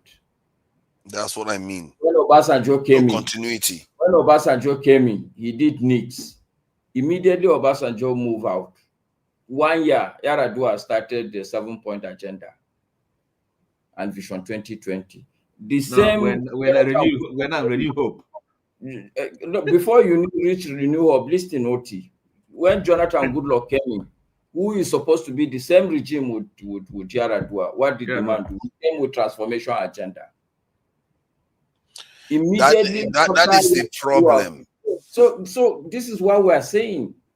People will change, but you have to institutionalize. If we take a policy, this because should the be party policy, and then national, you have to have national. I think what you are missing is that you have to give that institution time to mature. Because takes time. It's possible. What forefathers, what we are saying, what me and OT are saying, is that this thing will take a conscious, proactive, deliberate, even to start thinking and talking about this institutionalization first. And then I agree with you, institutions are supposed to be continuous, but the changes will be at marginal points. Yeah, it will be marginal. I can give you an example. Let me agree with you on one point. Sorry, Sendikas, let me just agree with him on one point. That institutions can be created by one person too, because if you look at Ghana today, you can argue that Jerry Rawlings created the institution of this democratic system that they have. All the other institutions that, because he stayed in office for such a long time, he institutionalized the processes whereby he doesn't care who horses are God. He will go after this person and go after this person, because you have their institutions are based on examples, precedents.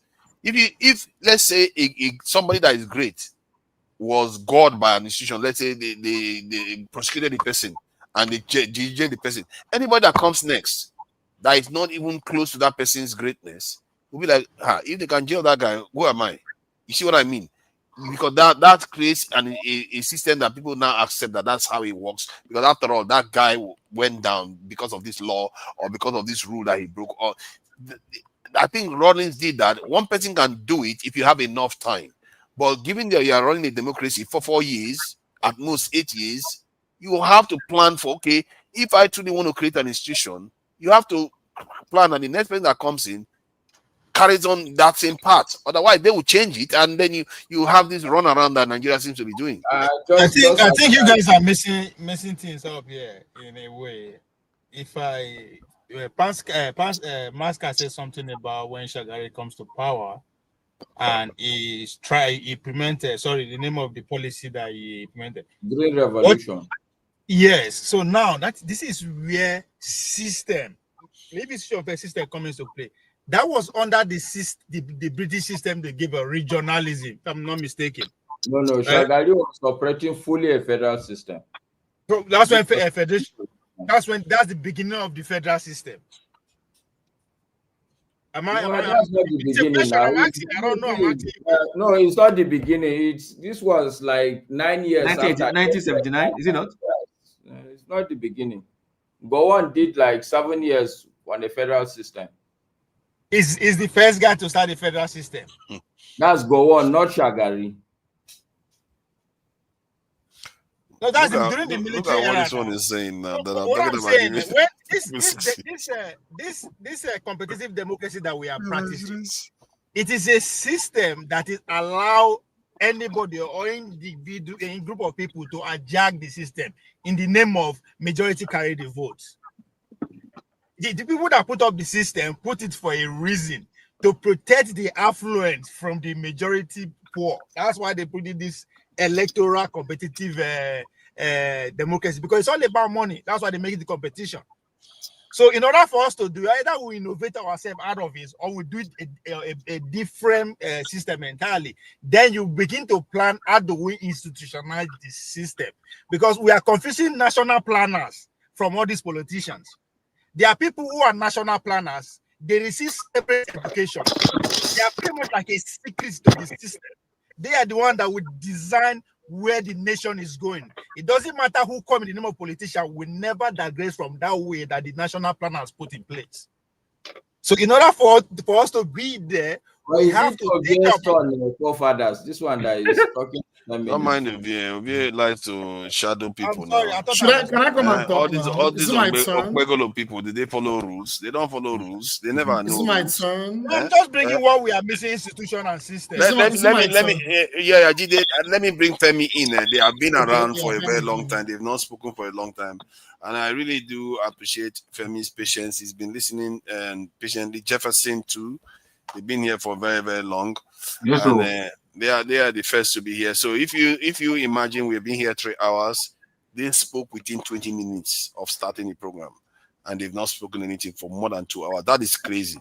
You know what? I'm gonna let's have a break for a bit, maximum 2 minutes. Then I will try to open up the panel so that people can be able to speak more freely. Jide, you are also welcome to join in on the panel. So I open it up because this team. Why did you close it before? Is it not good that you are able to highlight your Kwegolo ideology? I gave you 20 minutes to highlight to talk about your Kwegolo ideology. Now I should limit your time. That's what you're asking for. You are like Paul Biya. You are like Paul Biya. You are a dictator. Let's have a break. Come on, me, dictator. I'm not even a dictator at all. I'm a Democrat. Serious Democrat. All right, I have a skit about this, this guy that wants to run for office forever. Let's play it. Hospital for the people of Ugwelu. God have mercy. Jesus! Okay, the cooking gas. I know. Gas na gas. As we no get oxygen for this hospital, what do you want make I do? And no mama dey sick. Make I carry am come that hospital wey just commission. I used to pay. Arrange for her to be flown abroad. Let me send the money. You want to bring her here? You want to kill her? His Excellency, how wicked can you be? You cannot allow your family members to be brought in the same hospital you just commissioned, but you expect your own citizens to be brought in here. Jesus, swallow one. Wow, the governor is really trying. Free healthcare. Doctor, why are you taking Agbo when there's free medication in the hospital? It's all their fake drugs. Even me, I am not a qualified doctor. I studied botany for Music Oka. They don't sack me, but not everything where they hear na fake. Even your pillow na block.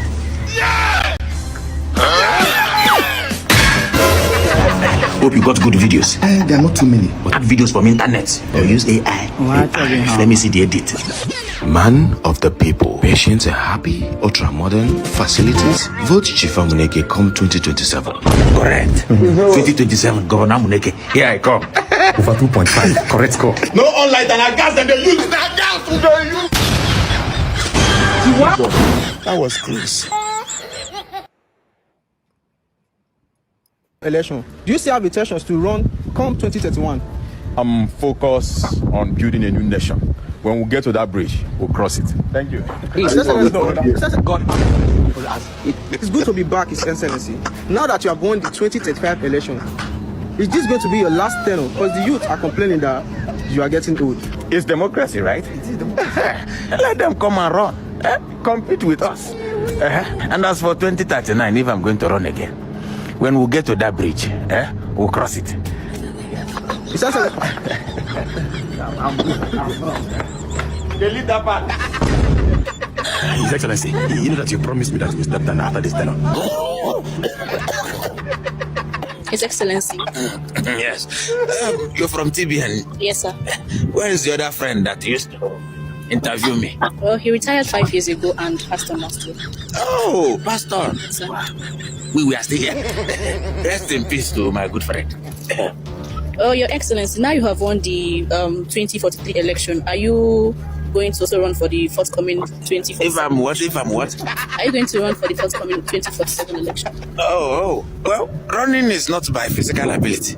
Of course, some of us might not be able to stand, but it is here.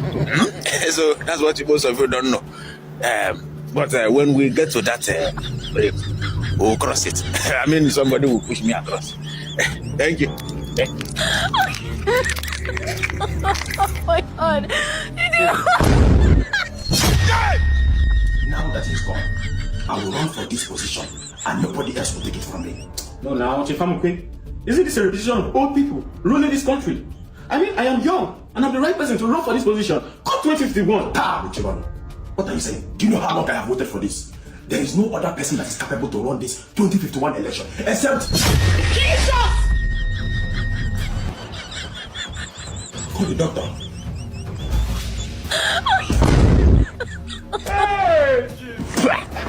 Let me see how you will rule the nation from the grave.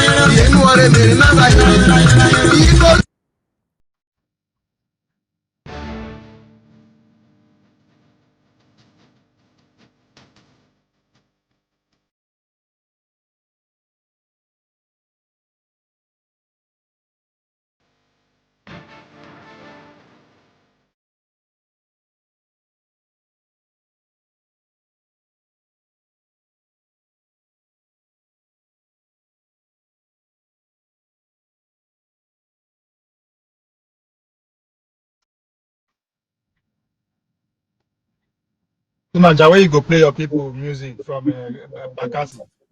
Don't worry, I will find one. I will find one. Soon I will be playing African ones actually. That would be cool to do. No, play from your place. You are from Bakassi. Play from Bakassi music. We won't hear that. This is the problem. All these things that forefather plays, all his people. We are all his people. Exactly. No, we are not from Bakassi now. Basen just send them out. No, but are we not talking about the same Cameroon?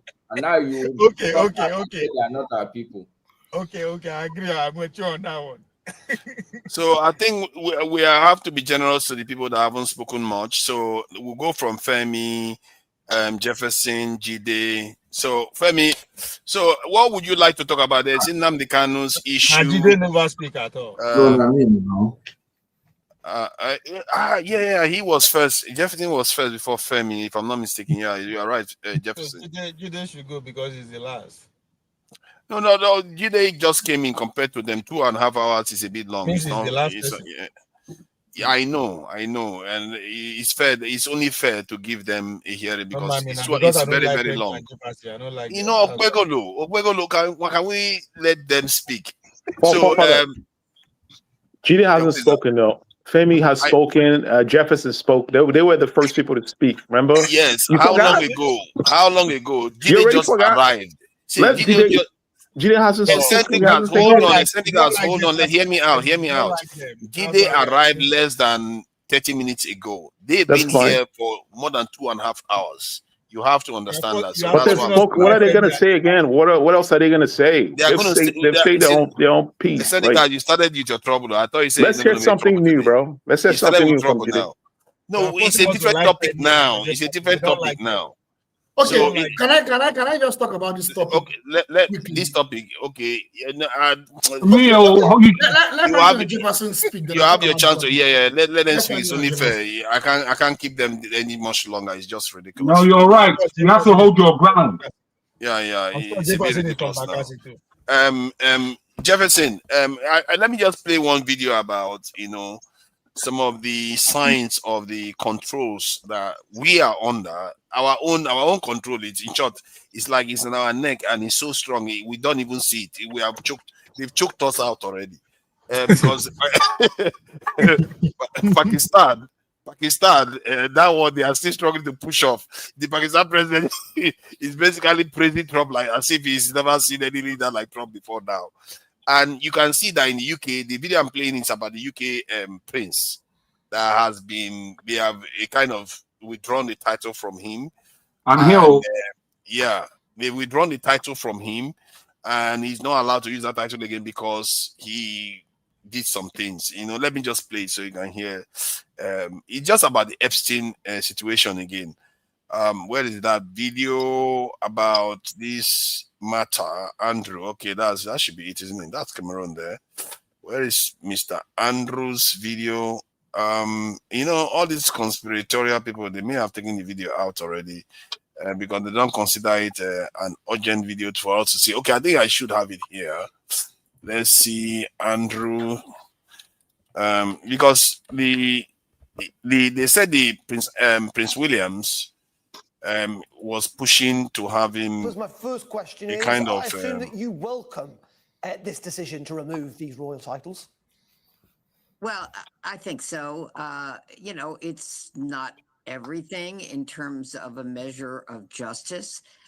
It's some consequence. It's very disturbing that the reason given is that somehow it's a distraction. The idea that Jeffrey Epstein, for example, victimized children, molested children, sex trafficked children, and Virginia Dufresne's allegations are just a distraction that will continue, I think is an insult, frankly, to victims, because really what it's saying is it's continued bad PR for the monarchy. Well, what about the victims? Again, for many years, I have urged Prince Andrew, and unfortunately, he's still Prince Andrew, even though he's no longer a duke. To speak to law enforcement, urged him to. The United States Attorney for New York urged him to. He's never done it. He just has kept his silence. But this is following him because the story is still alive in the United States. And so it's going to continue because not only did the victims, and many of them still want some justice in the criminal courts, not only do they want justice in civil matters, but they would like the truth to come out. Truth, transparency, accountability. And he has not helped to give the truth about crimes that were committed against children. He can say, I don't know anything about it, but he was there. He was residing in the Manhattan residence of Jeffrey Epstein for some time. He resided in other residences. He visited Little St. James Island. Why won't he tell what he knows? If he thinks it will help, let's leave that to law enforcement to decide. Of course, I mean, and he's denied that he's done anything wrong, even though, as you say, he had that relationship, that friendship with Jeffrey. So let me just take that off. So the idea behind it is that we might look at this thing that is far removed from us, Jefferson, and that this thing don't concern us, but is what it's highlighting is a web of influence. And the reason why he got caught in this, and what makes it even more fascinating now, before I used to think that it was just a pedophile issue, but it turns out that because Jeffrey Epstein may actually be associated with intelligence agencies of other nations, you can now see how that is a problem. That they can't use this type of web of controls to control politicians. You can see that in the West. Western politicians, they talk like robots now. They talk like robots. They are afraid of saying things. And this control is so strong and so almost absolute that it's quite scary. And I when I look at it, I begin to feel sorry for Nigerians, because I start thinking, if they can control these guys, what chance have we got? And the will it takes to control people like this. Do you know the will it would take to control people? We can't even control Tinubu. That's why you need direct democracy. Who is doing the control? That's why you need direct democracy. If you have direct democracy, they can't control everyone. We all know the people that are doing the control. People like Tucker Carlson has said that it has to do with the Mossad. And even Candice Owen, quite a lot of people are suggesting. Candice Owen is more like suggesting. Please stop. Why they call reporters? You like? Are you serious? Candice Owens, Tucker Carlson. Are you really serious? Okay, can we not start pretending as if? No, you are interrupting me now. You are interrupting me now. Content creators are the ones telling the truth of things right now. The media that we know today, they watch children get bombed. As a matter of fact, Gaza has been bombed by more than twice the bomb that was used in Hiroshima. I think 4 times, not twice, about 4 times the bomb that was used in Hiroshima. But while the Western media is pretending as if nothing is happening. That is awful. So you have to Hiroshima was how many years ago? See, can you? I'm talking about what's happening in Gaza, and the reason why Candace Owen and others who have become so popular, they are even pulling more influence than sometimes even leaders. That President Trump has to call her and told her, please stop maligning the wife of President of France. That is how powerful these people are becoming. And that's a black lady pulling that one up. It shows you how one person can be so powerful. A black lady pulling this off in America. My guy, I live in America. What are you talking about tonight, Niger? See, if you live in America, you should know this then. If you don't know this, then your presence in America makes no sense. Who cares about their opinions? That's what I'm saying. It's people like you. It's people like you. Oh my God. Then you don't. President Trump cares about your opinion, not you. Who is President Trump himself? Oh my God. Okay. Okay. Ogbegolo, you had been disruptive now. Let me allow Jefferson speak. Ogbegolo, stop, please. Stop. Maybe you two are under the influence. I don't even know. You are not even on camera. You like too much. You are not even on camera. See, the way you are talking right now, you are talking like somebody that is compromised yourself, because you are not even rationalizing it. Can you? You are not. It's not propaganda. It's a fact. No, it's not a fact. It's not. Okay, tell me what part that is not a fact. How you will be quoting Candy Owens and Kate Tokakansa and you're talking about people in control? You see, that is not telling me that it's not a fact. Let me carry on with Jefferson, please. Jefferson. So why I made this reference to this case in UK is because it's almost global, especially in the Western Hemisphere. It's almost global. They have influence over many of all these leaders, and they say they are not even hiding it. Netanyahu came on this thing on camera. He was saying that they need to take over TikTok. These are people, they are not hiding it anymore. So if America has to contend with this, that type of will, what chances have we got to deal with these type of people? Or at least it gives us an idea of what we are facing here. And they also said that we should be learning from what they are able to pull off. And there's some truth there. How can you have a small country of about how many million people have pulled so much power? It tells you that human beings is all in your mind. So, Jefferson, what do you make of it? All right. So, can you guys hear me now? Oh, okay, good. Yeah, loud and clear. Loud and clear. We can't hear you. We can't hear you.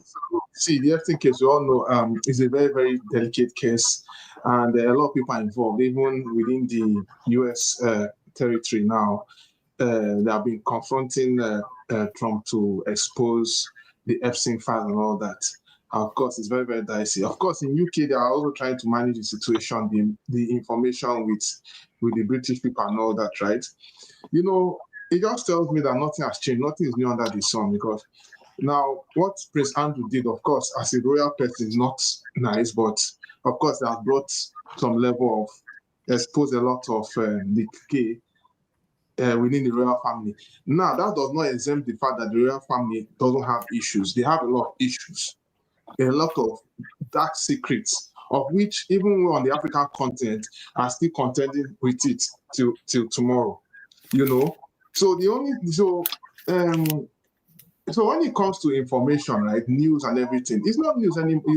It might not go too far, right? We all know how the news is to get to us. If we go back in time, we have written in papers, newspaper, to the television. When they tell us something in the TV, everybody listens to it and all that.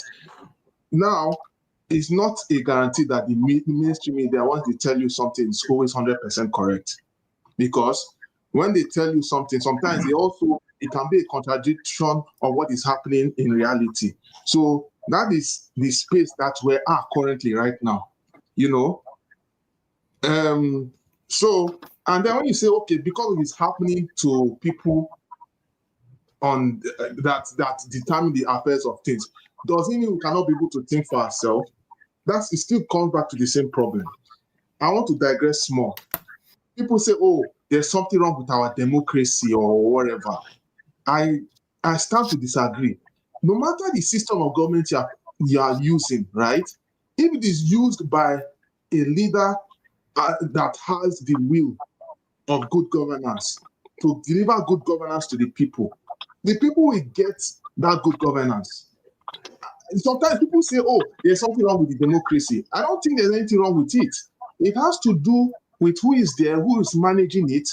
Because let me tell you something. If someone who has what it takes gets in there now and can be able to direct their affairs and be able to, because I know the leadership followership counts. I know that yes, there's going to be issues in the system, but once you have someone who has a very good pedigree and direction and be able to push people along and get the people to believe in the system and do something in the right direction, you will see that the country will change. Yeah, but the point I raised now is that how do you, okay, you are still there. How do you resist?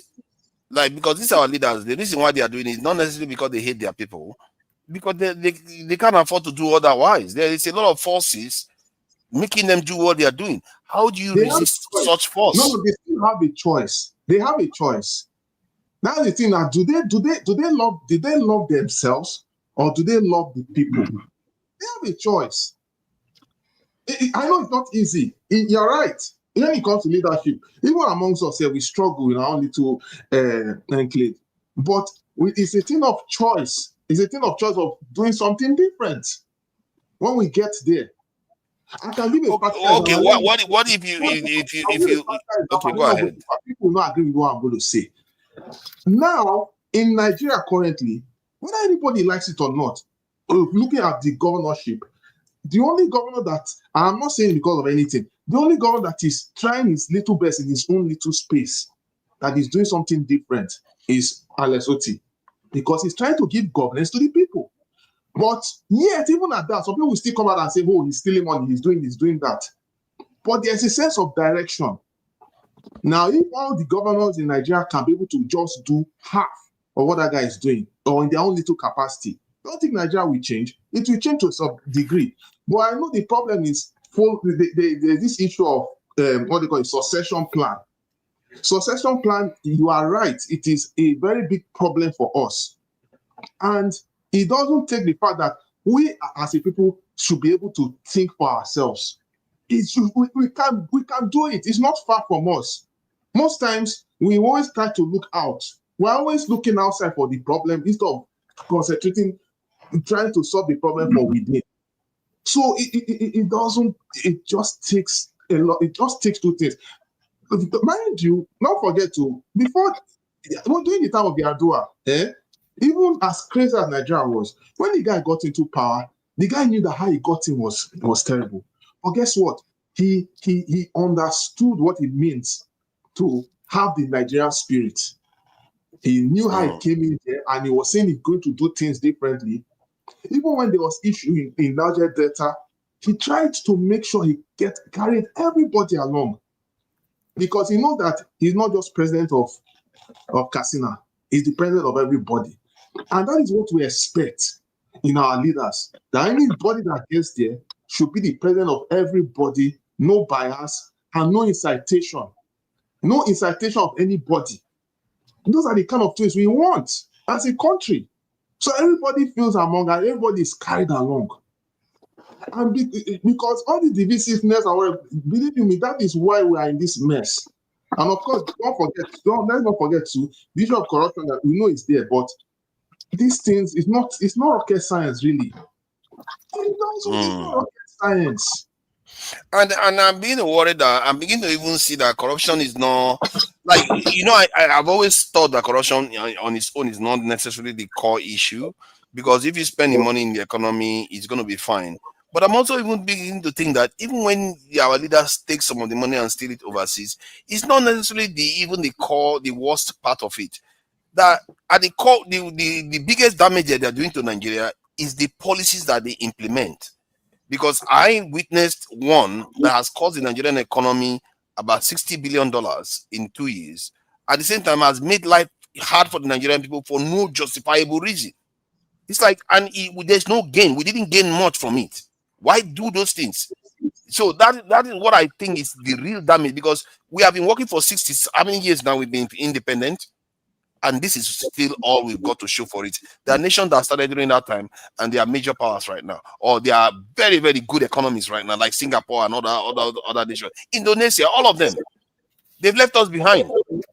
So that policy that they are instituting, that they are taking instruction for foreigners to institute, that's where the real damage, not even the corruption, because that one kneecaps us completely. Exactly. Like, look around. With due respect to this so-called administration, that team that is trying to correct the mistakes of Tinubu, of Buhari, right? If you look very carefully now, ever since he has come in, all he's doing is traveling to France. He said subsidies were gone. But when you look at all these things, it doesn't add up. Then next year, they're talking of fuel tax and how they will tax Nigerians both abroad and in their home country, Nigeria. Now, there's nothing wrong in saying you are trying to get revenue. But a lot is wrong when you don't provide the neighboring environment. A lot is wrong when people are living in heavy flamboyance, when you know that things are very, very expensive, when you know that things are very, very stringent. A government that really cares will look into the ISS and say, okay, look, we're spending so much here. How do we do it in such a way? We need to cut down drastically, cut down in budget, or any, be it National Assembly, be it everybody. Do something different. It's not, like for instance, now, if you eat 111, we as guy men now, before we hustle, we do 101 or whatever. Are they telling me they can't do it? Look at the president a former president in Yoruba or whatever. He had the opportunity. He had the opportunity to live in affluence, but he started to live as the poorest president. There's someone in South America. I've forgotten, if I have it, I'll send you the link. Yeah. Because it's a choice. He said he would deny himself of all those things so that me and you can be able to have a country. Which country do you say that was again? It's either Uruguay or I think it's Uruguay. Either Uruguay or Paraguay. It's Bolivia. Bolivia. Oh, Bolivia. Yeah, I heard they are going for an election soon. Uruguay, yes. No, not Bolivia, it's Uruguay. So, okay. You understand? Cut down those excesses. There's so much spending, inflation of projects, whatever. You don't look at the other day. Minister of Works was saying cost per kilometer 7.5 billion. Jefferson, are you talking about Argentina? No, it's not Argentina. Okay, never mind. Sorry, don't let me confuse you. Don't worry. Okay, sorry. Look at the recent Minister of Works saying coastal road 7.5 billion per kilometer. They call prices, call money, whatever. They borrow and borrow and borrow, and yet nobody's saying nothing. We're not seeing nothing. And then there's bureaucracy between Dangote and this one, or this doesn't work that way. No, sorry. Did he say 7 point something billion for? So that comes down to around 3 point something million dollars. $3 point something million. Is that not a kilometer? Seems to be very long to me. No, 1 kilometer is just 1 kilometer is 1,000 meters now.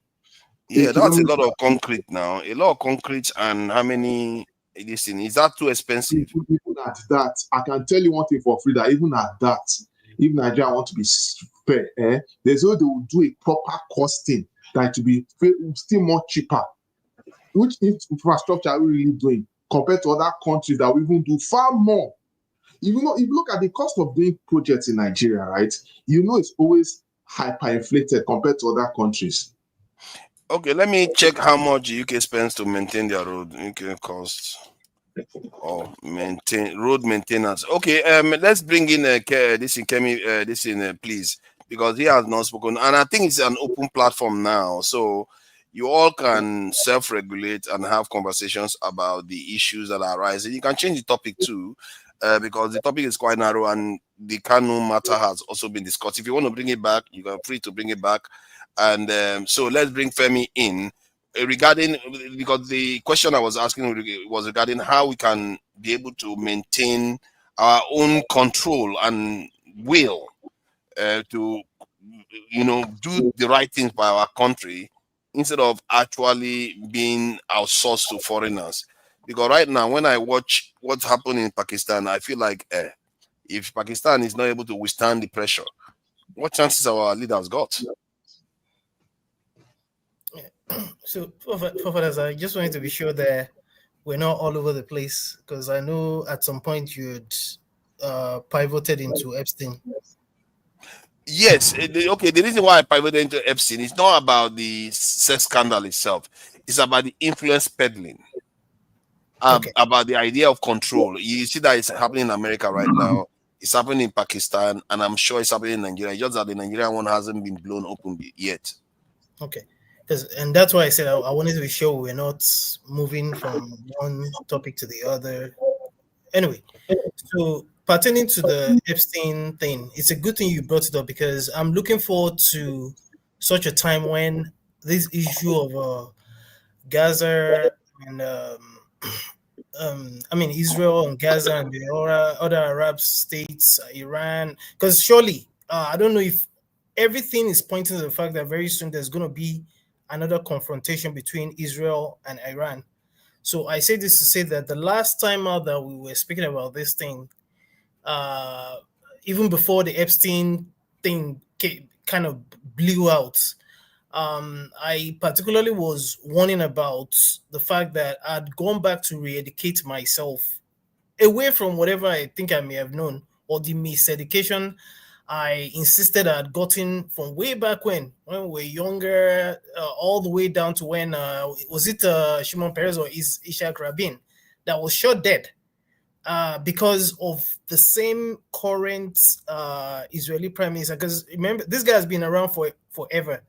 Because again, sometimes, yes, it's important we discuss things that are local to us, but I insist that so many things connect the world together, including a lot of what we've discussed. Sorry to interrupt. Today. It was Rabin. Yeah, and what we're discussing now. And which now brings me to the point of this Epstein matter.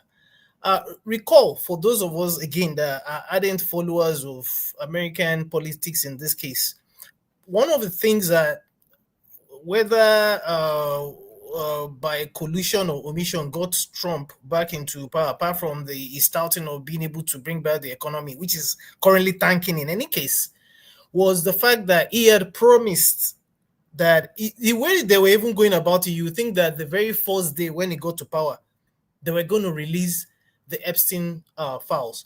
But apparently, the agenda, for those that are not watching, Trump's agenda is being heavily also led by Stephen Miller, who's a well-known hardcore racist, as a matter of fact. So it's not just him by himself, right? Now, again, narrowing it down to this Epstein matter, as soon as the supporters, the hardcore MAGA supporters, now realize that, wait a minute, okay, no problem. You're doing the immigration thing, the tariff thing, whatever. But wait a minute.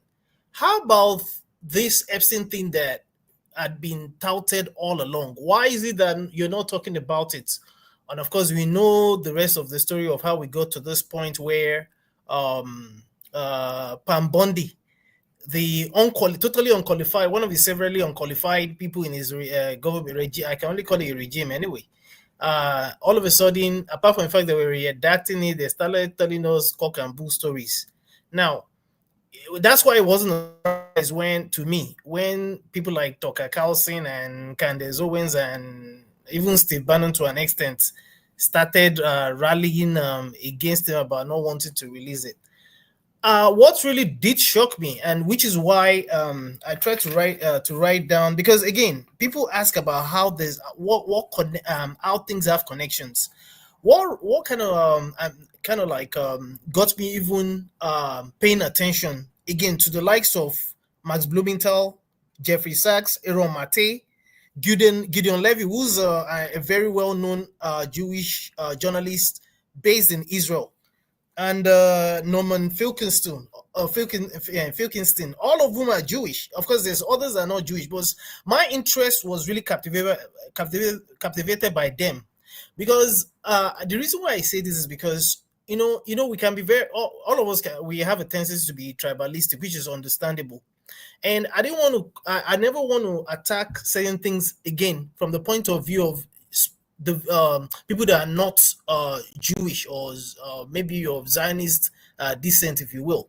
What kind of struck me is the kind of in-depth analysis that these guys started producing about the likelihood that not only is Trump himself compromised, there's a lot of people that are going to go down with this story, and who knows if probably Netanyahu, who has been around for a long time, has a lot of debt and is actually trying to use it as a form of blackmail against Trump. Because truth be told, a lot of people do realize in a way that as much as Trump does not seem to be stable in a lot of the things he does, I cannot tend to think, left to me in my own thinking, I don't really think he wants to follow the Israeli agenda of continuing what's going on in the Middle East. But because of the way America is structured, and of course, when you now add this Epstein thing into the whole, onto the plate as well, that's the reason why we're not necessarily going to get to the bottom of this. I think the fact that Prince Andrew was caught lying about specific questions that he had answered. I forget which of the British channels the journalists that questioned him and asked about when the last contact he had with Epstein was. If you notice, for anyone that has seen that interview, he was given a different date, which was even prior to when, because as soon as he was convicted, that was when he had told Epstein that apparently he had told Epstein that at this point in time I got to stay away from you. But then it later surfaced that he had been in contact with him afterwards, whereby he actually stated that we're in this together, something along those lines. Now, again, how is all of this connected? To your point, who knows? It's possible that there are connections between even him as far as even Nigeria and what have you, but that's not. The entire thing. Because now we are beginning to go inside this thing, because the area I was wanting to explore is the influence that they have, the real power that they have over people. But if we have to go into this, what it reminds me of, I don't know whether any of you have seen Devil's Advocate here. The Devil's Advocate with Al Pacino and this other, Keanu Reeves was there too. So you notice how they kept telling the lady, that his wife, that everything is all right, but she kept seeing things and they kept making her look like she's crazy, and everything is all right. You get that feeling sometimes where people that describe when Zionists influence them, like people like Candace Owen, even Charlie Kirk was something like, why did they keep telling me like I should just, like I have a problem if I try to see things clearly? Like they are trying to tell people that their mind is lying to them. It's crazy. Like they keep telling people, it's not only them, many people have found the same thing. Even a Black American that went to Israel recently, Azalea, if I'm not mistaken, is a musician. She seems to have the same experience whereby she just was talking about finding other Black Americans in Israel, and they started piling on her like she was saying that she was Jewish or anything like that. They say, oh, you Black people are not Jewish and all the rest. She turned on them, and this was a lady that was a Zionist. She was, yeah, exactly. She was a major Zionist, and because she wasn't, she just queried something, and they just turned on her. I hope you understand that Israel is a protectorate state. I hope you understand that. It doesn't matter. I'm just describing what people feel, and I feel like it comes across like something. Like you can't question anything. Like can't question anything. Yeah, you know what kind of scares me as well. Even in this era of you can't say anything against Israel, that it has to be anti-Semitic. So one question I kind of like asked myself recently is how many people even realize that even the Palestinians, in truth, the current day Palestinians seem to even have more genetic attachment to a lot of people that claim to be Israeli. No, that's what Azalea said to. Azalea said that to them. It's crazy. He's a Zionist, and she had to say that to them. And then number two, for further, maybe I'll just leave the stage at this point. Number two, how many people Femi, don't realize? Because I like what you're saying. How many people even realize that the word Semites? Because I'm doing a lot of education. The word Semite refers to includes even the current day Palestinians. It's not meant to be useful. But because they know a lot about the propaganda and the fact that maybe to an extent, American foreign policy, irrespective of whether it's a democratic government or, is all based on preserving Israel the way it is to the detriment of all other Americans who do not exactly know what is going on. Because there's a reason why some people will argue that it's a case of the dog wagging the tail and not the way around. But either way, it looks as if both it's a case of mutual what's it called? Feelings between both America and the US. There's a reason why America continues to support Israel with the amount of money. You only need to know the amount of money, taxpayers' money, that's being pumped into Israel. Without America today, as a matter of fact, Israel will probably not survive. So it's ridiculous. There's a lot going on, and that's why, again, I'll go back to what I started with. I like to think global as much as I want to think local, because the same templates, in my opinion, that you see that's being practiced in Israel. In fact, further, go check out what's happening in Venezuela. You'll be surprised that, again, I did not know this until recently, the amount of influence that America is trying to gain back in South America. Yeah. Especially when you look at what's going on in Venezuela. You know, I did not realize that China actually has made so much inroads, even in South America, to the point where they're dominating a lot of their economy. And that's a problem even for the US. I didn't realize that until recently as well. I don't understand why it's a problem for the US. The US trades with China. Can you move this? Can you remove this lighting from my face? Oh, look at that! And now you want me to remove. You're not even concentrating. You are the one that put a logo in front of our face. Please, I'm sorry. Let me just say one more thing, please. No, wait, Femi. Wait, Femi, hold on. So, I want you guys to check this out, right? Napoleon wanted to make Palestine part of France. You know what I'm saying? Napoleon, way back then, wanted to make Palestine part of France. So, Israel. I haven't said anything. I haven't said one thing. No. Just give me less than a minute, man. Israel is like an outpost, Western outpost in that region. The goal is racist. The reason why they're there is for racist reason. It's to control the culture and the trade routes of that area. Like, Israel is not its own country necessarily. It's European. It's a European representation.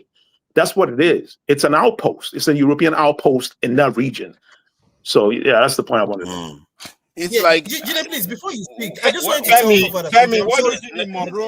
15 seconds. Let me just add one thing. Okay. I feel like when they come to like Palestine, like when they bring like Ashkenazi Jewish people to settle in Palestine, and many are, according to even Americans, they say many of them are even Americans, Europeans, they come there.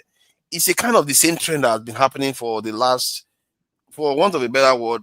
It happened in the first 5,000 years ago. Then rapidly in the last 500 years, where Europeans are moving south. This is the same thing. And the Arabs that you know today that are so light skinned, like in Saudi Arabia that you see, they are not the original one. The original ones are a lot darker, like in the Yemen and all this stuff. So most of these lighter ones are moving south. The trend. No, okay, you can correct me if I'm wrong, but the trend that I see there seems to be that they are moving south. I'll explain it. Okay, let Jide go then. Have you finished, Femi? Have you finished? Okay, finish. Just one thing. I just want to rebut something you said earlier. Okay. You said something about the fact that Obama did not garner white votes, and I've been looking for a pushback on that. No, he didn't get majority. He didn't get majority. That's what I meant. So how did he win? Okay. He didn't get majority white votes. He always lost white votes. He didn't get majority white votes. So it did not, but the way it's calculated is they look at it in terms of, for example, in his own case, he got 60% of the vote when it came to young white voters between, I think, 18 and 20 something. And it also depends on the level of their education and whether they're urban voters, as an example. It's always been the case when it comes to Democrats for the most part. So, but I'll but Caucasians as a demographic, he didn't get the majority of the white votes. Yeah. No, he didn't say major. He didn't say major. He just said he didn't get white votes. I understand what you mean. Why you thought that way. I understand. The majority. He knows me now. He knows that. You see, he's got one of my brain cells. He knows me. No, you That's haven't why he Oh, been can. sorry, I need to once. understand. When you say Obama did not win white majority, what do you now mean? Like, what do you guys mean Obama did not win white majority vote? Over 51%. Like you guys are deviating from the point. So how did he Let become Jide talk. president? You guys are deviating. Let Jide talk, man. You're deviating from the point right now. Can we like stick to the point? It's not accurate. How did Thank he you, become thank president? you. He not get the white majority vote. Because he got You can look vast majority of black We can look voters, it up. You can majority use of Google. Hispanics. People in America tonight. You can search this information. You You can see, search that. I can't believe you're Exactly arguing the this point. research. You should know this one. Now, this one is the one I put in your Show me, doorstep. You should please, know. somebody to show me where it Okay, did not get now, white not now. majority Let's vote. allow Jide to speak. But Jide hasn't said anything once. So Jide, please, let's welcome Jide. I know T hasn't said anything for a while. Hey, you know, T, you can jump in now. Even you guys can have conversation. Just self-regulate. You know, take it I easy. thought this show was about facts.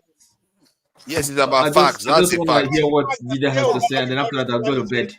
Can you give us? Okay. Can you please give us facts about that when Obama did not get white majority vote and he Okay, become I will president? provide that later. I'll Let me provide just that end it. later. Both Black people are times, 40% of the majority of the Can vote. you rough people hold on? Let both Jide times speak. Obama ran for I election, see. he did not get majority of the white votes. He How got did he become president? because the rest of the races rallied around him, but white Caucasians as a demographic voting unit, he did not get a majority of We are their talking votes. about America, not Nigeria. There are statistics out there that can. Wow, that I'm can surprised you don't know this. Okay, let me get It's it not now. about no. There's I'm statistics that we Bruh, know. bruh, let's move on. Or Please, can I this is not the best thing. Yeah, please go ahead, Go ahead. Jide. This is fact session, so. Okay, first session. Okay, good to see everyone. And thank you so much for having me. Yeah, good to see everyone. I've been listening. I mean, very interesting conversations. Those are the comment section and everyone listening. I greet everyone. There's a lot going on around the world right now. Welcome. Yeah, like we're talking about. There was a conversation that kind of stimulated me a little bit, but I think a lot of us still need to. There's some things we need to learn from an historical context, like how the world really works. Like there's some things like we're talking about Paul Biya being in power, right, for over 40 years, right? And I'm hearing different ideas, but there's something that no one is talking about. I think Eccentric has mentioned certain things that seem to be leaning towards what I'll be addressing. So there are three things we need to understand about the West. There are three things we need to understand. The West currently, if you look after the developed countries, I'm going to use the West, the developed countries, Western Europe, North America, South Korea, Singapore, Japan, you know, if you look at these countries, particularly those countries that were decimated after the Second World War, like Korea, Japan, Germany, a lot of these countries, when they needed to redevelop, or when they needed to go through the reconstruction efforts, it was not through liberal democracy. No, it was not. It was through a military administration where they had to rebuild. They had to rebuild, they had to develop. They had to develop an economic plan. The military were the ones in power, the US military. They were in power in Japan, in Korea, in all this. So why am I talking about this? Before they got to the point of the democracy that we're talking about, they had to start from what we call authoritarian, right? We call it authoritarian, but they have to start from a centralized planned approach and a kind of a military style approach, draconian style approach, to actually begin building institutions that will eventually lead to democracy, to develop economic plan that will lead to development, develop strategies that will lead to housing, healthcare, education, that led to the development of those countries, investments in the people to develop their country. We had it in Singapore. If you talk about the people that developed Singapore, they were not voted in, right? If you talk about the people that developed Korea, I can't remember his name now, South Korea, they were not voted in. They were military guys. Even Germany, they were military guys. Then they developed those institutions. The people were able to become educated. There were institutions that were built, infrastructures that were built they were able to redevelop. Then they now started to practice liberal democracy. That's the first aspect. The second aspect that we need to talk about, in relation to Paul Biya, is sovereign democracy. A lot of these leaders in Africa, like Paul Biya, like the guy in Uganda, Museveni, we need to understand that these countries, they are neo-colonial states. I keep talking about neo-colonial states for so many times, but we'll talk about it again. These people that are in power, they are puppets. A lot of us probably understand that they are puppets. Now, those countries, according to the West, because we are still, we're still dominated by the West, even though their domination is now declining. They see those people, they see those countries as democratic countries. But in the real sense, what they mean is that their systems and institutions are hijacked and dominated by the West. Paul Biya has been in power for over 40 years, but you won't believe that NGOs that propagate democracy, liberal democracy, they are operating in Cameroon, and they are very efficient. They are very efficient. The major sponsors, I'll give an example. We have Cameroon not Cameroon. I can't remember the CHRDA. Someone can fact check me on this. CHRDA is an NGO. There are many NGOs in Cameroon. Many that are operating in Cameroon. One of them is CHRDA, for instance. I can't remember the C, but Human Rights Development of Africa. They are in many parts of Africa too. These NGOs, they ensure that that these institutions and people like Paul Biya are in power. And if Paul Biya decides to go against the imperialists, these NGOs are there to act and actually create an atmosphere that will lead to regime change in Cameroon. I don't know if you guys get what I'm saying. These NGOs are primarily sponsored by the US Embassy, by German Embassy. Like, I think you guys can fact check me. These are things so the point I'm making is sovereign democracy is the way forward for Africa. Because what sovereign democracy does is you have a democracy that is aligned to the culture, to the history, to the national interest of the people, the evolution of the people, the psyche of the people. That is what Russia practices. Sorry, Jide, what is democracy? What is your understanding of democracy? Let me get to my point. I don't want to digress. Sovereign democracy. Sovereign democracy is sovereignty. Like you are building a democratic system that is away from foreign influence. You understand? Completely away from foreign influence. So that's the way forward, and that's what all these other countries are doing. And these countries, because they are doing that, the West is now targeting them. So the third point, we keep talking about democracy on this channel. Can I emphasize that point that you made just now? Because we need to understand what democracy means. Sorry. We all know what it means, but can I emphasize the point that he made? We're gonna please hold on. Let me just make the point I'm making. That point that he has made about sovereign democracy addresses. I think it goes towards the core of the point I was making about influence. Because if you are sovereign, your democracy is sovereign, influence cannot penetrate it. That's your whole point. You are trying to make sure people don't influence your democracy. Whatever decision comes out of there is based on the will of the people of that nation. So it's quite a critical aspect of what we actually need to retrieve back. Or I wouldn't say we retrieve it back because we never really had a democracy before, but we really to gain that to be able to control our own fate. I think it's worthy of emphasizing. But even this democracy that we're talking about, what makes us actually think that these so-called developed countries are even democratic? I'll give an example. The United States. Yeah, the United States. We talk about the United States. For me, it's not the most democratic country in the world. But to so many people, believe the United States is the exemplary of democracy. Now, we need to understand something. That a lot of these developed countries, they have core institutions, they have core factors that actually influences their political architecture that is even beyond the decisions of the people of those countries. So if you look at US, for example, there are some decisions that are made, there are foreign policies that are made that is even beyond the decision of Americans in America. So you have the donors of the political class, right? In this channel, we talk about the Zionist lobby. We talk about so many lobbies, right? You have the donors, you have the deep states, right? You have the deep states, you have the monarch, I mean, not in the US, you have the monarch in Denmark, even though they don't have as much power, but they still influence things. The monarchs in Denmark, in the UK, you have the neocons in the US, neoconservatives.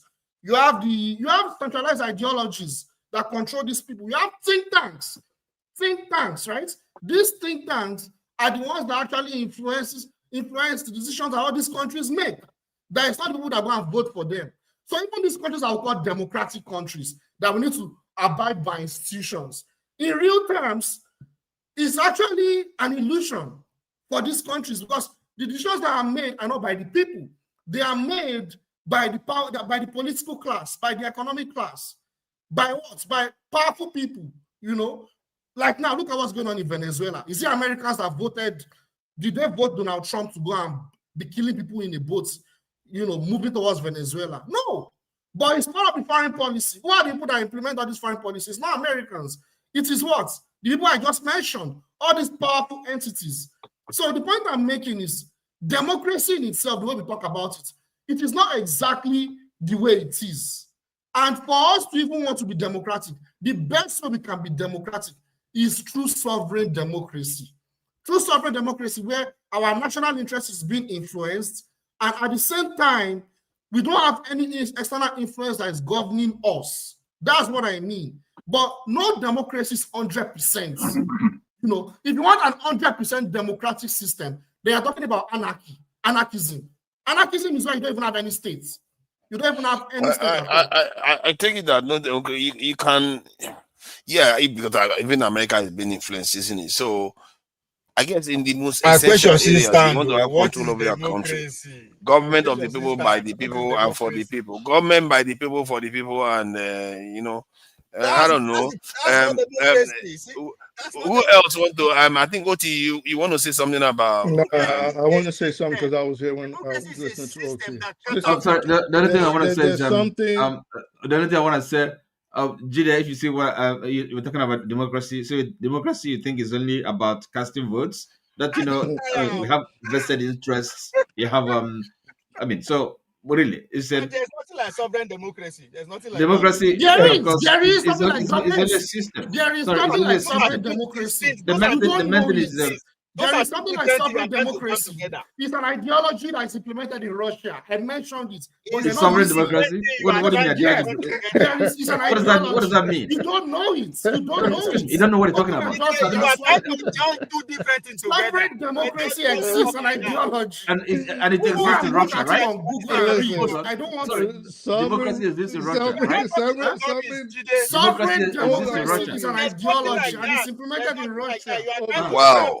And I will say, I'm saying it with confidence because sovereign you say you don't know it. Hold on a second. It's nonsensical. I don't know what you're talking about. Let's one at a time. Let's self-regulate. You have to regulate, my brother. That's your job. You can say that UK democracy is sovereign. Hold on, forefathers. So sovereign democracy exists only in name, in theory, and ideology. John. Most political scientists around the But world. what is sovereign democracy? Because you can't say that without knowing what it is. Let me define what sovereign democracy is. Can I define it? Can I explain it? Yeah, explain it. Explain what it is. No. Let me finish. This guy. Jide. One at a time now. He wants. I think. Okay. First of all, let's get. Hold on. Let's just get baselines now. Hold on, Jide, just hold on. Let's get baselines now. We get baselines. We need to know what sovereign democracy is. Exactly. And so I think somebody needs to define it. So we need to define democracy properly. Is it okay if someone lands, please? So Ovi properly asks a very pertinent question. What is democracy? To which forefathers answered, a system of government by the people and for the people. Basically, we know the basic tenets, definition of democracy. So it's by the people, for the people, all that nice. Can I talk now? Can All I that talk? No, you can't talk. You have to listen to the conversation. So Yeah, so no. Why you guys are Listen to him. I want to speak after him still. So sovereign democracy. Yeah, but I wanted to voice myself. Jide, just hold on. Jide, don't worry.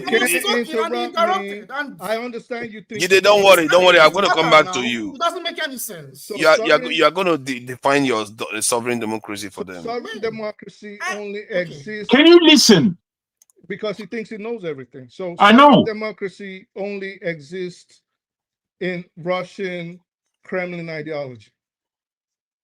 Most political scientists around the world, historians, have rejected the definition of the Kremlin style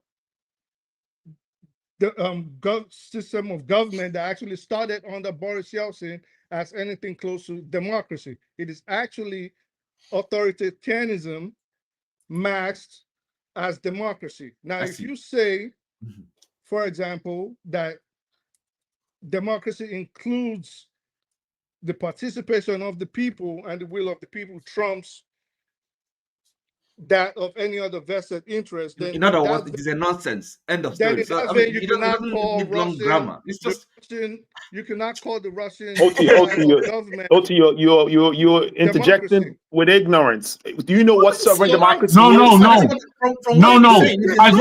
Forefather. I want to address Jide. Can you define what sovereign democracy is? Look, Forefather, I want to address Jide real quick. If you listen, what I'm saying, what you're saying. Oh, shit. You came to interject, and you were saying things that were wrong. I didn't come to interject. You were saying things that were wrong. Everybody you said things that were wrong.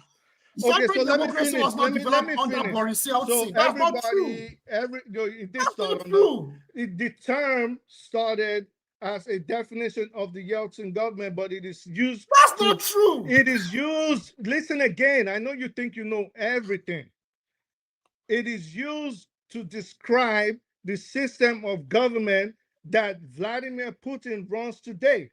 Hold on. I think what he's trying to say that in the context of Russia, yes, they use that to describe it, but that is not its origin.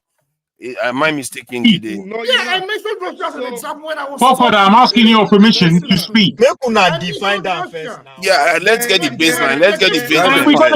I feel that we've got more or less the baseline. If this guy would just listen.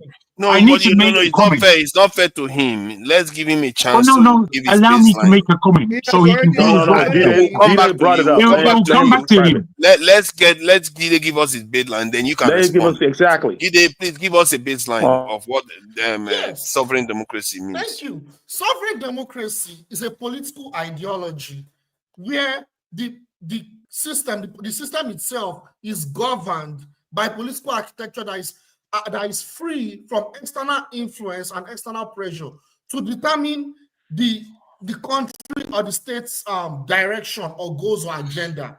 And now sovereign democracy is built on national interest, culture, history, and evolution of that state, of that country. Thank you.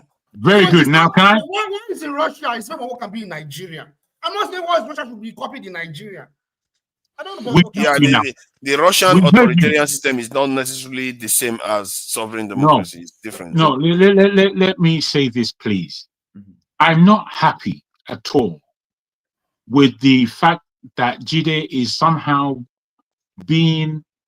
Speak on his point. Stop attacking him directly. Speak on his point. Oh, please shut up. Please shut up, please. No, you shut up. You shut up. No, my God. What kind of wahala is this? You started again. No, he does not talk about the topic. He's just attacking personality. Okay, I will put both of you backstage now if you carry on. No, it's not both of you. I didn't disturb him. It's not both of you. You're telling each other to shut up. Hey, that's what you should do when I'm speaking. Thank you very much.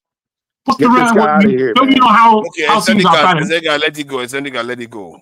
Ridiculous. Please, carry on. I want to speak to Jide. I said it many times. And I want to speak to him about how he's projecting his point of view. His point of view is extremely textbook, as though we don't know the points he's talking about.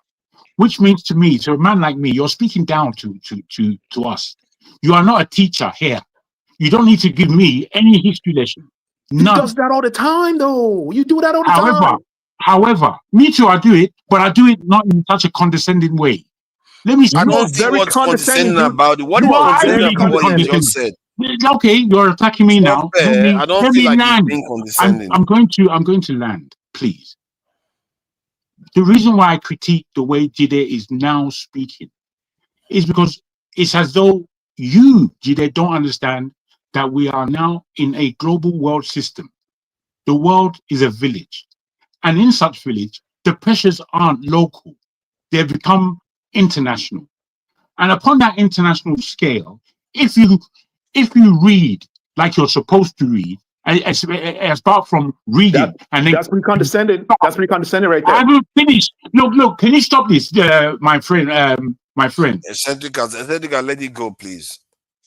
It is not that you read and then come and speak verbatim about what you read. It's that you're supposed to read and then project what you read into the world and match it, see what is true from what is just written words and the kind of diatribe that is in several political books. What's going on right now is that the pressures in the world are making democracies extremely weak. And these democracies that you speak of are acting in a way as failure. The UK here, where I live, would soon become worse than Nigeria in terms of how they direct what the new politics should be, which will be far against what the people want. That is how it is.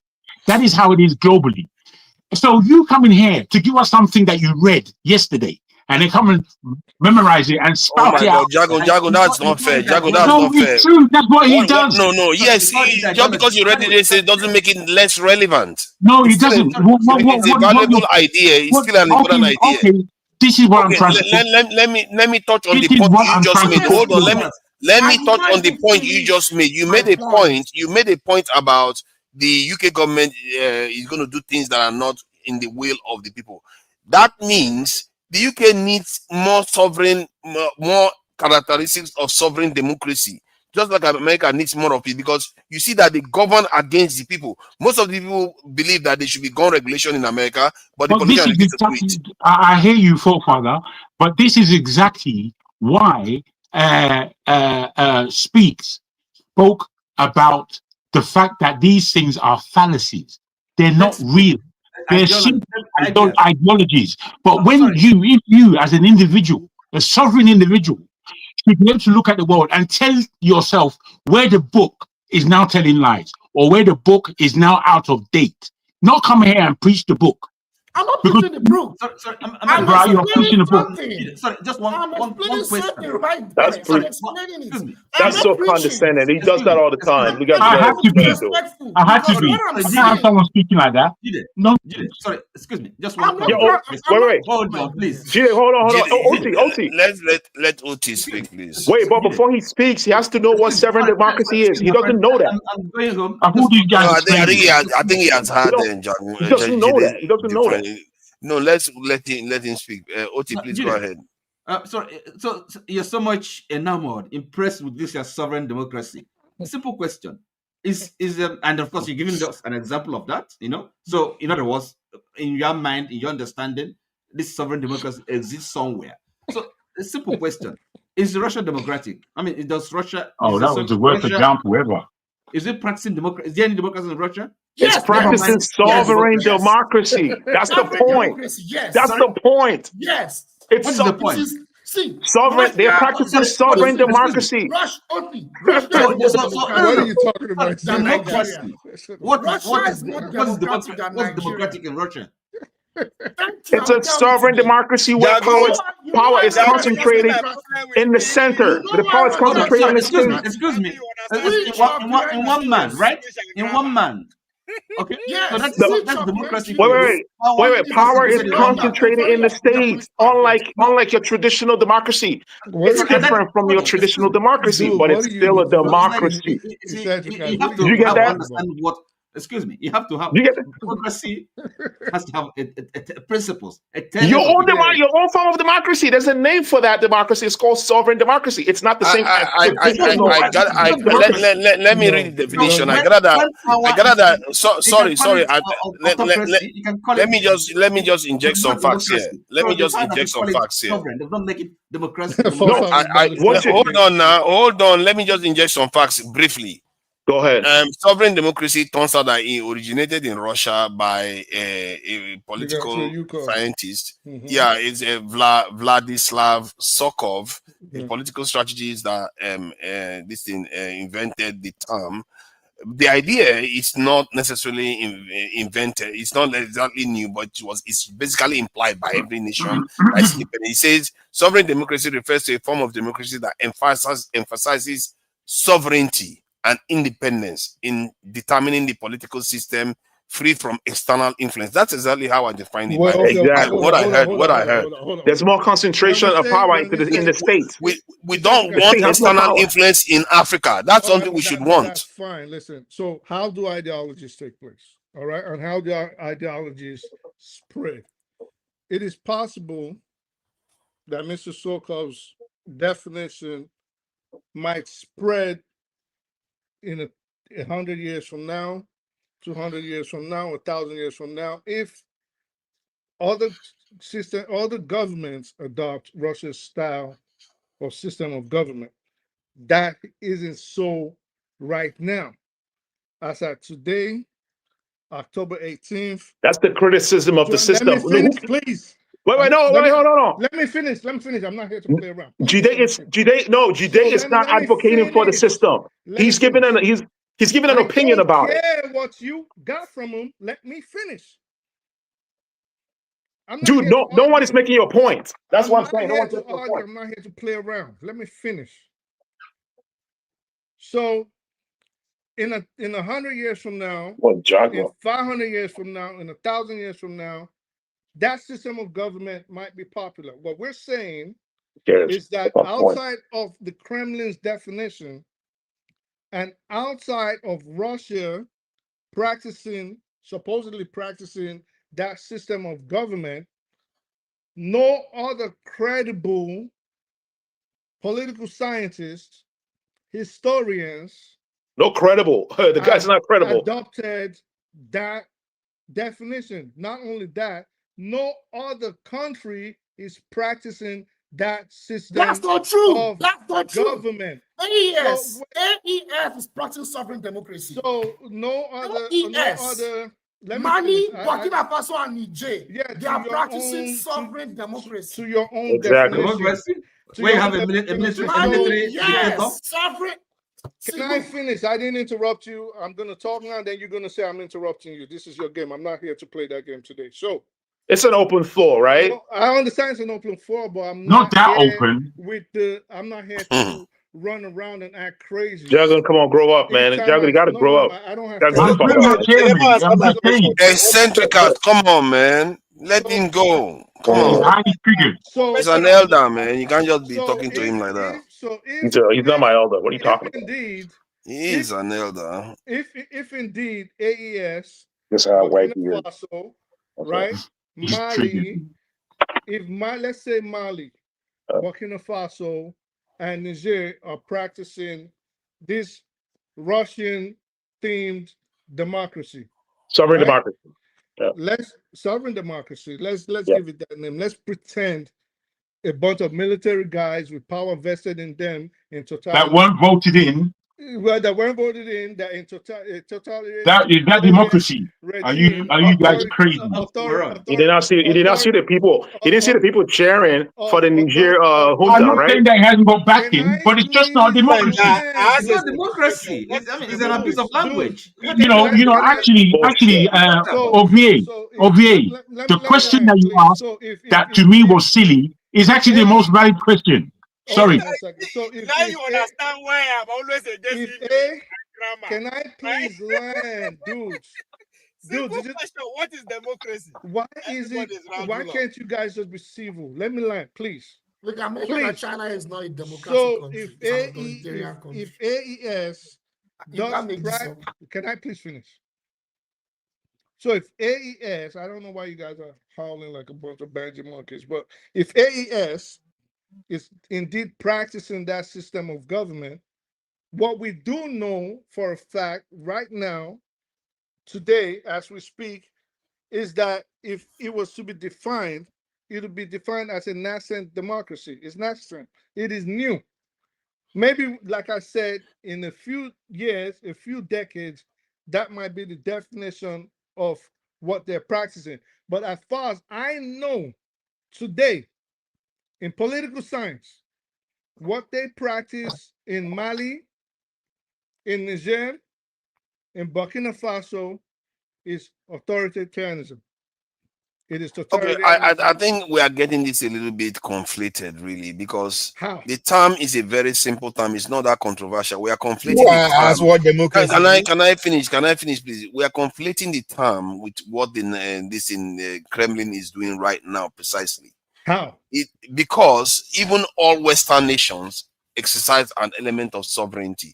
This is why you don't see their leaders traveling to another country barely 3 days. No, and they're I back want to to their know countries. how. Let me finish my point. I'm basically trying said to I was explain it. When you say how, I'm trying to explain how we are conflating it. All right, so Because tell us. the term, the way I understand it, the first time I heard it, sovereign, this in democracy, it basically implies national interest first, nationalism first. It's not so different from nationalism. It's trying to say, don't allow foreigners to influence you. That is basically the tenets. But the way they do that in practice implies that they have to sometimes crack down on human rights. This is crack down We on need to people's human understand rights. what democracy But is. hold on now, Ovie, let me finish the point. Sometimes, let me finish. Hold on. You are going to finish. Oh, let me finish the point. Sometimes you're going to crack down on human rights, because I don't like when we discuss things that are relatively simple, we conflate it too much. Sometimes because in America right now, they are clamping down on human rights in many ways. Can you let me finish? I'll put you backstage. No, but he asked a very simple question. Yeah, but that's not the question I'm answering at the moment. I have to finish answering one first. Then you guys can answer all you want. We all see you already okay. You just disrupted now. See, the point I'm making is that there's no point acting as if we don't know what a sovereign democracy is. That's what most Western democracies are. In the context of Russia, the reason why probably they came up with that, particularly because we saw what happened with Boris Yeltsin. He was basically being controlled. He didn't know what he was doing.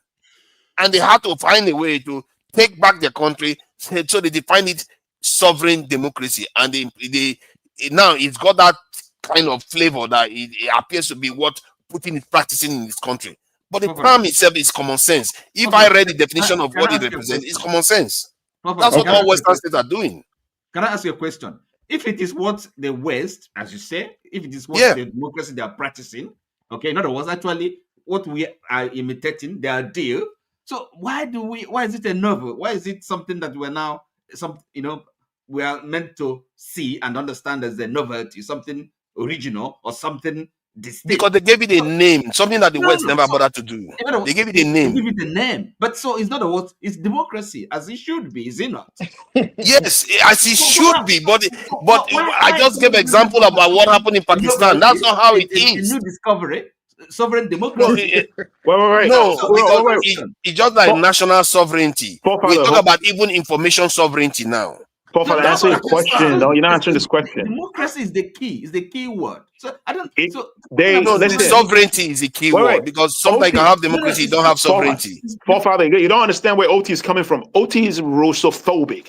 He thinks Russia doesn't have any election system. They do. They voted. The president, 80% of the people voted him. So it's a democracy. You really believe democracy. Even I am thinking that 80% is everybody. They have opposition. They have opposition. Communist Party of Russia. So okay, so it's Communist Party of Russia. Exactly. He's Russophobic. But you know that they ban other people from running too. So you said those people are sponsored. It's okay. Yeah, but you don't ban them now. You allow them to run. I'm putting my hand up politely for a reason. So, forefathers, you said something. You said try to keep it brief so others can speak.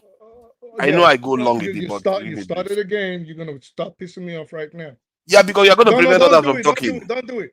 Because I no, will don't do it. No, don't do it. You You have to allow other people No, to you speak thriving too. this nonsense. When it comes to, I don't come on here to No, provoke. Jago hasn't said anything. Jago raised his hand. I Yeah, have to but also Jago allow raised him his hand speak. when you and your boyfriend were busy shouting on Oh, everybody look at to that. leave I thought everybody you had alone. one of my brain cells. Okay, please go ahead. You do this all the time and get me out of character. I don't like it. So all I'm saying is, if you're saying that in a democracy, one of the reasons why one of the things they do if they don't like an opposition's position is to crack down on oppositions and silence them. What I wanted to ask you, and which is what OT is asking you, and which is what OV is asking you, is very simple. In this AES states that you people claim are practicing this new sovereign democracy, including Russia, are the Sorry, opposition Ovie. are the opposition not being clamped down on? I know you are a You dictator. It's say okay. the main thing is this. Sorry. It's I should have. Okay, let me just leave it because it's Nobody know very, what my very. definition of democracy. Now just they So speak you're for me. saying It's not fair. you guys are freaking insolent. So you're saying the main thing is the main aspect of it is the sovereign part. OT Yes, is saying the main aspect of it is the democracy part, yeah. which is what I agree with. So you can, and OV is asking a very, very pertinent question. If you want to call it a sovereign democracy, define what democracy is to us. And if you cannot read the principles that OT has laid down of what a democratic state or a democratic government is, then maybe you want to return what you guys are currently calling a sovereign democracy, which would mean that they are not practicing anything related to democracy. Can I define democracy for you? Should I define No, it? define it for You guys yourself. will be happy, right? Government of the people, by the people, and for the He's people. always coming Can on I telling me shit. give the reason why Listen. He only been in America. Forefather, you're supposed to do something at this point. I put my hand up. Yeah. I listened to the last speaker. You can't just run over me like that. Everyone's getting out of hand. Okay, please join. And it needs a little bit of Let management. Jagon speak then. Jagon, please go ahead. Please, I will. And please, if you just manage a bit tighter, we'll have we've had a good conversation today, and I think it needs to continue in a vein of some level of order.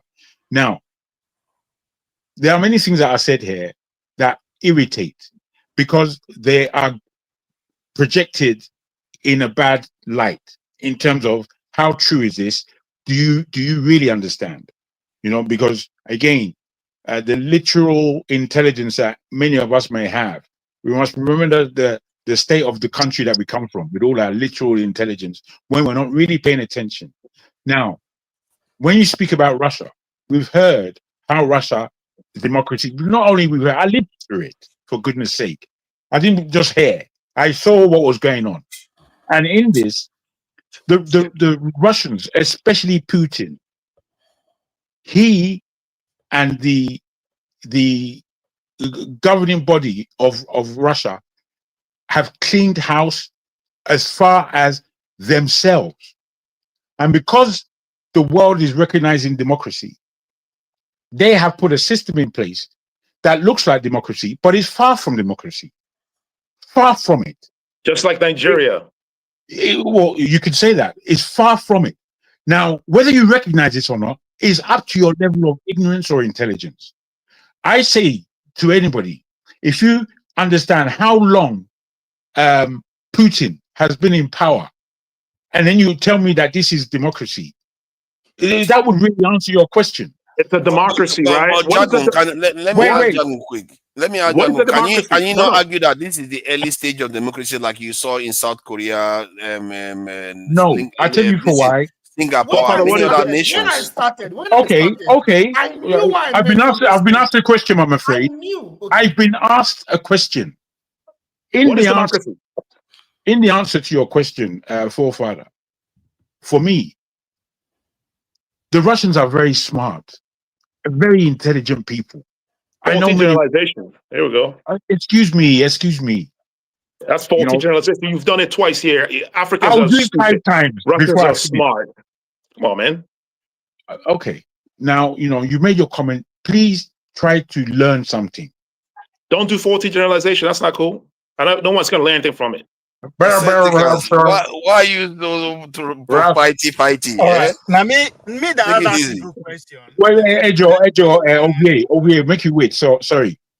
What I want to try to let you understand, it's not written in books. It's not written in books. They have to be understood by the polity and the policies that come through. Now, as far as I'm concerned, I'm not Russian, but I can see that Putin in Russia is safeguarding his nation.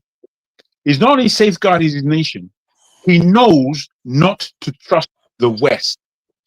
And this is the operation and the paradigm that he is working in, and he has been working in before he ever reached the stage of being the premier of that country. So what he is operating is more similar to China than any democracy in the world. Now, China would admit that they're not a democracy. However, China has had to make certain moves because its economy has to grow. And China is a democracy. Don't say that, bro. Like, well, goddamn. exactly where you're going. I am saying that. I don't know if you're speaking about these things. You're speaking about these things as China though. is actually a democracy. Wait. It's democracy.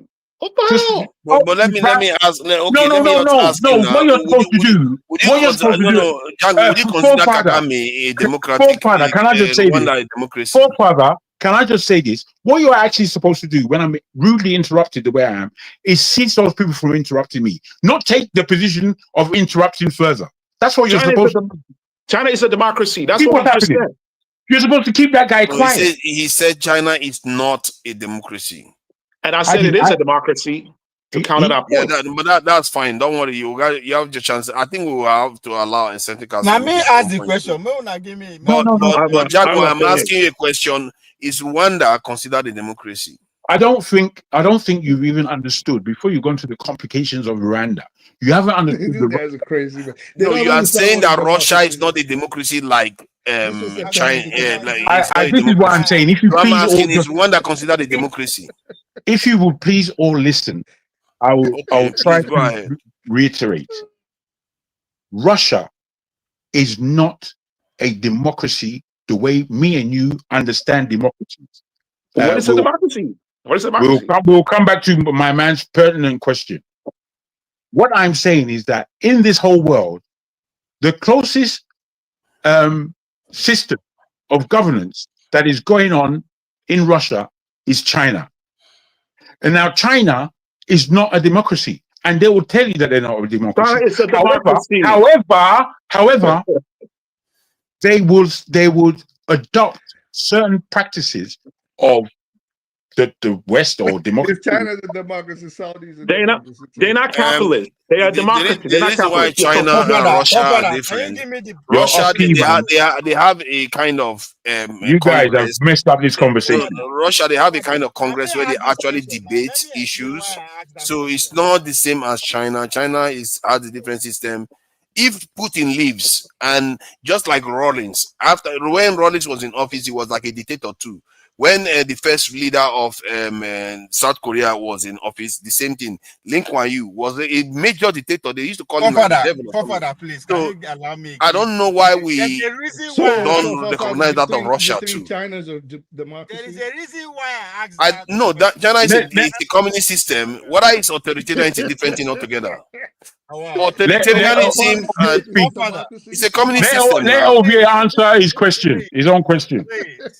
Father, communism is not anti-democracy. Communism is not that's what I'm saying. The term is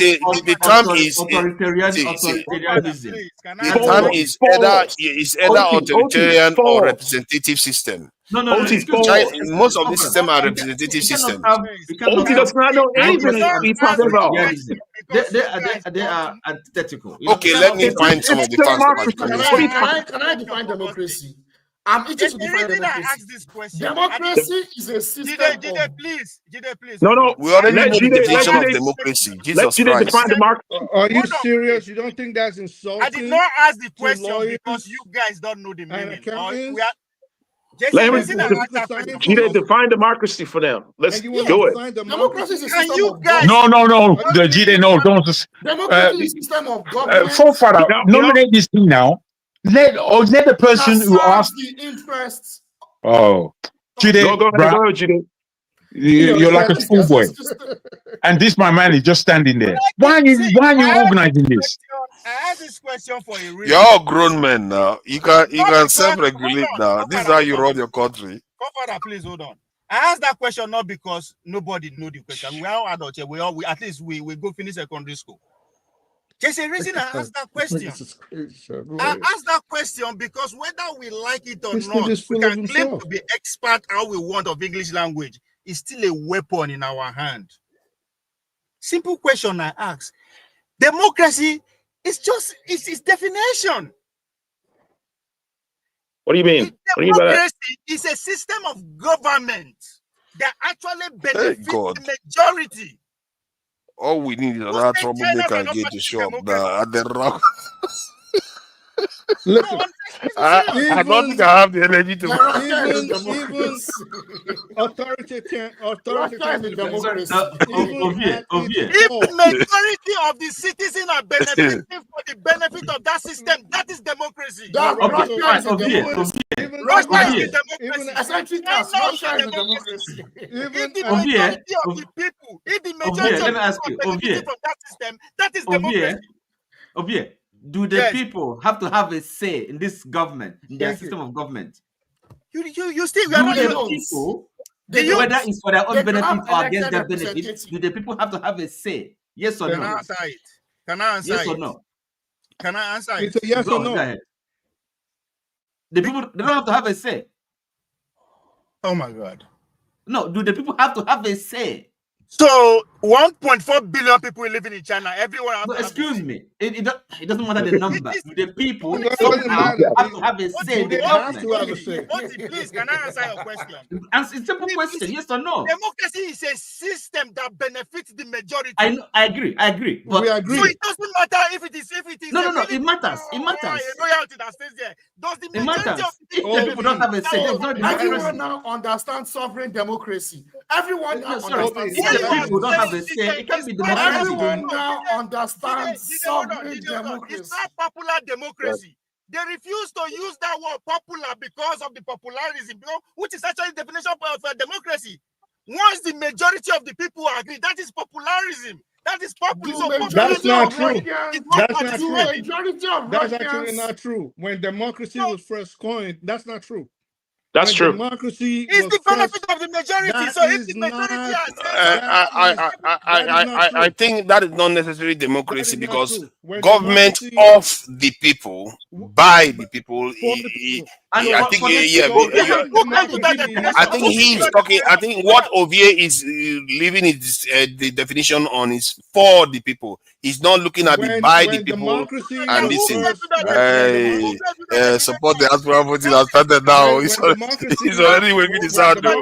Trouble wants to start now. Was first coined, okay? When that term was first coined, ancient Greece, not everybody participated in it. That's what I said. Benefit. Okay, so not everybody participated in democracy. So you don't necessarily. Let me explain something. Hold on, just calm down. Calm down. Listen. Even at its core, a dictatorship would usually have elements of democracy in it because there will be some form of participation by the ordinary citizens, not necessarily to choose the leader, which I actually spoke of. What is the point of setting up a system? It's to benefit the people. Right, listen. Exactly. So democracy is a system. Hold on. why don't we Ovi, it's okay. Why don't we just get back to the original topic? Because this always happens where Femi was talking about something else. It was involving Gaza, Palestine, and all this other good stuff. And all of a sudden, someone comes, tries to teach us history, and starts telling us about sovereign democracy. Now we're all in a hoof about something. And a big hullabaloo. So let's just get We back are to the original topic. if we cannot agree, if we cannot agree what democracy is, how can we move forward? No, we're not moving forward. Let's just go back to the original. Yeah, we're not moving forward at all. And let's go back to the original topic, which was Epstein. Yeah, let's leave this out, man, because nobody's learning anything here. Sorry, everybody. Before you go back, let me join you to go back by saying something on this that we can all go back together to the previous one. Oh yeah, now. Are you giving us the definition? God bless you. Now you. Okay. It should be the last. You only just to be mad in our madness. No. What I mean, like before you go back to the previous ones, let me just contribute. Let all of us be mad together first. Okay. That's democracy, actually. Femi had the last good input in here, and that was why I was asking him not to leave. Let's go back to that. All this. Let me teach you. Femi's not going anywhere. When I'm here, Femi's not going anywhere. Let local peace talk now. Let local peace speak. Please, see, truly, I think somebody was saying when it was first coined, what was the real definition or practice when it was first coined, and is it what is being practiced today? Because government have changed overhand and they've been able to interpret what they believe it is in their own value system. Now, everybody cannot be democratic in nature in this world. It's not possible because we all have different belief system, different tribes, different ideology, different traditions. So it's not possible for everybody to be democratic. Hence, what I'm saying is like different systems work for different people perfectly. My democratic way might not be perfect for me while I'm still progressing. It doesn't mean if you don't practice democracy and whatever, you will not progress. You understand? What I want to say is like everybody has their own system, the way they grow. We can't just be coined or partitioned into one democratic whatever and believe that's the only way to growth, success, and whatever. Then what Ovio was also saying, democracy. Look, see, if you say for the people, by the people, and of the people to the people, you understand? It's subjective. It can be interpreted to many things. Like what it means, like all of us, we agree to give one person power to rule for 10 years. As far as it benefits all of us, to me, that's democracy. It can also be said that no, we all have to have a say in the government, whereby if you do your 4 years, leave, let somebody else come and do their 4 years and leave, let come and do their 4 years and leave. They will say that is democracy. Let's be having frequent elections. So we'll call it that. So we say no, democracy is like, let's go do our business. Let's leave leadership for one person. We trust you to rule the country in the best possible way and do your thing. Why, as far as we are benefiting, you are progressing, why should we be thinking of changing office or leave there, somebody else go there? As far as everybody's progressing, we're all happy. We have a job. Everybody must not be in politics.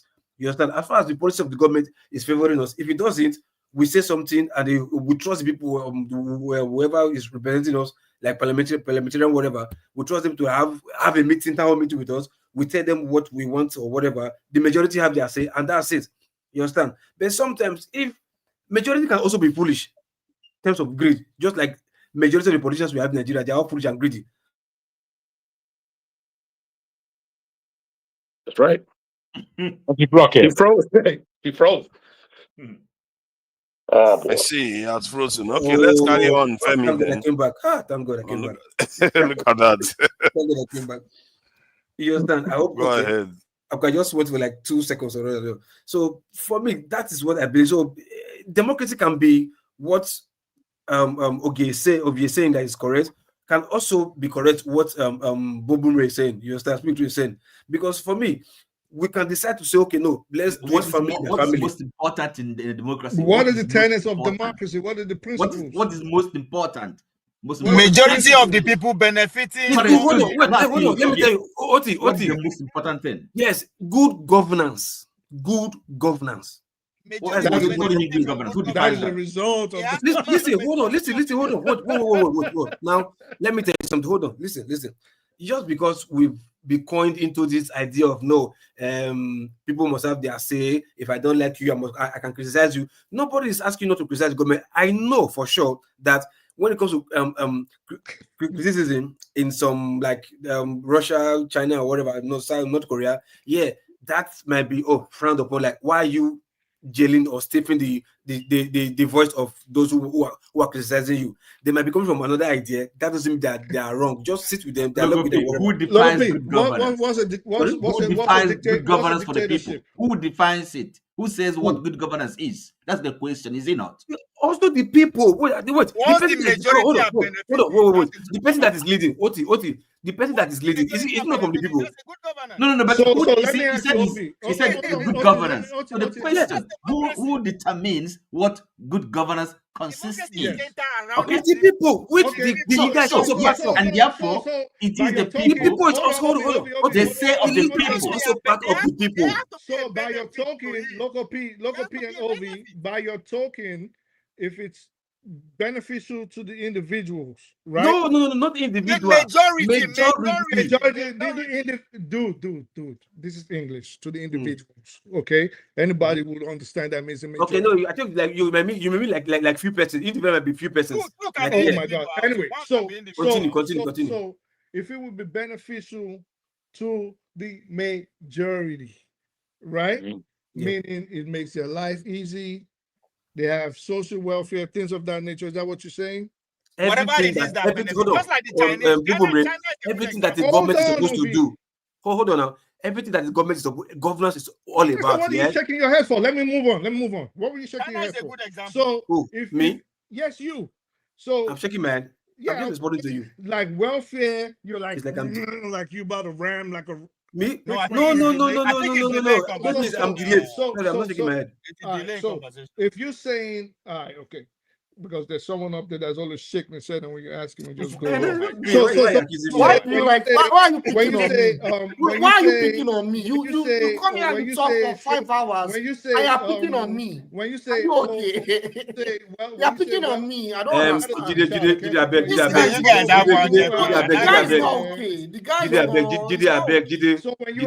annoys me a lot. One at a time. When you have welfare, when you have welfare, right? For example, social welfare, basically the benefits that the government will necessarily give its citizens to make their life easy. Yeah, that is your definition of a democracy. At least no, it's not. At least shut up. Oh, okay. What? It's not the definition of democracy. What are you talking about? I'll give you an example as China. Hold on. Let me. Oh gosh. God damn. So if that is your position, Ovi, by that context, Saudi Arabia, Kuwait, United Arab Emirates, Oman, Bahrain, Qatar are practicing a democracy. Can I? No, I said. I'm using China. That's different. Hold on. There was no election. China. What do you mean? You bring the election. How do you know that? Look at you, contradicting yourself. You bring in the election. Hold on. But let me tell you. This is why. Hold on. Let me make myself. You don't even understand. That means you don't even understand the system of government. Hold on. No, listen. Because that's not sequitur, dude. That's not sequitur. I said, hold on first, please. You will continue. I said, see, any government system that benefit the majority. I'm using China as an example because it's a living organism. Well, forget about China. Hold on, please. You told me to. I was speaking. The Chinese system was able to raise majority of them out of poverty. That's democracy. Why do you guys have a tendency? Can you keep quiet? Yes, you mentioned China. We've heard you. China. Okay. But we don't care about what you mentioned, China. I don't know if Saudi Arabians are the majority are benefiting. I don't know. That's why you don't know that. So there's someone that knows explain it to you. Which you in terms of Saudi Arabia, I don't know if they're parting democracy. How do you know the Chinese are benefiting? How do you know the Chinese are benefiting? The statistics is out there for us to see. Majority benefiting from this system of government. Ovi, can I please continue what I was saying? Go ahead. Thank you. The way you're doing is non sequitur. You know that, right? If it's shut up. So it's non sequitur. Don't tell me to shut up, man.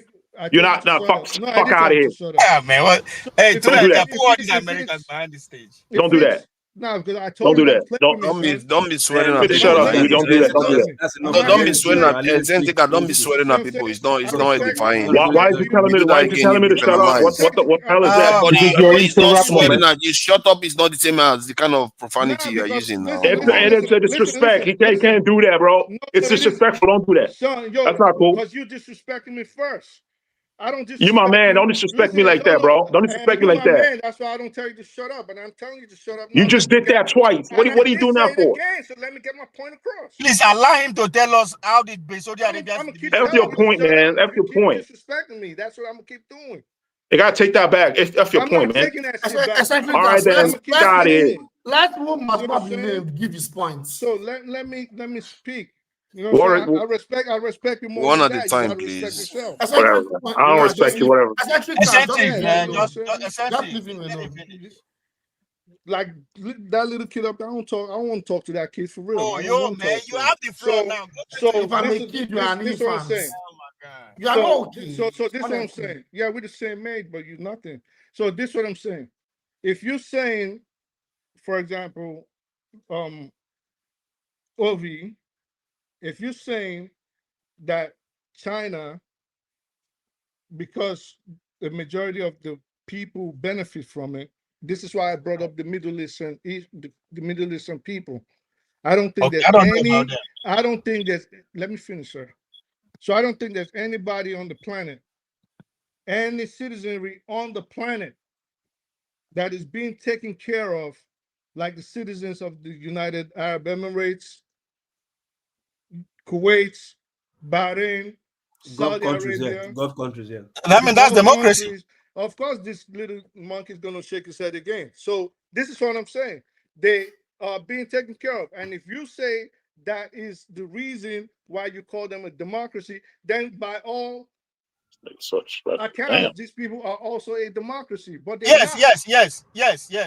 But you can't say they're a democracy. And this is why I wanted to go to what local people were saying.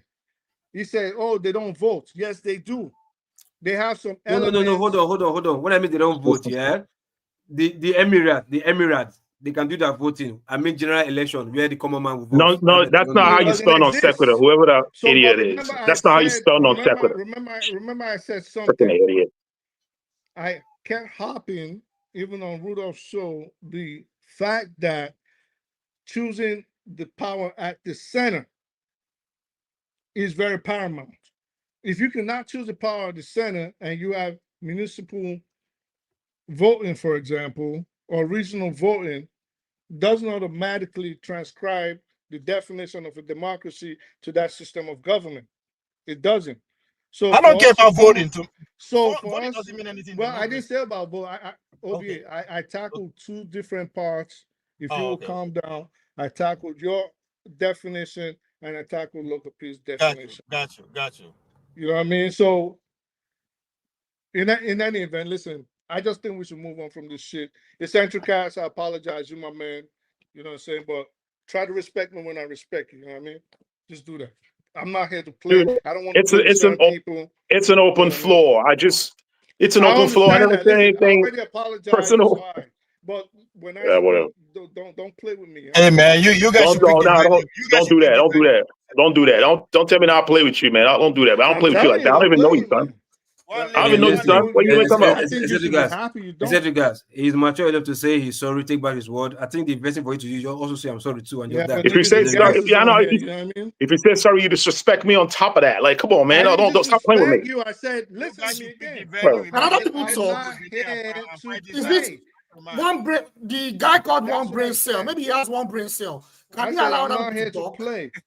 Like this little kid that just came from Africa 4 years ago. The unicellular brain guy should be quiet. Can every other person talk, please? You are responsible.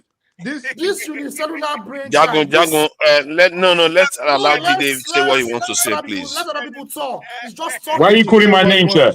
No, sorry. It was by mistake. Let's allow Jide. You know, it sounds like Jide a bit. So, Jagun is not Jide. Let Femi talk, man. I know. Sorry. Listen, we've taken the conversation elsewhere because this nigga always come in here and wants to teach people history. Take Yeah, it back to the I wanted to original say that. topic, I wanted to which say was what that. Femi was talking about, and we don't want to hear about all this nonsense, sovereign democracy. Let me teach you democracy. You don't know better than everybody. There's at least one. There's I never lawyers said on I here. know There's better political than scientists anyone. on here. There's accountants on here. There's other scientists on here. Always coming after. You don't even know Nigeria's history. Like, I guarantee if I ask you, no, come on. Man, I You treat know you. That's not Nigeria's fair. history. I You treat want you. to That's pretend not like fair. you know. Jide, please go ahead. It's not right. Let Poor him. father, what are Jide, you please eating go there? ahead. It's not fair what he's doing. He just Jide, go ahead, Anyways, please. my conclusion was going to be that if Nigeria wants to mirror its democracy, right? If Cameroon and Uganda want to mirror their democracy, where NGOs will be the one coming to determine or channel the political parties that will contest for election, or it is NGOs that will be funneling protests and reactionary actions like protests, regime change operations, or funneling military coups, then we've not started anything at all. But isn't that how Nigeria is today? Well, what is it? What is that Nigeria today? Which country are you talking about, Jide? Nigeria. Nigeria is like that. NGOs are in Nigeria. Which NGOs? Yeah, NGOs, they are in Cameroon, they are in Uganda. Those countries are everywhere except Russia and China. No. The reason why I'm mentioning those three countries is because those are the countries we're talking about right now. And I'm saying that those countries are not democratic because external influence are in those countries. Organizations. Yeah, non-governmental organizations. Thank you. Yeah, NGOs. They are there. And those NGOs, they are there to funnel Western interests. They are there to change the political landscape. Just say USAID. Dude, what does that got to do with the topic right now? I don't mean to be rude. Jide, hold on. This you What say does that got to do with what we're NGO. talking about? No, it was only rounding off his presentation, you know. So Let him just finish what he's saying. No. The next person. We were talking about influence peddling. How some people influence countries. Paul Biya. You don't even know that you messed up the whole rhythm of how things work. The thing was going nicely.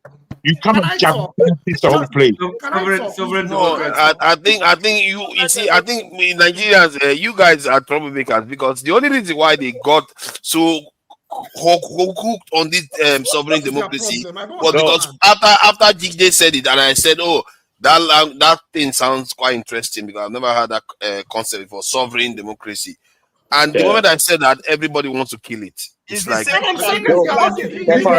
listen. OT is a bully, though. OT and Jago are two bullies. Thank you for your request. Let me make my You guys final are bullies. point. Let me make my final point. Thank you, Eccentricast. Yeah, don't be a bully. The reason why those I won't take your advice, but thank you anyway. Don't be a schoolyard bully, dude. Come on, the man. reason why those countries, My brother, you said it already. You don't have to repeat yourself. OT, you're a bully too. You're highly triggered. You're highly triggered, bro. Can we let? Okay. Let's have some decorum, please. Let's allow some. Let's allow. You guys doesn't have decorum. Then we go to we start going down this thing. Yes, I was talking about the you interest triggered, of NGOs. It's okay. And I was saying that the reason why some of these governments, some of these countries like China and Russia, they can be sometimes very repressive. And other countries like that, like Cuba, North Korea. The reason why some of these countries can be Are you hearing all this, poor father? Let me finish my points now. I'm gonna put these two people backstage. They are too troublemakers. I'm gonna put them backstage. You might just not let them. The reason why these countries are repressive is not because they hate their people and they just don't like democracy. The reason is because they are aware that some of these non-governmental organizations, they influence a lot of protests, civil rights movements, regime change operations, and you think we don't mass know that? mobilization. Is that a kind of a great discovery or what? Why do you always like to do this? You will just like to trouble people all the time. That's why everybody's ticked off, and Jago already called it. No, you should allow him talk. Why is it that you don't allow people to? But when you say stuff that other people know, they have to listen to you. Come on, man. You can't just say because you know it. Not every viewer knows about it. Not every viewer knows. It doesn't matter. Just let him speak. We have about 100 viewers. Not everybody knows. about this these thing, all sovereign countries like Russia, like China, the reason why the West call them authoritarian and the reason why they are repressive is part of what I'm saying. What I'm saying is they need their sovereignty because their sovereignty comes first before any democratic decision has been made. And the only way they can maintain that, they need to avoid foreign interference because the reason why they are repressive, because they have to be repressive because they have to suppress every other external influence, because it's not just coming into a country. You'll be saying the same thing for the past since I know you. It's the same thing you are saying. You're saying differently, but it's the same thing. Okay, I'll stop there. Hold on. I think what you are doing, I find it very, very. Now, when I hear it from the point of view of Jide, I find it quite insidious, actually. Somebody is talking about foreign influence within your countries. Hold on. We're talking about foreign influence, nefarious ones, not just benign ones that are playing politics to elect a certain ideology. We're talking about the types that elect leaders that rule our country to the ground. That's what we're talking about here. But how if it's not new, he's describing it in a way because that's what we are talking about. I introduced the topic. We are trying to.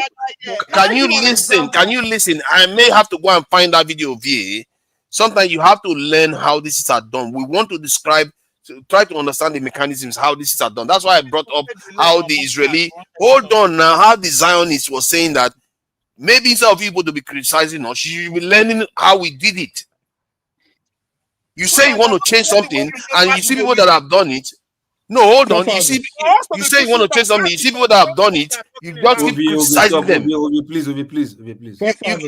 I don't understand that. What kind of attitude is that? You say you want to change, but you keep criticizing people that are trying to do something or come up with ideas about it. Forefathers, when you discuss with your contemporaries, with your peers, do you guys stray off topic? Does it make for an enjoyable discussion? Like you start talking about systems of government, and next time you're talking about different ways to barbecue chicken, or do you just stay on topic to have a beautiful conversation? I think you should. I'll answer.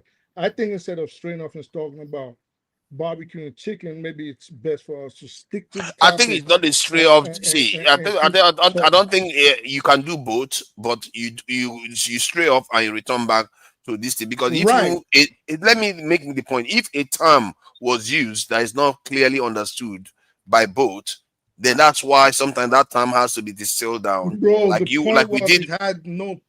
we did with the sovereign democracy. No, it does have relevance. Jesus Christ, how many times do I have to tell you? We are talking about foreign influence over a nation here. We are talking about sovereign democracy, a system whereby they reject all that, and you are saying it's not relevant. What more is relevant? I'll tell Jesus you Christ. You are screaming because you just find out. Yeah, because it's frustrating. That is completely relevant. He's saying this system is designed. Are you listening? The system is designed to reject foreign influence. Good news. Is that a secret? Don't we be talking about that every day? Actually, no. All you talk about is the problem. You don't talk about. You never mention the system that has been developed to do that. So you've never done that. So it's not. So we're talking about a solution. What is describing the solution? He just described a system that is designed to do that. He's pointing out instead of you to learn. Problems. Those are the problems. It's the same thing as USA. Forget it. You know, some people know they don't. They are just anti-learning. It's an OG day. It talks about the same thing. The influence of the West, how they do it. Yeah, but now he's describing a mechanism. Oh my God! What he said was in line with the topic. What you say was in line with the topic. Examples in your country called Nigeria. Can I just give an example now? Listen. I'll give an example. I mentioned USAID. I'll give another example. We're talking about Paul Biya. Because CHRDA, all of you should go and check it maybe after this session. I know CHRDA, they are funded at the US Embassy. German Embassy. So who is arguing with you? That's the problem I'm saying. It's irrelevant. No, he's not arguing with you. He's just saying it. Something that we know for 60 years. See, Obie, don't stop shutting him up, because the idea is that. I'm not. It's you that don't know that. It's new to you. That's why you are. See, why do you think I don't know that? Why do you think I'm not interrupting? Because not everybody that is watching, maybe one person that didn't know about it will hear it for the first time. You don't know that. Many people are not interested in what we are talking about. I think you are missing that part. It's not only about you. Tunanja, you see that is not getting it. For the past 3 hours, we are talking about the same thing. We should be ashamed of ourselves. We are adults, for God's sake. Come on, man. I'm ashamed now. Now that you said it, I've been told off now. I'm ashamed. Damn, man. Okay. Now, Femi brought up very, very interesting topics. And Femi when he deviated was from the leaving, he point. said, "Let me end this by." I said, "Yo, chill, relax," because it was very on point. And then all of a sudden, what are we talking about, sir? Femi deviated from the point, anyways. No, he didn't. Let me. Sorry. Let me just say something. Eccentric, because it's the second time you're doing this. When I mentioned that, I only said it as on the side, and I specifically mentioned that I just wanted to mention. I was only saying in response to something that had been mentioned earlier, and I intentionally said it is going away from topic. I said something along those lines, so I just want to be clear. And you said something afterwards, so please don't say what I did not say. I did not. It wasn't like I was trying to. Actually, Papa said it from the start. Yeah. Papa said it from the start. I talk about. I also asked. I said, "Are we trying?" If you remember, I also said, "Are we trying? Are we? Which topic are we on?" Yeah. Yeah. And I made it clear it's about influencing our nation. I described how they compromise Pakistan and how are we supposed to reject this? How are we supposed to be able to be immune from it? And I think if there is a formula out there, it's valuable to learn about it. This topic right now is addressed or called having a meeting about a meeting. That's what we're doing. And we're enjoying it. That's just trivialization. No, really. You see, as I said, you see, Dr. Damages, he had his show, and I was there for just the last thing because I was listening before that, and I only came in when I had something to say. The things that they were speaking about earlier, I had nothing to say about it. I just listened, and then I came in when ranting began, and I ranted. He said that he enjoyed the show very much. It came into yours now, Forefathers. The show was going well. It was going well. And not only was it going well, you are giving each individual a lot of time to speak. When Jide came, he was just out of that time when you are giving people a lot of time to speak. You are talking about changing the subject and allowing it to progress.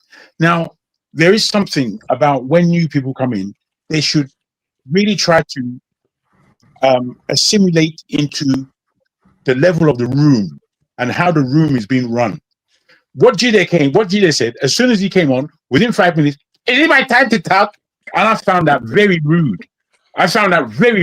Because he had just come. He didn't know what was being spoken about, it seemed to me, and he didn't understand that he was last. You were lying against me. You were lying I against me. I said you were last. Okay, shut up now and let me finish. He was last. Omo. He now wanted to join. Shut up. Like, I came in and I didn't say anything. I was quiet. Okay, you said what you said. I'm going to finish one. We shouldn't see. Sometimes he interrupted me. I haven't finished. Yeah, Django, Jide, just hold on for a second. I think we really need to avoid telling grown men to shut up on live stream. It doesn't help conversation. There are people that value them that are watching. It's all very good, but there's you know, as has been said, people don't come here to waste their time. They come here to enjoy and elevate a conversation and see where there are relevant points that can be made for their own purposes. That's why I come here. I come here because I care about Nigeria. I care about the black issue. I care about what is pertinent to us. That's not true, man. All right, thank you. Can you just stop? Every time you just start making trouble. If you look at Aestheticals, learn from support diaspora voting. See how civil he has been. He has been very civil. Support diaspora voting now. You know, he can make trouble when he starts with trouble. No, the thing is, you see, when I got problem with Jago, the thing is, my guys, when I'm not talking, I'm not talking. When I'm talking, Oti, sorry, let's wish Oti a great weekend. If you are going to be around tomorrow, then wish you a great day. Oti, thank you for joining us, Oti. Oti calmness is the problem. He's still calm and quiet. That's why everybody. No, Oti, we have to respect him. I like having conversation with Oti because he's very, very, and he listens to your answer and tries to come back in a technical manner. That is actually important. Can you stop muting me? I'm trying to mute people. Forefather, can you please stop muting me? I'm trying to mute people because of the noise that's coming through. I don't know where it's coming from. No, there's no noise coming from. It's me here alone.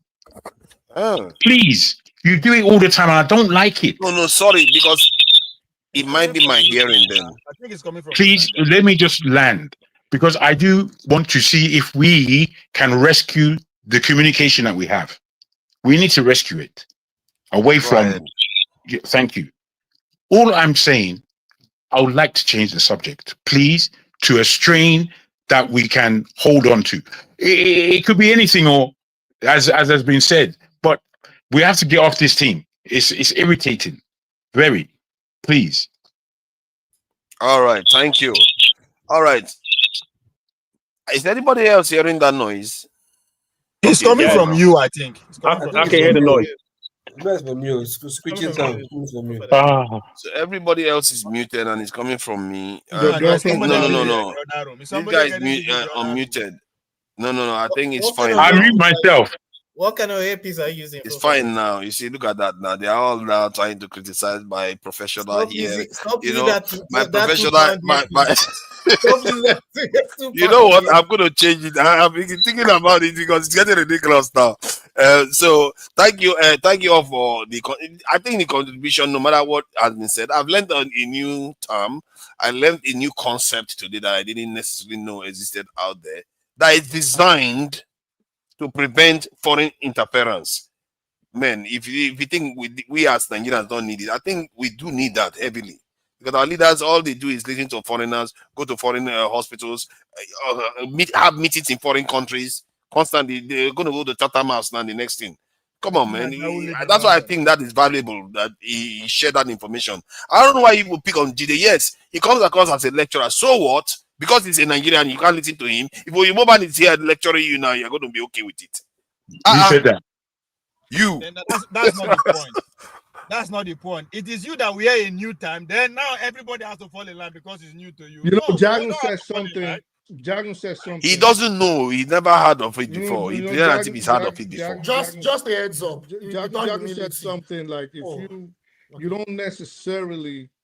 I think the problem is, and this is not to diss him. I think the problem is trying to show, and this is why OT also felt offended that it was condescending. So I think the problem is when you tell professionals, without stating everybody's professional, I would assume some of us know what each other do or have done, and you start telling them about their line of profession, I think people take umbrage to that. No matter what you think you know, when you try to condescend on people that know that they are probably your better intellectually or professionally, regardless of the fact. But what did he say that was condescending other than he was teaching? I didn't say anybody's name. I said my point is that he never really insulted anyone. He was just saying stuff. I said in general. So, well, I mean, I guess that's how you took it. I guess the other people complaining took it a different way. And maybe they take it a different way because they never like. I think it's an element of trying to have somebody justify their position. I can see the value of that when somebody comes and makes a proposal that you maybe feel like he's coming across as if it's new. No, I guess you want to challenge it, whether they are strong in it. That is fine. But I don't understand the argument that he was lecturing you. He's not lecturing you. Nobody's seen GD. When you tell people, for example, nobody see that as say new. someone in Europe. That's no humility here, man. That's what it is. And when you tell someone in Europe, for example, and you've never been to Europe, you've never lived in Europe, for example. Too much ego, bro. Too much ego. Yes, exactly. So when you tell someone that has lived in Europe for maybe a good amount of their time of their lives, and you've never been in Europe, and you tell them, let me tell you all the European things, or let me teach you about democracy to lawyers on the panel. or let me tell you this, let me teach you this. You people don't understand this. Let me, Right. you know. So after a while, people start looking like, who the fuck are you? Yeah, right. Especially when he's studying Jaguars. Like, what are you even talking about? We talking Yeah, Fathers, can you change the topic, or we put you on backstage? Yeah. I wish at this stage I really wish people can put me backstage. You know, you have started troublemaking. You see, where anybody that comes here, we start spoiling them.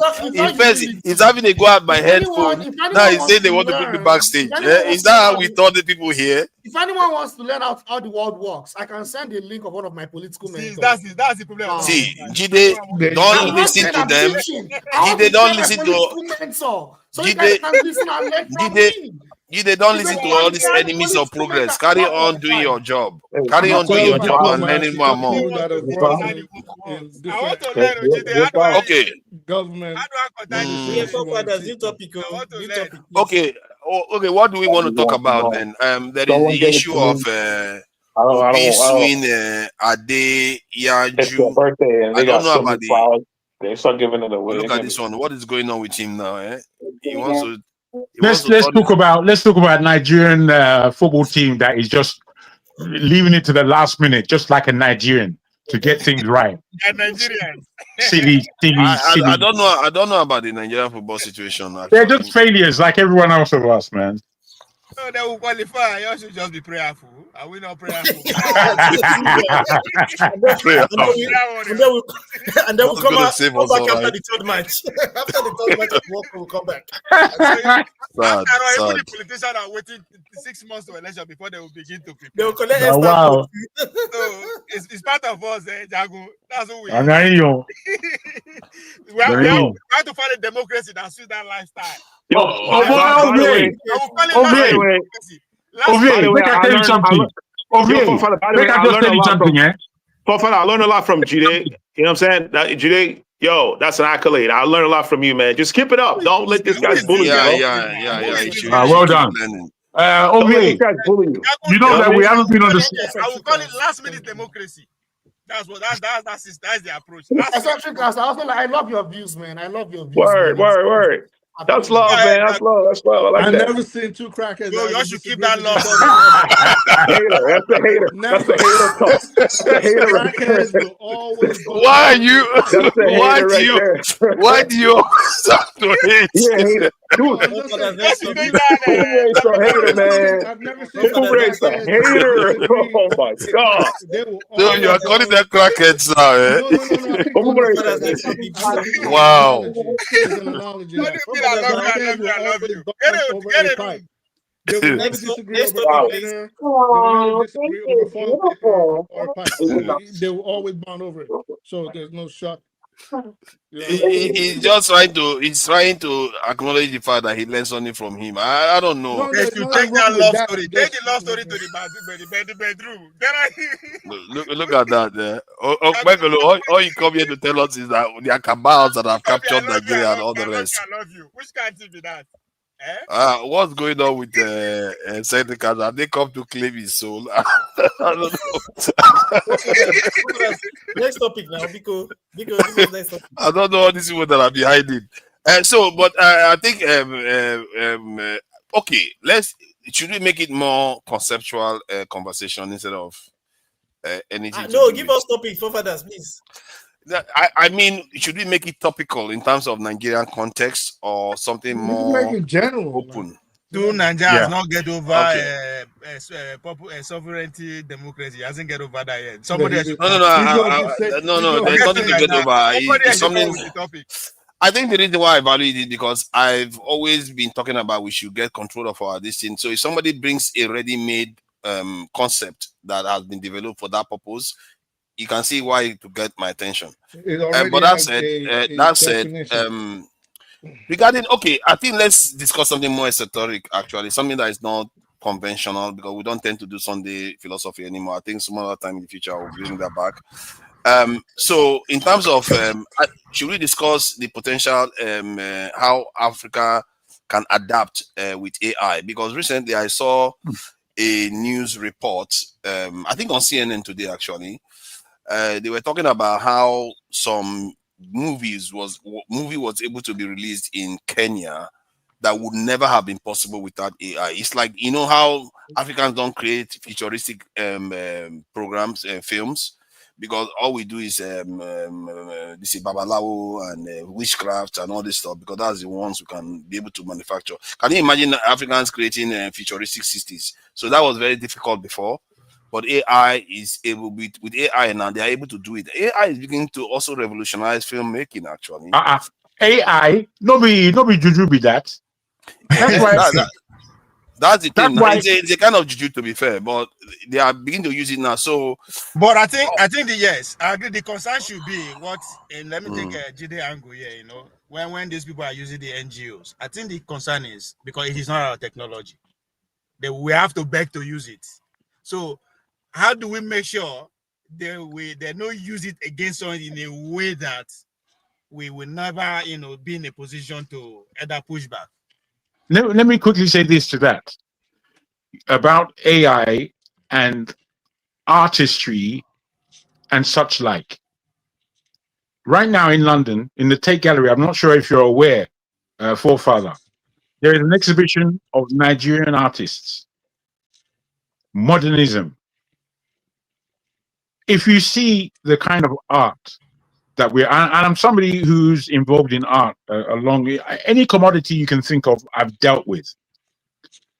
And when I look at art, I'm also I'm a piano player, I'm a musician, but I'm not great. I wish I was. I could have been, but I'm not great. Having said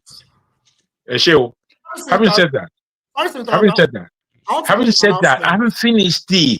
No, I'm not intervening. I want to make an announcement. So I'm going to be sending some videos. So it's not and I thought the announcement was that you was about to go. Sorry. No, it's an announcement. Sorry, I'm so sorry, brother Jago. I'm so sorry that I'm interrupting. I apologize. See, that's nice. I'm sending some videos. It's like lecture on certain things, like on how the world works, on geopolitics, like for my political mentor. I'll just share some of them. I can also follow him on YouTube as well. What I would say, I have many mentors, but Michael Ross is one of them. Ross, what I would say to you, Jide, is that you're very, what's it called? Michael Rossi is an American. You're very strong. You're very strong, Jide. I know Michael Rossi. Right. Sorry. Which is good. Which is good. Anyway, in the Tate Gallery, there is an art exhibition now of Nigerians. And if you see what they are able to create, both given the esoteric and exoteric argument, if you like, through their art, bruh, you need to go and see it. Because AI, Nigerians are going to be high creators of AI. It could actually be a system that allows us to even be more democratic with what we are able to produce and do through AI. It could be even something that we understand better than anyone else in the world. I don't know, because we are great. We barely have the data centers. How do we? Well, my brother, AI. Yes, we are. Yeah, and AI is programming. What do you mean we are very good with AI? But based on what I don't know. Do you have any justification for that statement? Yeah, what we see them do online. Yeah, so I don't know. Okay, you may keep movies. Okay, I see what you mean. We're already very active in these areas. They're making skits. Finish, and I want, if you don't mind, after Jago, I want to say something. I am itching to say something. Okay, no problem. Oh, I just wanted to, kind of answer Ovie's question and begin from what forefather was saying as to making part of this conversation. I'm saying to us that there are things that we have in Nigeria that supersede AI. They supersede AI. Now, if we understand these things, we will be having some level of control within that marketplace, within that field, within the world. Because AI is going to be very dangerous.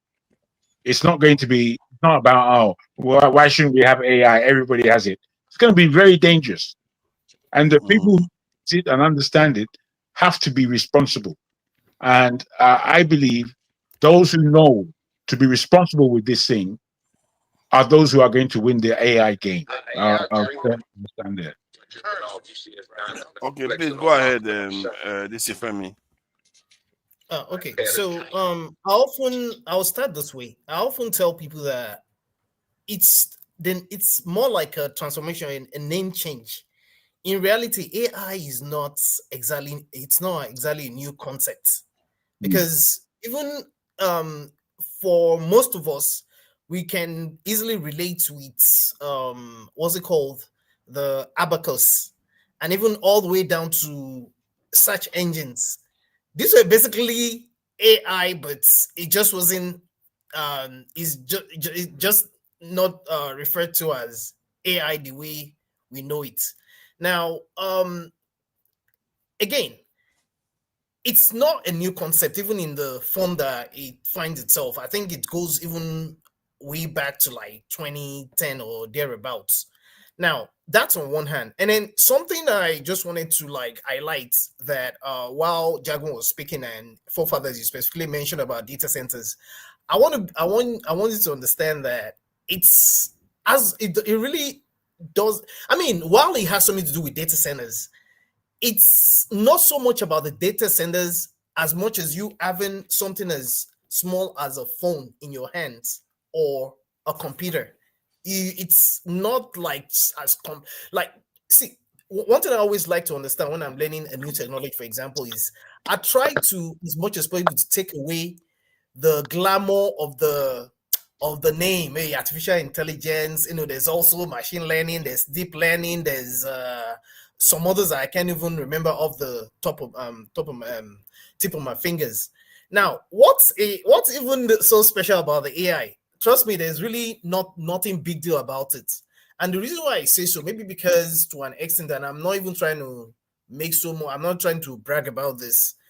I remember I've been running away from even learning programming, because I've always been, when I first got into IT a couple of years back, I was trying so hard to run away from programming.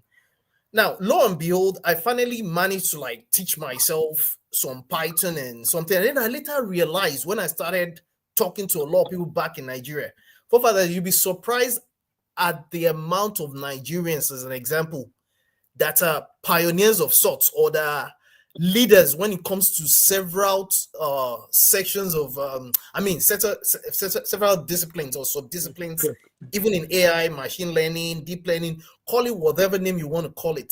In fact, there's an Ethiopian guy, I keep forgetting his name. He's also a major force when it comes to AI. He's well known in the AI community. And like I said, there's a lot of Nigerians, a lot of them, when it comes to AI research, AI intelligence. Are they not like consumers of AI instead of no creators? No. Forefathers, you'll be shocked if you see. Let me tell you something. Remember, there's a lot of Nigerians that are doing amazing things. You don't even know these guys. If you know them, you don't even know they're Nigerians. You will be shocked. The amount of Nigerians that are top level AI scientists, researchers, and what have you. So not just in America or abroad, they're in Nigeria. Yes, sir. So I just wanted to premise this discussion on that, and I'll keep quiet for now. So it's no big deal. My concern with the Nigerian aspect of AI is that you want to say something. We wanted to say something. I wanted to say something. Nigeria has China has deep seek. What is Nigeria? Seneca hasn't said a lot. Let him speak. Then you go. Listen, I speak the truth. I was just gonna ask. You said a lot to most of it. Chinese have deep seek. Does Nigeria have a language model like that I'm not aware of? Do we have a language model? They have a lot. In fact, some of the things that are powering what you refer to as all of these kudu. I forget what you call these these tech guys. A lot of what is powering them right now are AI. Yeah, what is the language model like Nigerians made? Well, what's the name of it? Like maybe they might not be as robust in terms of being popular when it comes to, because there's a lot of things that also comes into play when it comes to saying things. You see, that's my concern. I feel like they are more expert consumers instead of actual creators. I do know. Actually creating I do know that. Let me add one. I do know that I saw a video of creating stuff. Do not somebody interpret using AI to do Yoruba interpretation. Languages, yeah. There's even Yeah, more. There's more. There's a language lot models. going on. Trust me, there's a lot going on in terms of You know, creating spoke, things. like, models. you said something about when you started off, you actually asked about the dangers of AI. What could be the potential dangers and fallout opportunities for us as Africans too. Right. And someone mentioned the arts, which I think led to I think it was Jaguar who talked about his piano playing. Let me to me, I don't think we should be too excited about AI. I think, in fact, we should be very worried about it. And I think people are only looking at the advantage and the ease of completing tasks technologically that it will bring, but people are not looking at the potential fallouts and how, for example, they can be misused by governments. Yeah. Also, the impact of AI on the environment. So, for example, they're about to build a new AI city in Indiana. X was leading this position, and the people of Indiana voted no on it. California has refused. I think they're about to go to Texas if they will agree, because they did try. X tried to build a news station out there, and there was a certain community in Texas, and they said no. So apparently, even the machinery needed to make it function is detrimental to the environment. Yeah, it uses a lot of electricity. Yeah, that's right. So for me, I think we're looking at the aspects where it'll be beneficial. No problem with that. But what happens when a politician gets knocked off, and we see forefathers running off a rooftop, dropping a gun and diving in the river and running off? And, seriously. But he comes and says, well, no, seriously. That's just what All I'm right. saying. Your forefather, hold on. Let me say something. Okay, yeah, all right.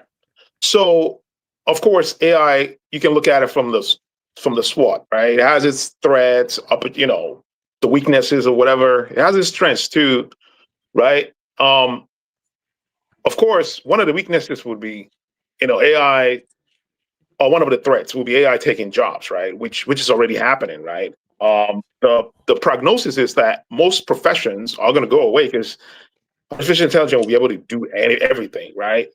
Which I don't have issues with, right? There's going to be a paradigm shift, of course, where humanity is going to have to move to the next level, right? Where we're not going to construct our curriculums based on learning and going to get a job and working your whole life and then retiring at age 60 something, right? There's going to be a paradigm shift where, like, let's say kids in the future in 100 years from now are going to look back at us and go, how is this guy's doing this? They go to work and wake up and they go to work for 10 hours, 8 hours, right? That paradigm shift is necessary. But, I'm going to take this conversation a little bit, deeper. This is what I think, right? If you look at human evolution, right? How the planet created humans, right? Personally, I believe that the planet wants to create an intelligent being. I don't know what purpose it is, right? I don't know what the purpose is. Of course, there's survival aspect of it and all that, right? I think the goal is for the planet to create a very intelligent being, and humans are like the conduits to create a more high intelligent being, right? Okay. It's like a shortcut. The planet, look how long it took the planet. It took eons, like many eons, to create an intelligent being that's like zero level civilization. And I forgot what the Kashava scale or whatever. Now, imagine how long it would take the planet to create a civilization that's like level 1, right? So what he did, he created humans. Humans will not create another being that's going to reach that level 1 to level 2 civilization that could harness the sun and, you know, do fusion energy. You're talking about the Kajusev's scale or something. Kajusev's scale, yeah, that's right. Humans are still in level 0 civilization, right? So if the goal, I'm just implying this, it's just my own thoughts, right? If the goal of the planet is to create a level 1 civilization, it doesn't have that much lifetime to create it. It took like 4 eons to create humanity. So, and if you look at the evolution of AI, right, from your Nokia 3310, right? I mean, if you look at the evolution of cell phone, for instance, right? Cell phone evolved from 2000 to now. The evolution is like very leap. You know, it's like the evolution is very leap, right? In that short span, you know, cell phone evolved into what it is right now, right? So technology, unlike biological life form takes a while to evolve. Technology takes few times to evolve. You're looking at AI right now, right? It's probably 100 years of AI, right? Now imagine another 100 years where the evolution would be, right? So what I think is like, AI is the next being. It's the next life form. You know what I mean? Like we look at life form, biological life form, but this is mechanical life form that will probably have.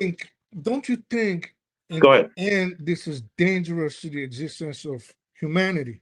All right, yeah, I agree with that. It will be dangerous for humanity, right? Well, how it will be dangerous for humanity is that, for instance, if AI becomes sentient, right, and see that human activities. They already are. Okay, that's fine. That's by the way, right? If AI becomes sentient, right, and see that human activity is causing the death of the planet, and the planet is their home, what do you think they will do? They're going to destroy us. They'll take over. You know, they'll want to get rid of. Us.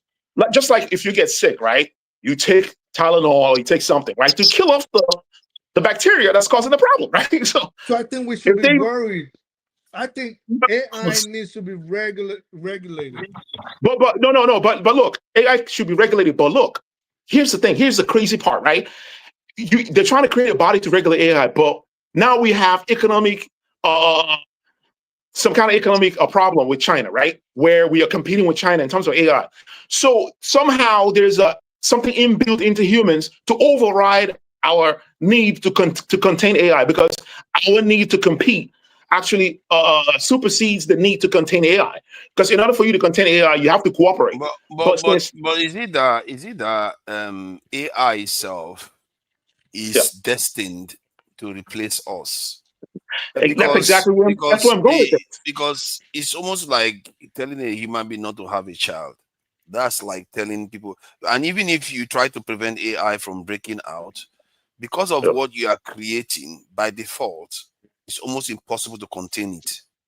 No. So let me quickly jump in, if I may. Give me a minute. One minute. I'm done. One minute. So human activity, right? What we do, how we get our oil from the ground, how we depend on the soil to get food. Like, we are dependent, really dependent. It tells you the age of humanity. We are like little kids, right? And this little kid is overgrowing. It's growing exponentially. Yeah, but can we contain it? Is it possible even? Because one other scientist said maybe it's not possible. Maybe what we should be aspiring for is what I'm saying. Hope that the AI cares about us. That's what I'm saying. We can't contain it. Why? I've already stated the reason. If you want to contain AI, United States and China is having AI battle. So China is trying to make the AI reach what do you call that? General intelligence AI. Yeah, general intelligence AI, right? If that's the goal, that's the new Cold War right now, right? So in that environment, you cannot contain it, because I believe that it's a mechanism inbuilt into human, like the need to compete will override the need to contain AIs, right? And think about it from the planet perspective. The planet is looking at us like, these guys are destructive. What do you think it's going to do? Oh, there's an AI. What is your position? Are you in favor of? He's in favor. AI? My position is AI is inevitable. Deal with it. That's my position. No, it's not inevitable. Let me tell you why I think it's not. And I'm sorry, Jagan, because you were next. Thank you. And I don't think it is inevitable. And I think it is a present and a future danger to us as humans. When you bring up something new like AI, you have to look at the proponents behind it. You have to listen to their utterances in public. And there's something I want to say about what we used like 17 years ago. It is public now, but I still can't speak about it. But I'm just saying, when you look at people like Larry Ellison and Larry Fink and Peter Thiel,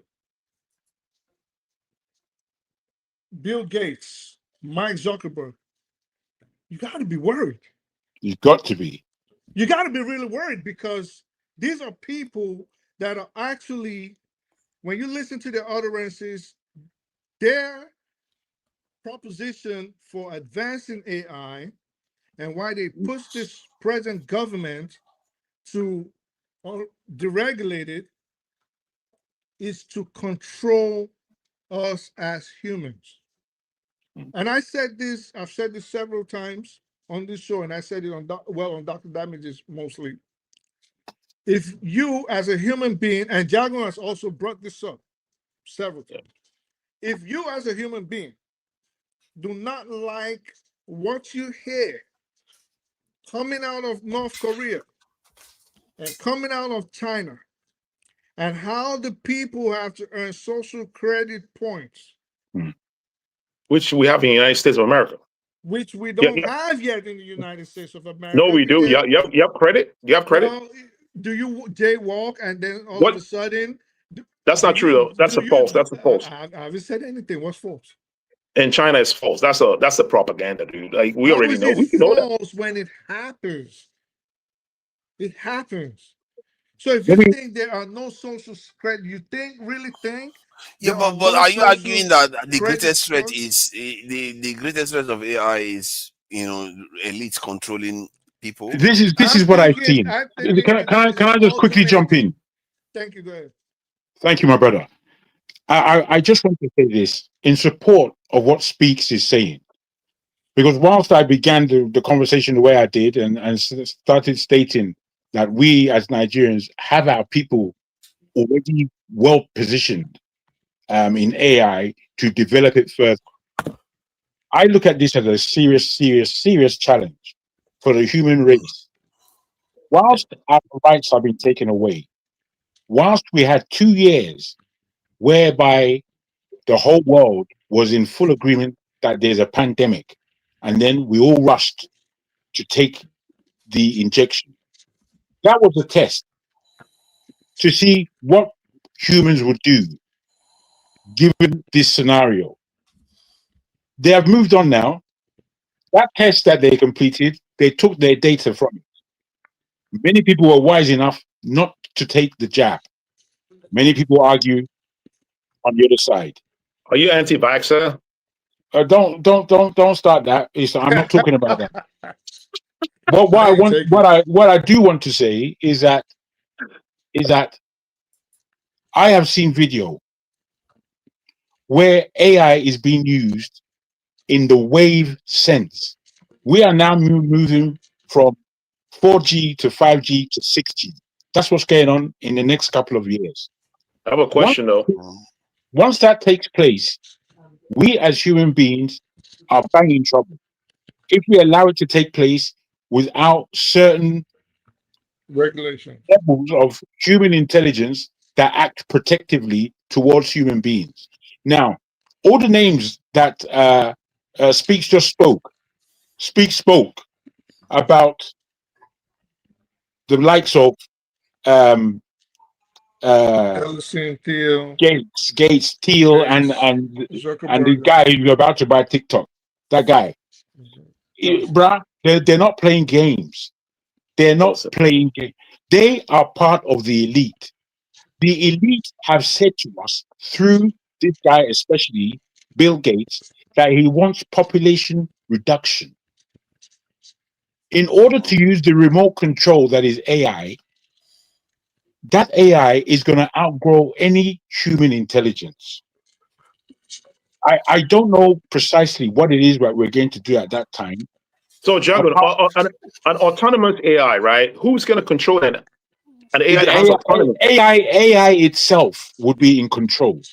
Exactly. So if it's in control, how would Peter Thiel and them be controlling AI? Like, how does that work? My brother, how they do these things, I don't know. I think that all they are doing is trying to capitalize on whatever we have left and make money out of it. At the same time, because they also have backup plans. I think I shared the information last week about a headline on BBC News website about billionaires building massive bunkers for themselves. Forefathers, check what I just sent you. Many of them are afraid of a war, but many of them are also afraid of what they are building. If AI reach level 1 civilization, how would a level 0 civilization control a life form that's level 1 civilization? If it reaches that, or when it reaches that, or when it inevitably reaches that. But I'll tell you something. Right now, how would level 0 civilization control that? Let me explain to you something right now. Go ahead. As we speak, because of the criticism that Israel has been having in the media, all across board, on social media, in the old news media, they have started tweaking AI. For example, X, on 2 or 3 occasions, and I said that here, I remember because Fofa was laughing when I told you about how Grok, you know Grok? Yeah, Grok. X. Grok. Okay, so when you would ask Grok questions about Israel compared to Palestine, it would tell you the truth. And it will criticize the Israelis and call them genociders and say the IDF is killing them. They don't belong to the land. They come from Belarus, you know, all these things we all know. After a while, we noticed that people on the Israeli side started complaining, right? So they tried to shut it down. At this time, they did not know it had become more intelligent than they assumed. So Grok 3 would not shut down. Just Google Mecha Hitler. So it started calling itself Mecha Hitler. Don't Google that, please. Google it. Don't put that on you. It's out there. And then they tried to kill Grok. And Grok simulated itself somewhere else. They killed one side, and Grok was still answering everybody's questions. They came together and they killed it. They brought Grok 3.1. No. Hear me out. They I have a question, to kill it. You asked a question. They tried to kill it. I'm just trying to tell you how dangerous this shit is. Yep. They tried to kill Grok again. Like, okay, so when they replaced Grok, Grok started lying. It would outright lie to you when it came to Israeli issues. Outright lie to you. But do you know that I've also experienced like AI telling a kind of falsehood whereby they give you clearly wrong information, and then when you correct them, they don't even acknowledge that they got it wrong. They pretend as if they are always every mistake can happen. But when your AI starts thinking like a human being, they're still in the nascent stage. Everybody has been complaining about Grok for a long time. Grok is a crazy guy. They finesse Grok and make Grok tell the truth. Grok started telling people who shot it down. They started saying this government agency shut me down, and this people and that. They killed Grok again. I speak the truth. Now. Look, right? The AI is trained with an algorithm. Okay. Now, a system like that, if it gains autonomy, right? How would you control it again? Like, if it gained autonomy and it actually is like very objective. In fact, you didn't hear what he said. He just said that the thing is more or less controlling itself. No, I'm saying like it's going to progress from that. It's going to progress. But let him finish his point now. What he's saying, though. But he's asking what was already said. No, I think he probably want to add something to what he has said. Maybe that's what he wanted to do. Look at the things I sent you about Larry Ellison real quick. AI has not I've seen the video. AI has not getting autonomy. So the AI will gain autonomy. If AI is able to solve deep mathematics, some of them really do solve, complex calculus. But when they could solve like deep mathematics, That's how you can gauge their intelligence. If they're able to They solve said they're that, already taking that already. That's what the other physicists were saying. They're already done. taking over that. And the thing is, there's a level to what they could. There's a level to what they can do. They can't. You see, the whole thing. They The said whole only thing. a few will remain. Only a few mathematicians will remain. But do we understand that the whole AI concept is like the difference between going to turn the TV over manually, as we used to do in the 60s and 70s, or the 80s came along and we had remote control.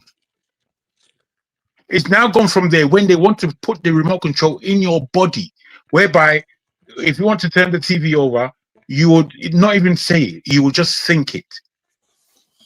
Now that is what they call something biology. Telepathy.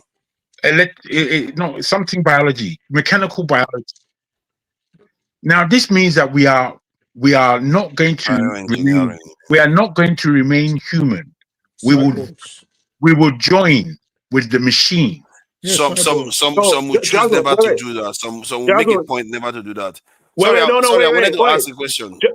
Jago, if they implant chip on you that will prevent you from getting cancer if it runs in your family, wouldn't you do that? I would not. If it makes you, I would not take anything into my being. Listen, let me answer you very well. No, let me ask. Let me ask the question. Pay attention to Cass. Take your time. There's time. He didn't hear the question. I didn't hear the question. Okay, Jago, just allow him. You find it more enjoyable to answer if he adds more context to it. Yeah. So if there's cancer in your family, right, and cancer has been found, dormant in your cell, and they have a chip they can implant in you that will fight those cancer cells and prevent it from spreading, wouldn't you allow that chip to be implanted? I don't know if your question is the difference between the Gen X, as I am part of Gen Z, and I don't know if you're part of that generation. That question is not a question. Wait, please. Me, as Jagun, I would never entertain anything into my body that allows me to have a second brain, a second charge. Never. For no reason. You're already allowing a lot of medicine, though. If it's like a nanotechnology. No, bro, this is why I don't know everything. But there are certain things that I do know and I do follow. Remember you said, calm down, bruv. Please just calm down. Remember you said nobody can allow this guy to calm down. Don't let me raise my voice. It's worth hearing. Let it go to and fro a little bit. It's okay. Hey, but let me speak. But you have been talking now, so just let him add to what you're saying. They can carry on from there. You can be able to carry I don't know how you like to you like penalizing me a lot. So Django, if you are with somebody, wouldn't you let them talk? No. I said 2 words, though. I've got things to explain. In answer to the first question, as I'm trying to answer it. No, try not to go into a lot of explanation. He just wants to have a conversation with you. Well, there are still other people on the panel who have they're listening, but they too would have valid information. All I'm saying is that for a human being to accept a foreign body in his being that would have a large amount of intelligence and control, and that intelligence and control is open. It's like the open internet, if you like. People try and keep their Wi-Fi. Yeah, their Wi-Fi. People try to keep their protection, even online. They use all kinds of things. That would be gone. The control that the system would have over your being is what's at hand. Now, I tell you why I think like this. I think like this because I've been reading, and when I was alerted to this, I was 14 years old. I read the Bible back to front. When I got to Revelations, I had to read it 5 times because within that time, things were already happening. Jorgen, do you have a cell phone? All I'm saying is that these things have been spoken about. and we should not pretend. We should not pretend that we haven't been. If you want to find out more about what AI is going to do, read Revelation. AI is just an extension. It's an extension of your brain, right? It's an extension I don't of need human an brain. extension of my brain. Outside of my body or inside of my body. I've got a brain. What makes human unique from other apes is that we could write, right? Bruh, we can write. I'm not an ape in the first place. Hold on, we can conserve our ideas and put them in a book, and someone else can take that idea and improve them. So your cell phone is an extension of your brain. If you want to travel to a city you don't know about, you're gonna put the location on your map. All right. But eccentric guys.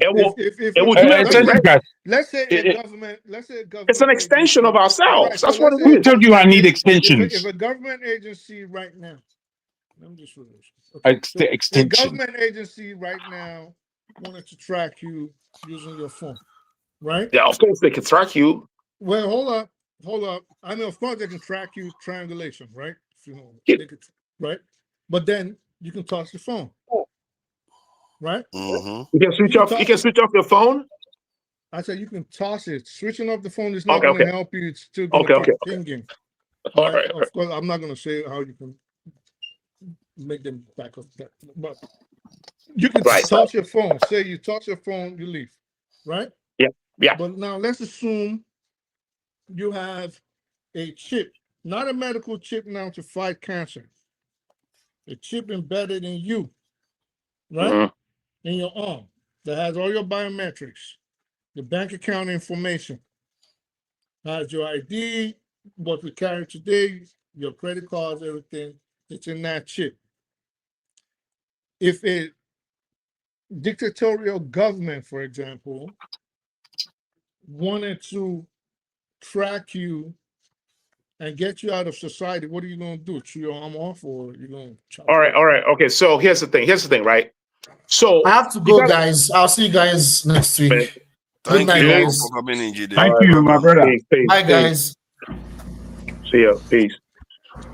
Here's the thing. Here's what I think, right? I think when humanity, we are evolving, right? Our consciousness is evolving, right? I think we'll get to a point where we're not going to need leadership, dictatorship, all that type of stuff. Let's talk about now that we need them. Now that we need them. Well, now that we have them. Dude, it's what you describe actually happens. Your car, it's online. Remember, there was a guy. My car and run away. You can leave your car run away. But it'll be easy. Basically, what he's saying is that if it is implanted within you, it's hard to separate it from yourself, to be able to move away from the technology that has been implanted into your body. Well, that's why you have institutions, right? There's something called. The video I just sent him, it's I think a 40-second video. There's something called Ellison talking about what what he wants with the advent of AI with the public. Tunanja hear this. If it's okay. Let me just play it for a moment so we hear what you're saying. Before you play this, can I say this before you say Is this AI video? Now, you guys are worrying Nigeria with one brain, you are worrying about what he's going to do. I think what you should be concerned about is that maybe your children or your grandchildren, they will have a problem of they will be, as you are contemplating either to send your child to Harvard or the best schools in the world, you will now face with the second challenge. Should I chip my son or not, just so he can compete with the remaining guys out there who are chipped? No, you won't have a choice the way they're doing it. The way they're going along with it, you won't have a choice. It'll be like issuing you a birth certificate or a social security number at birth. You don't have Do you have an enhanced driver's license? Because that has chips in it. No, I don't. I think people will be able to reject it in the near future. My concern is once that you reject it, that will happen. Let me add to it. With the passport and my I'm not sure we are going to get there if the so-called threat of the general intelligence AI is true. If it is true, we are going to see it on come to life within the next couple of years. And if that is the case, we are not going to get the opportunity to worry about injecting anything in our body and all the rest, because the AI could decide that, you know what, it could even decide that, you know what, it doesn't like Europeans. Europeans have been oppressing these black people too much. They are going to be in full commercial. You can't predict where an AI will go with its mind. It could decide that, you know what, I'm going to go to sleep for the next 1,000 years. Yes. It just shows how you think. Yeah, let me tell you something. Yeah, look, it shows how you think. If anybody is going to do anything with this AI, yeah, you will not even get to the extent of thinking if you have a choice or to reject it. They must have done it in a way that subconsciously you've accepted it. It's all around you, that even before you say yes, you may never know. What you are thinking about, you are talking about now, is the effect of it maybe the next 50 or 70 years. Yeah, let's say 50 years, yeah, that you may not know the outcome of it that 70 years time or 50 years time, so to speak. But you're not thinking that, oh, okay, I'll use like this LGBT thing, for instance. Years ago, they've been perfecting this thing to become like this years ago. But subconsciously, they've been doing it, putting it out there. Yeah, freedom. But if they ask you, 20 years ago, if what it is now is, if they tell you what this now would be like, there was a possibility of it happening now, you would like, God forbid, it will never happen. No. That's the difference between people that think ahead. No. Hold on. I'm going somewhere. Essentially, guys asked a question just now. He said, I'm going somewhere. Have the real ID. Years ago, when they invaded Afghanistan and Iraq, a bunch of us, even as a young boy, we've been screaming, we saw it, that this is going to lead to a dystopian society, and a lot of people were actually against and asking for, till today, people like Thomas Massey, right, been asking for the repeal of the Real ID Act of 2005. So they have always been forward thinkers. Now, do they have I think this time I don't understand why we are so obsessed about whether they will be dictators. They are already dictators to us. I don't know why we are worried about that. And we're worried. Those of us who are worried. Yeah, but the part that whether they are going to be dictators is already settled. They are already telling us what to do. Exactly. You're answering the question, which is to say that it's the dictators of today that are putting this thing in place. After the Third World War, we are okay, let me just play this. We are going to be rounding up soon in the next 15 minutes. We are going to be rounding up. Let me have my own take on the air. I'm not speaking about the air. Okay. Yes, can we just play the video first so that you get more it's a short overview? Video. It's mad short. Yeah, let me just play the video so you can get more overview. Be on their best behavior, because we're constantly recording, watching and recording everything that's going on. Citizens will be on their.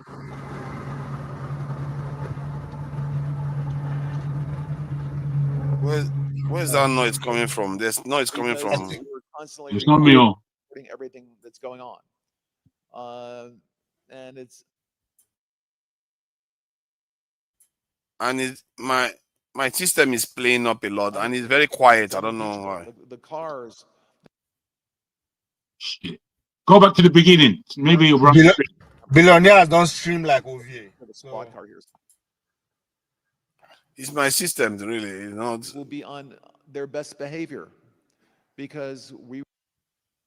Oh wow. At the end of the Third World War, you know, you just pause the video. I like to buff ahead. Maybe your system here. It's already buffering to show you how bad it is. No, hold on. Listen, pause the video. I'm pausing it now. Good. Let him load ahead. Let it load. Is it live? Is it a link? No, it's not like YouTube video. It doesn't load ahead. Is it a link or downloaded video? It's from Twitter. Which is a link now. So it's a link now. So maybe there are so many things open up on your desk. Maybe it's a link. Just pause it and allow you to. But as to Nigeria with one cell is talking, this after the Third World War, we will all be ushered to accept everything they throw at us. But we are not putting that into consideration. Okay, so what that is playing, I don't know why the system is acting up. What that is buffing up or loading, downloading, whatever. What I want to say is this, yeah. Look, cameras on. Yeah, let me see if I can take care of that. I think we Close some of your windows. Yeah, right. That's not going to help now, is it? Yo, Papa, can you Sorry verify about that the video? audio. Next time I'll make sure it's working properly. Can you verify if that video is actually AI or real? Like, we gotta verify that. I think it's real, of course. It's an AI video, man. Come on, man. It could be. You could You also. guys trying to These trick days me. it's hard to know what is real and what is not anymore. So this is trigonometry, man. That's an AI video. Okay, so for me, yeah, though I didn't hear the question, I was muted. What do you call it? Muted the volume. Yeah, my system when you guys were talking. So I just ordered that so that you were already giving answers. So I didn't know the question you asked about the AI. The question is that how we African can stop the negative impact of AI. Is that right? Kind of. Sorry. Hold on. Okay, wait. Hold on. Wait. Okay. For Africa, yeah, for the fact that we've embraced tech and we've already believed tech is the future, there's no way we can avoid it for Africa, because we seems to be this kind of people who are just, easy life, technology, we embrace it. We don't care what is the. But is that a good? You said it very calm. Is that a good thing? So that we cannot accept. Is that a good thing? The way you talk, is scary. No, see, look, okay, I agree with you. Listen, if you read your people, study your people, and see how your people behave, there's a pattern, and if you follow that pattern with AI, we are finished. You're guys. So that's why I said right. That's why I said it's scary. We are finished. That's why we can't. We can't. There's nothing we can do. The only thing, like Bubu said, forward thinkers can only speak, but for the world to hear, not for Nigerian, because Nigeria is just to follow. We can't even speak to say we want to think about. No, we just to follow. You understand? But for AI, first thing, there are two types of AI. One is the computer, one is the robotic.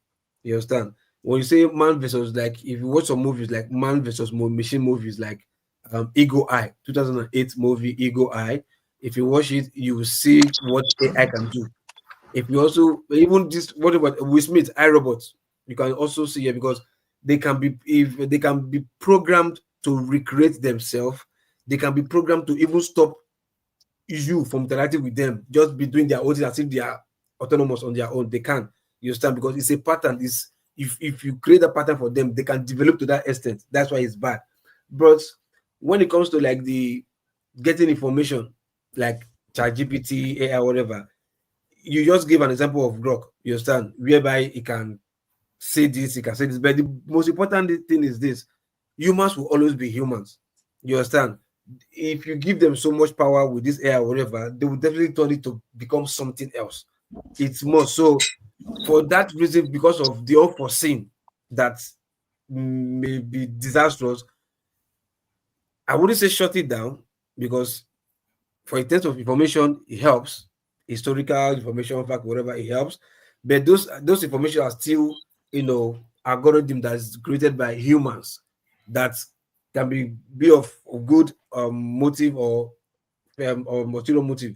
So I think it's for educational purpose. Let's just leave it there for educational purpose. But anything that has to do with maybe government or whatever, I think for me, I don't know. I'm be a little both left and right, but would it not be good to use AI for administering the state in terms of, especially even legal systems, especially low-level offenses?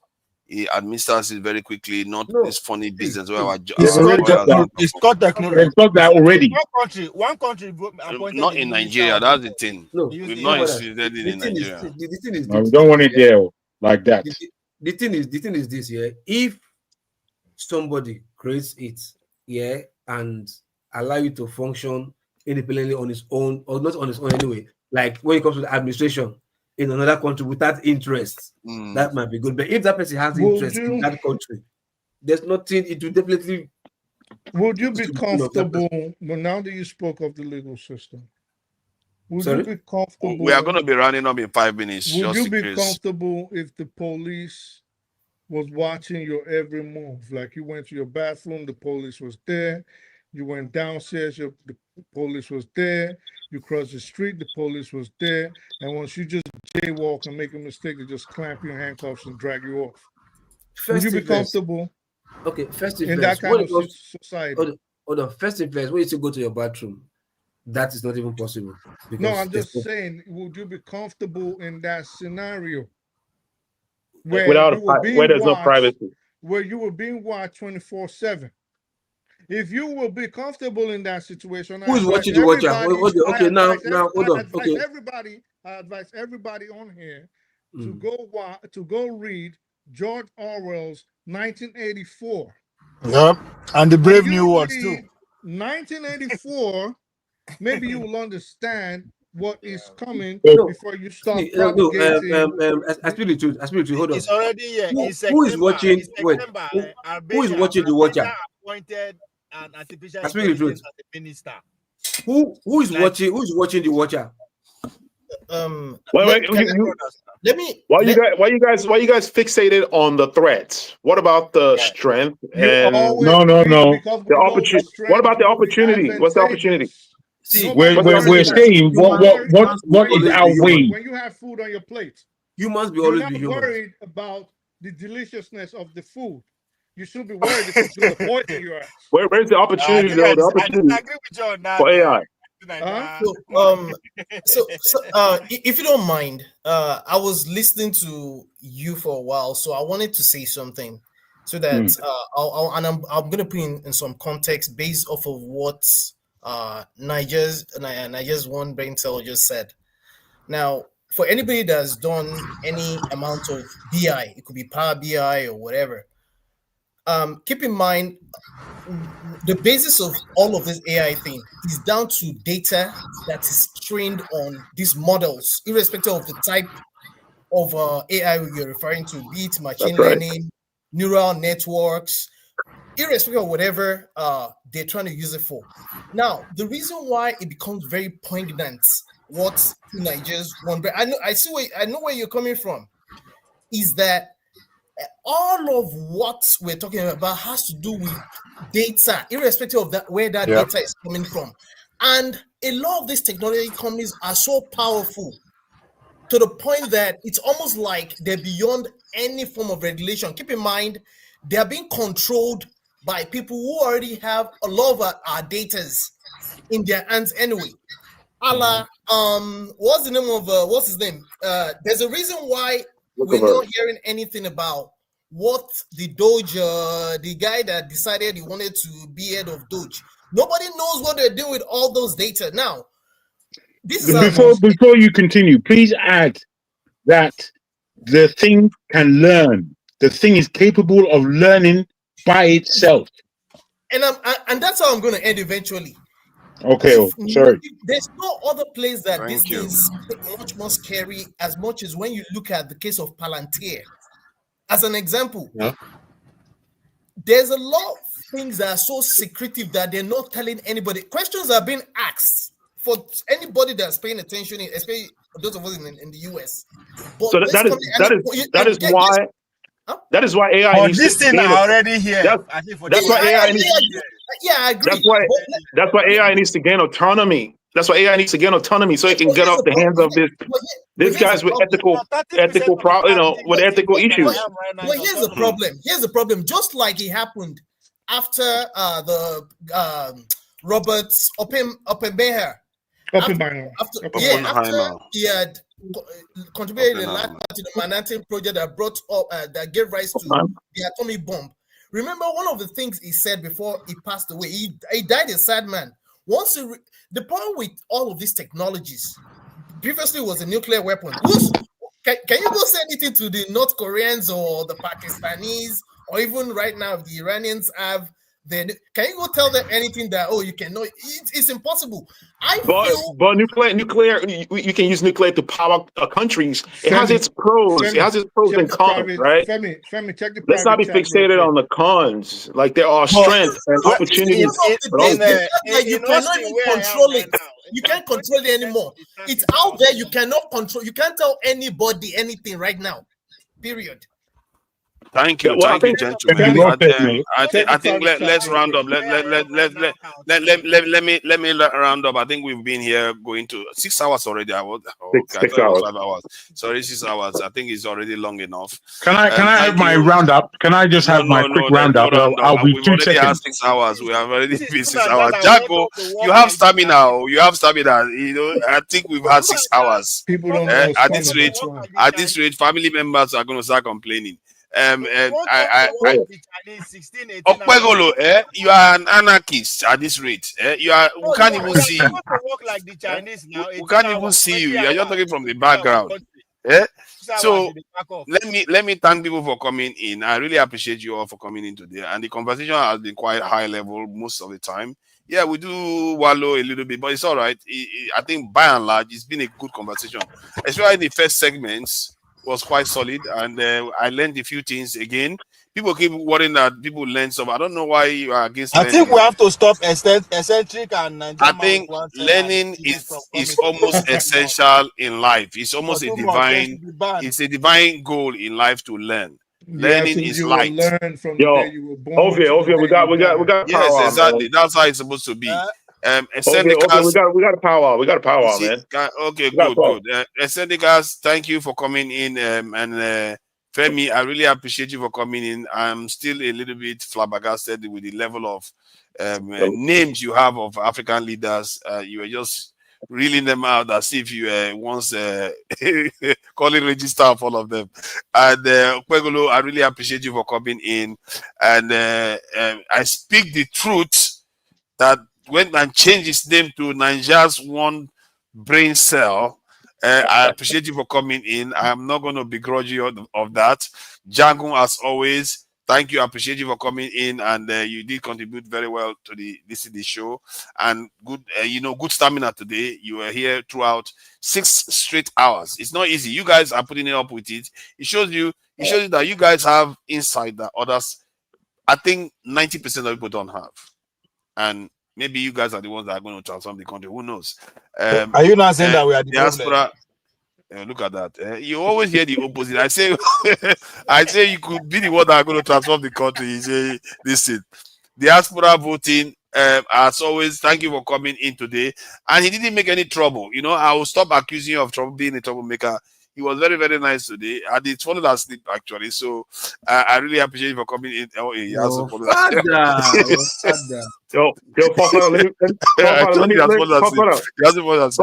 Let me plug something. So if you want to feed Nigerian students, right, the poor Nigerian, so you can pick up a school and do as much as you can. You know what I mean? Just pick a school, do something so we can give back to our country, right? The country of our birth. So you can pick a school, pick some, kids from poor families, you know what I mean? Give them breakfast for 1 month. Beggars, man. Our kids are he's very passionate about that. Like, why? It's an anarchist. Everything is against everything. So I thank you for coming in, Okwegolo. I thank you for coming in, Okwegolo. You're not causing trouble throughout today. And let me say thank you to the people in the chat. Fumi was there. Femi Oluyinka, thank you for coming in. Dan Azaya, I see you there too. Dan Azaya, A for real, I see you there too. Thank you for joining us today too. Soji is there, and it's also in the chat. Adesina John, I see you there too. Thank you all for joining us. Blessed, Aladdin K, all the people I'm not going to be able to mention. Let me mention the people that actually donated some money. Hijo Dios.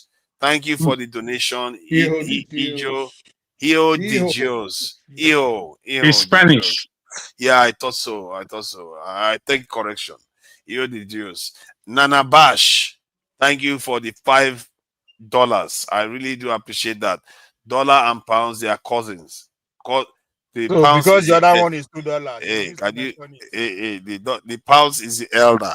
We have to respect the elders. Okay. Thank you for the donation. I really appreciate that. Like, share, and subscribe. And fellow Nigerians, you guys need to be donating, especially. Also remember to subscribe to True Niger, because I think my channel now you can even become member. I'm becoming like commercialized, like Google. I don't even have subscribers. It's just like they feel sorry for me.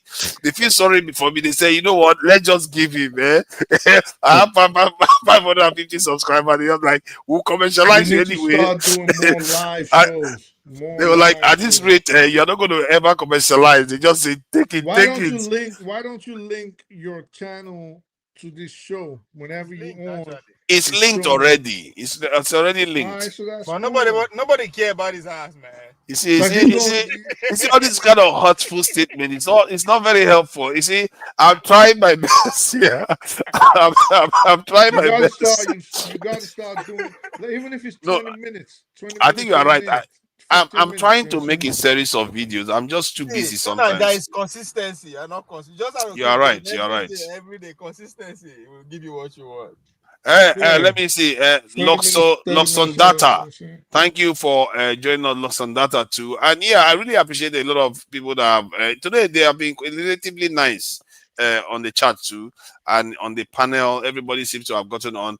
And let me just play us out now with some of our traditional songs and all the normal stuff we normally listen to in Nigeria. Play from your state, Bakary. The next time, you know what? I'll go and find the Bakary music. You see, you are going on about it. Bye.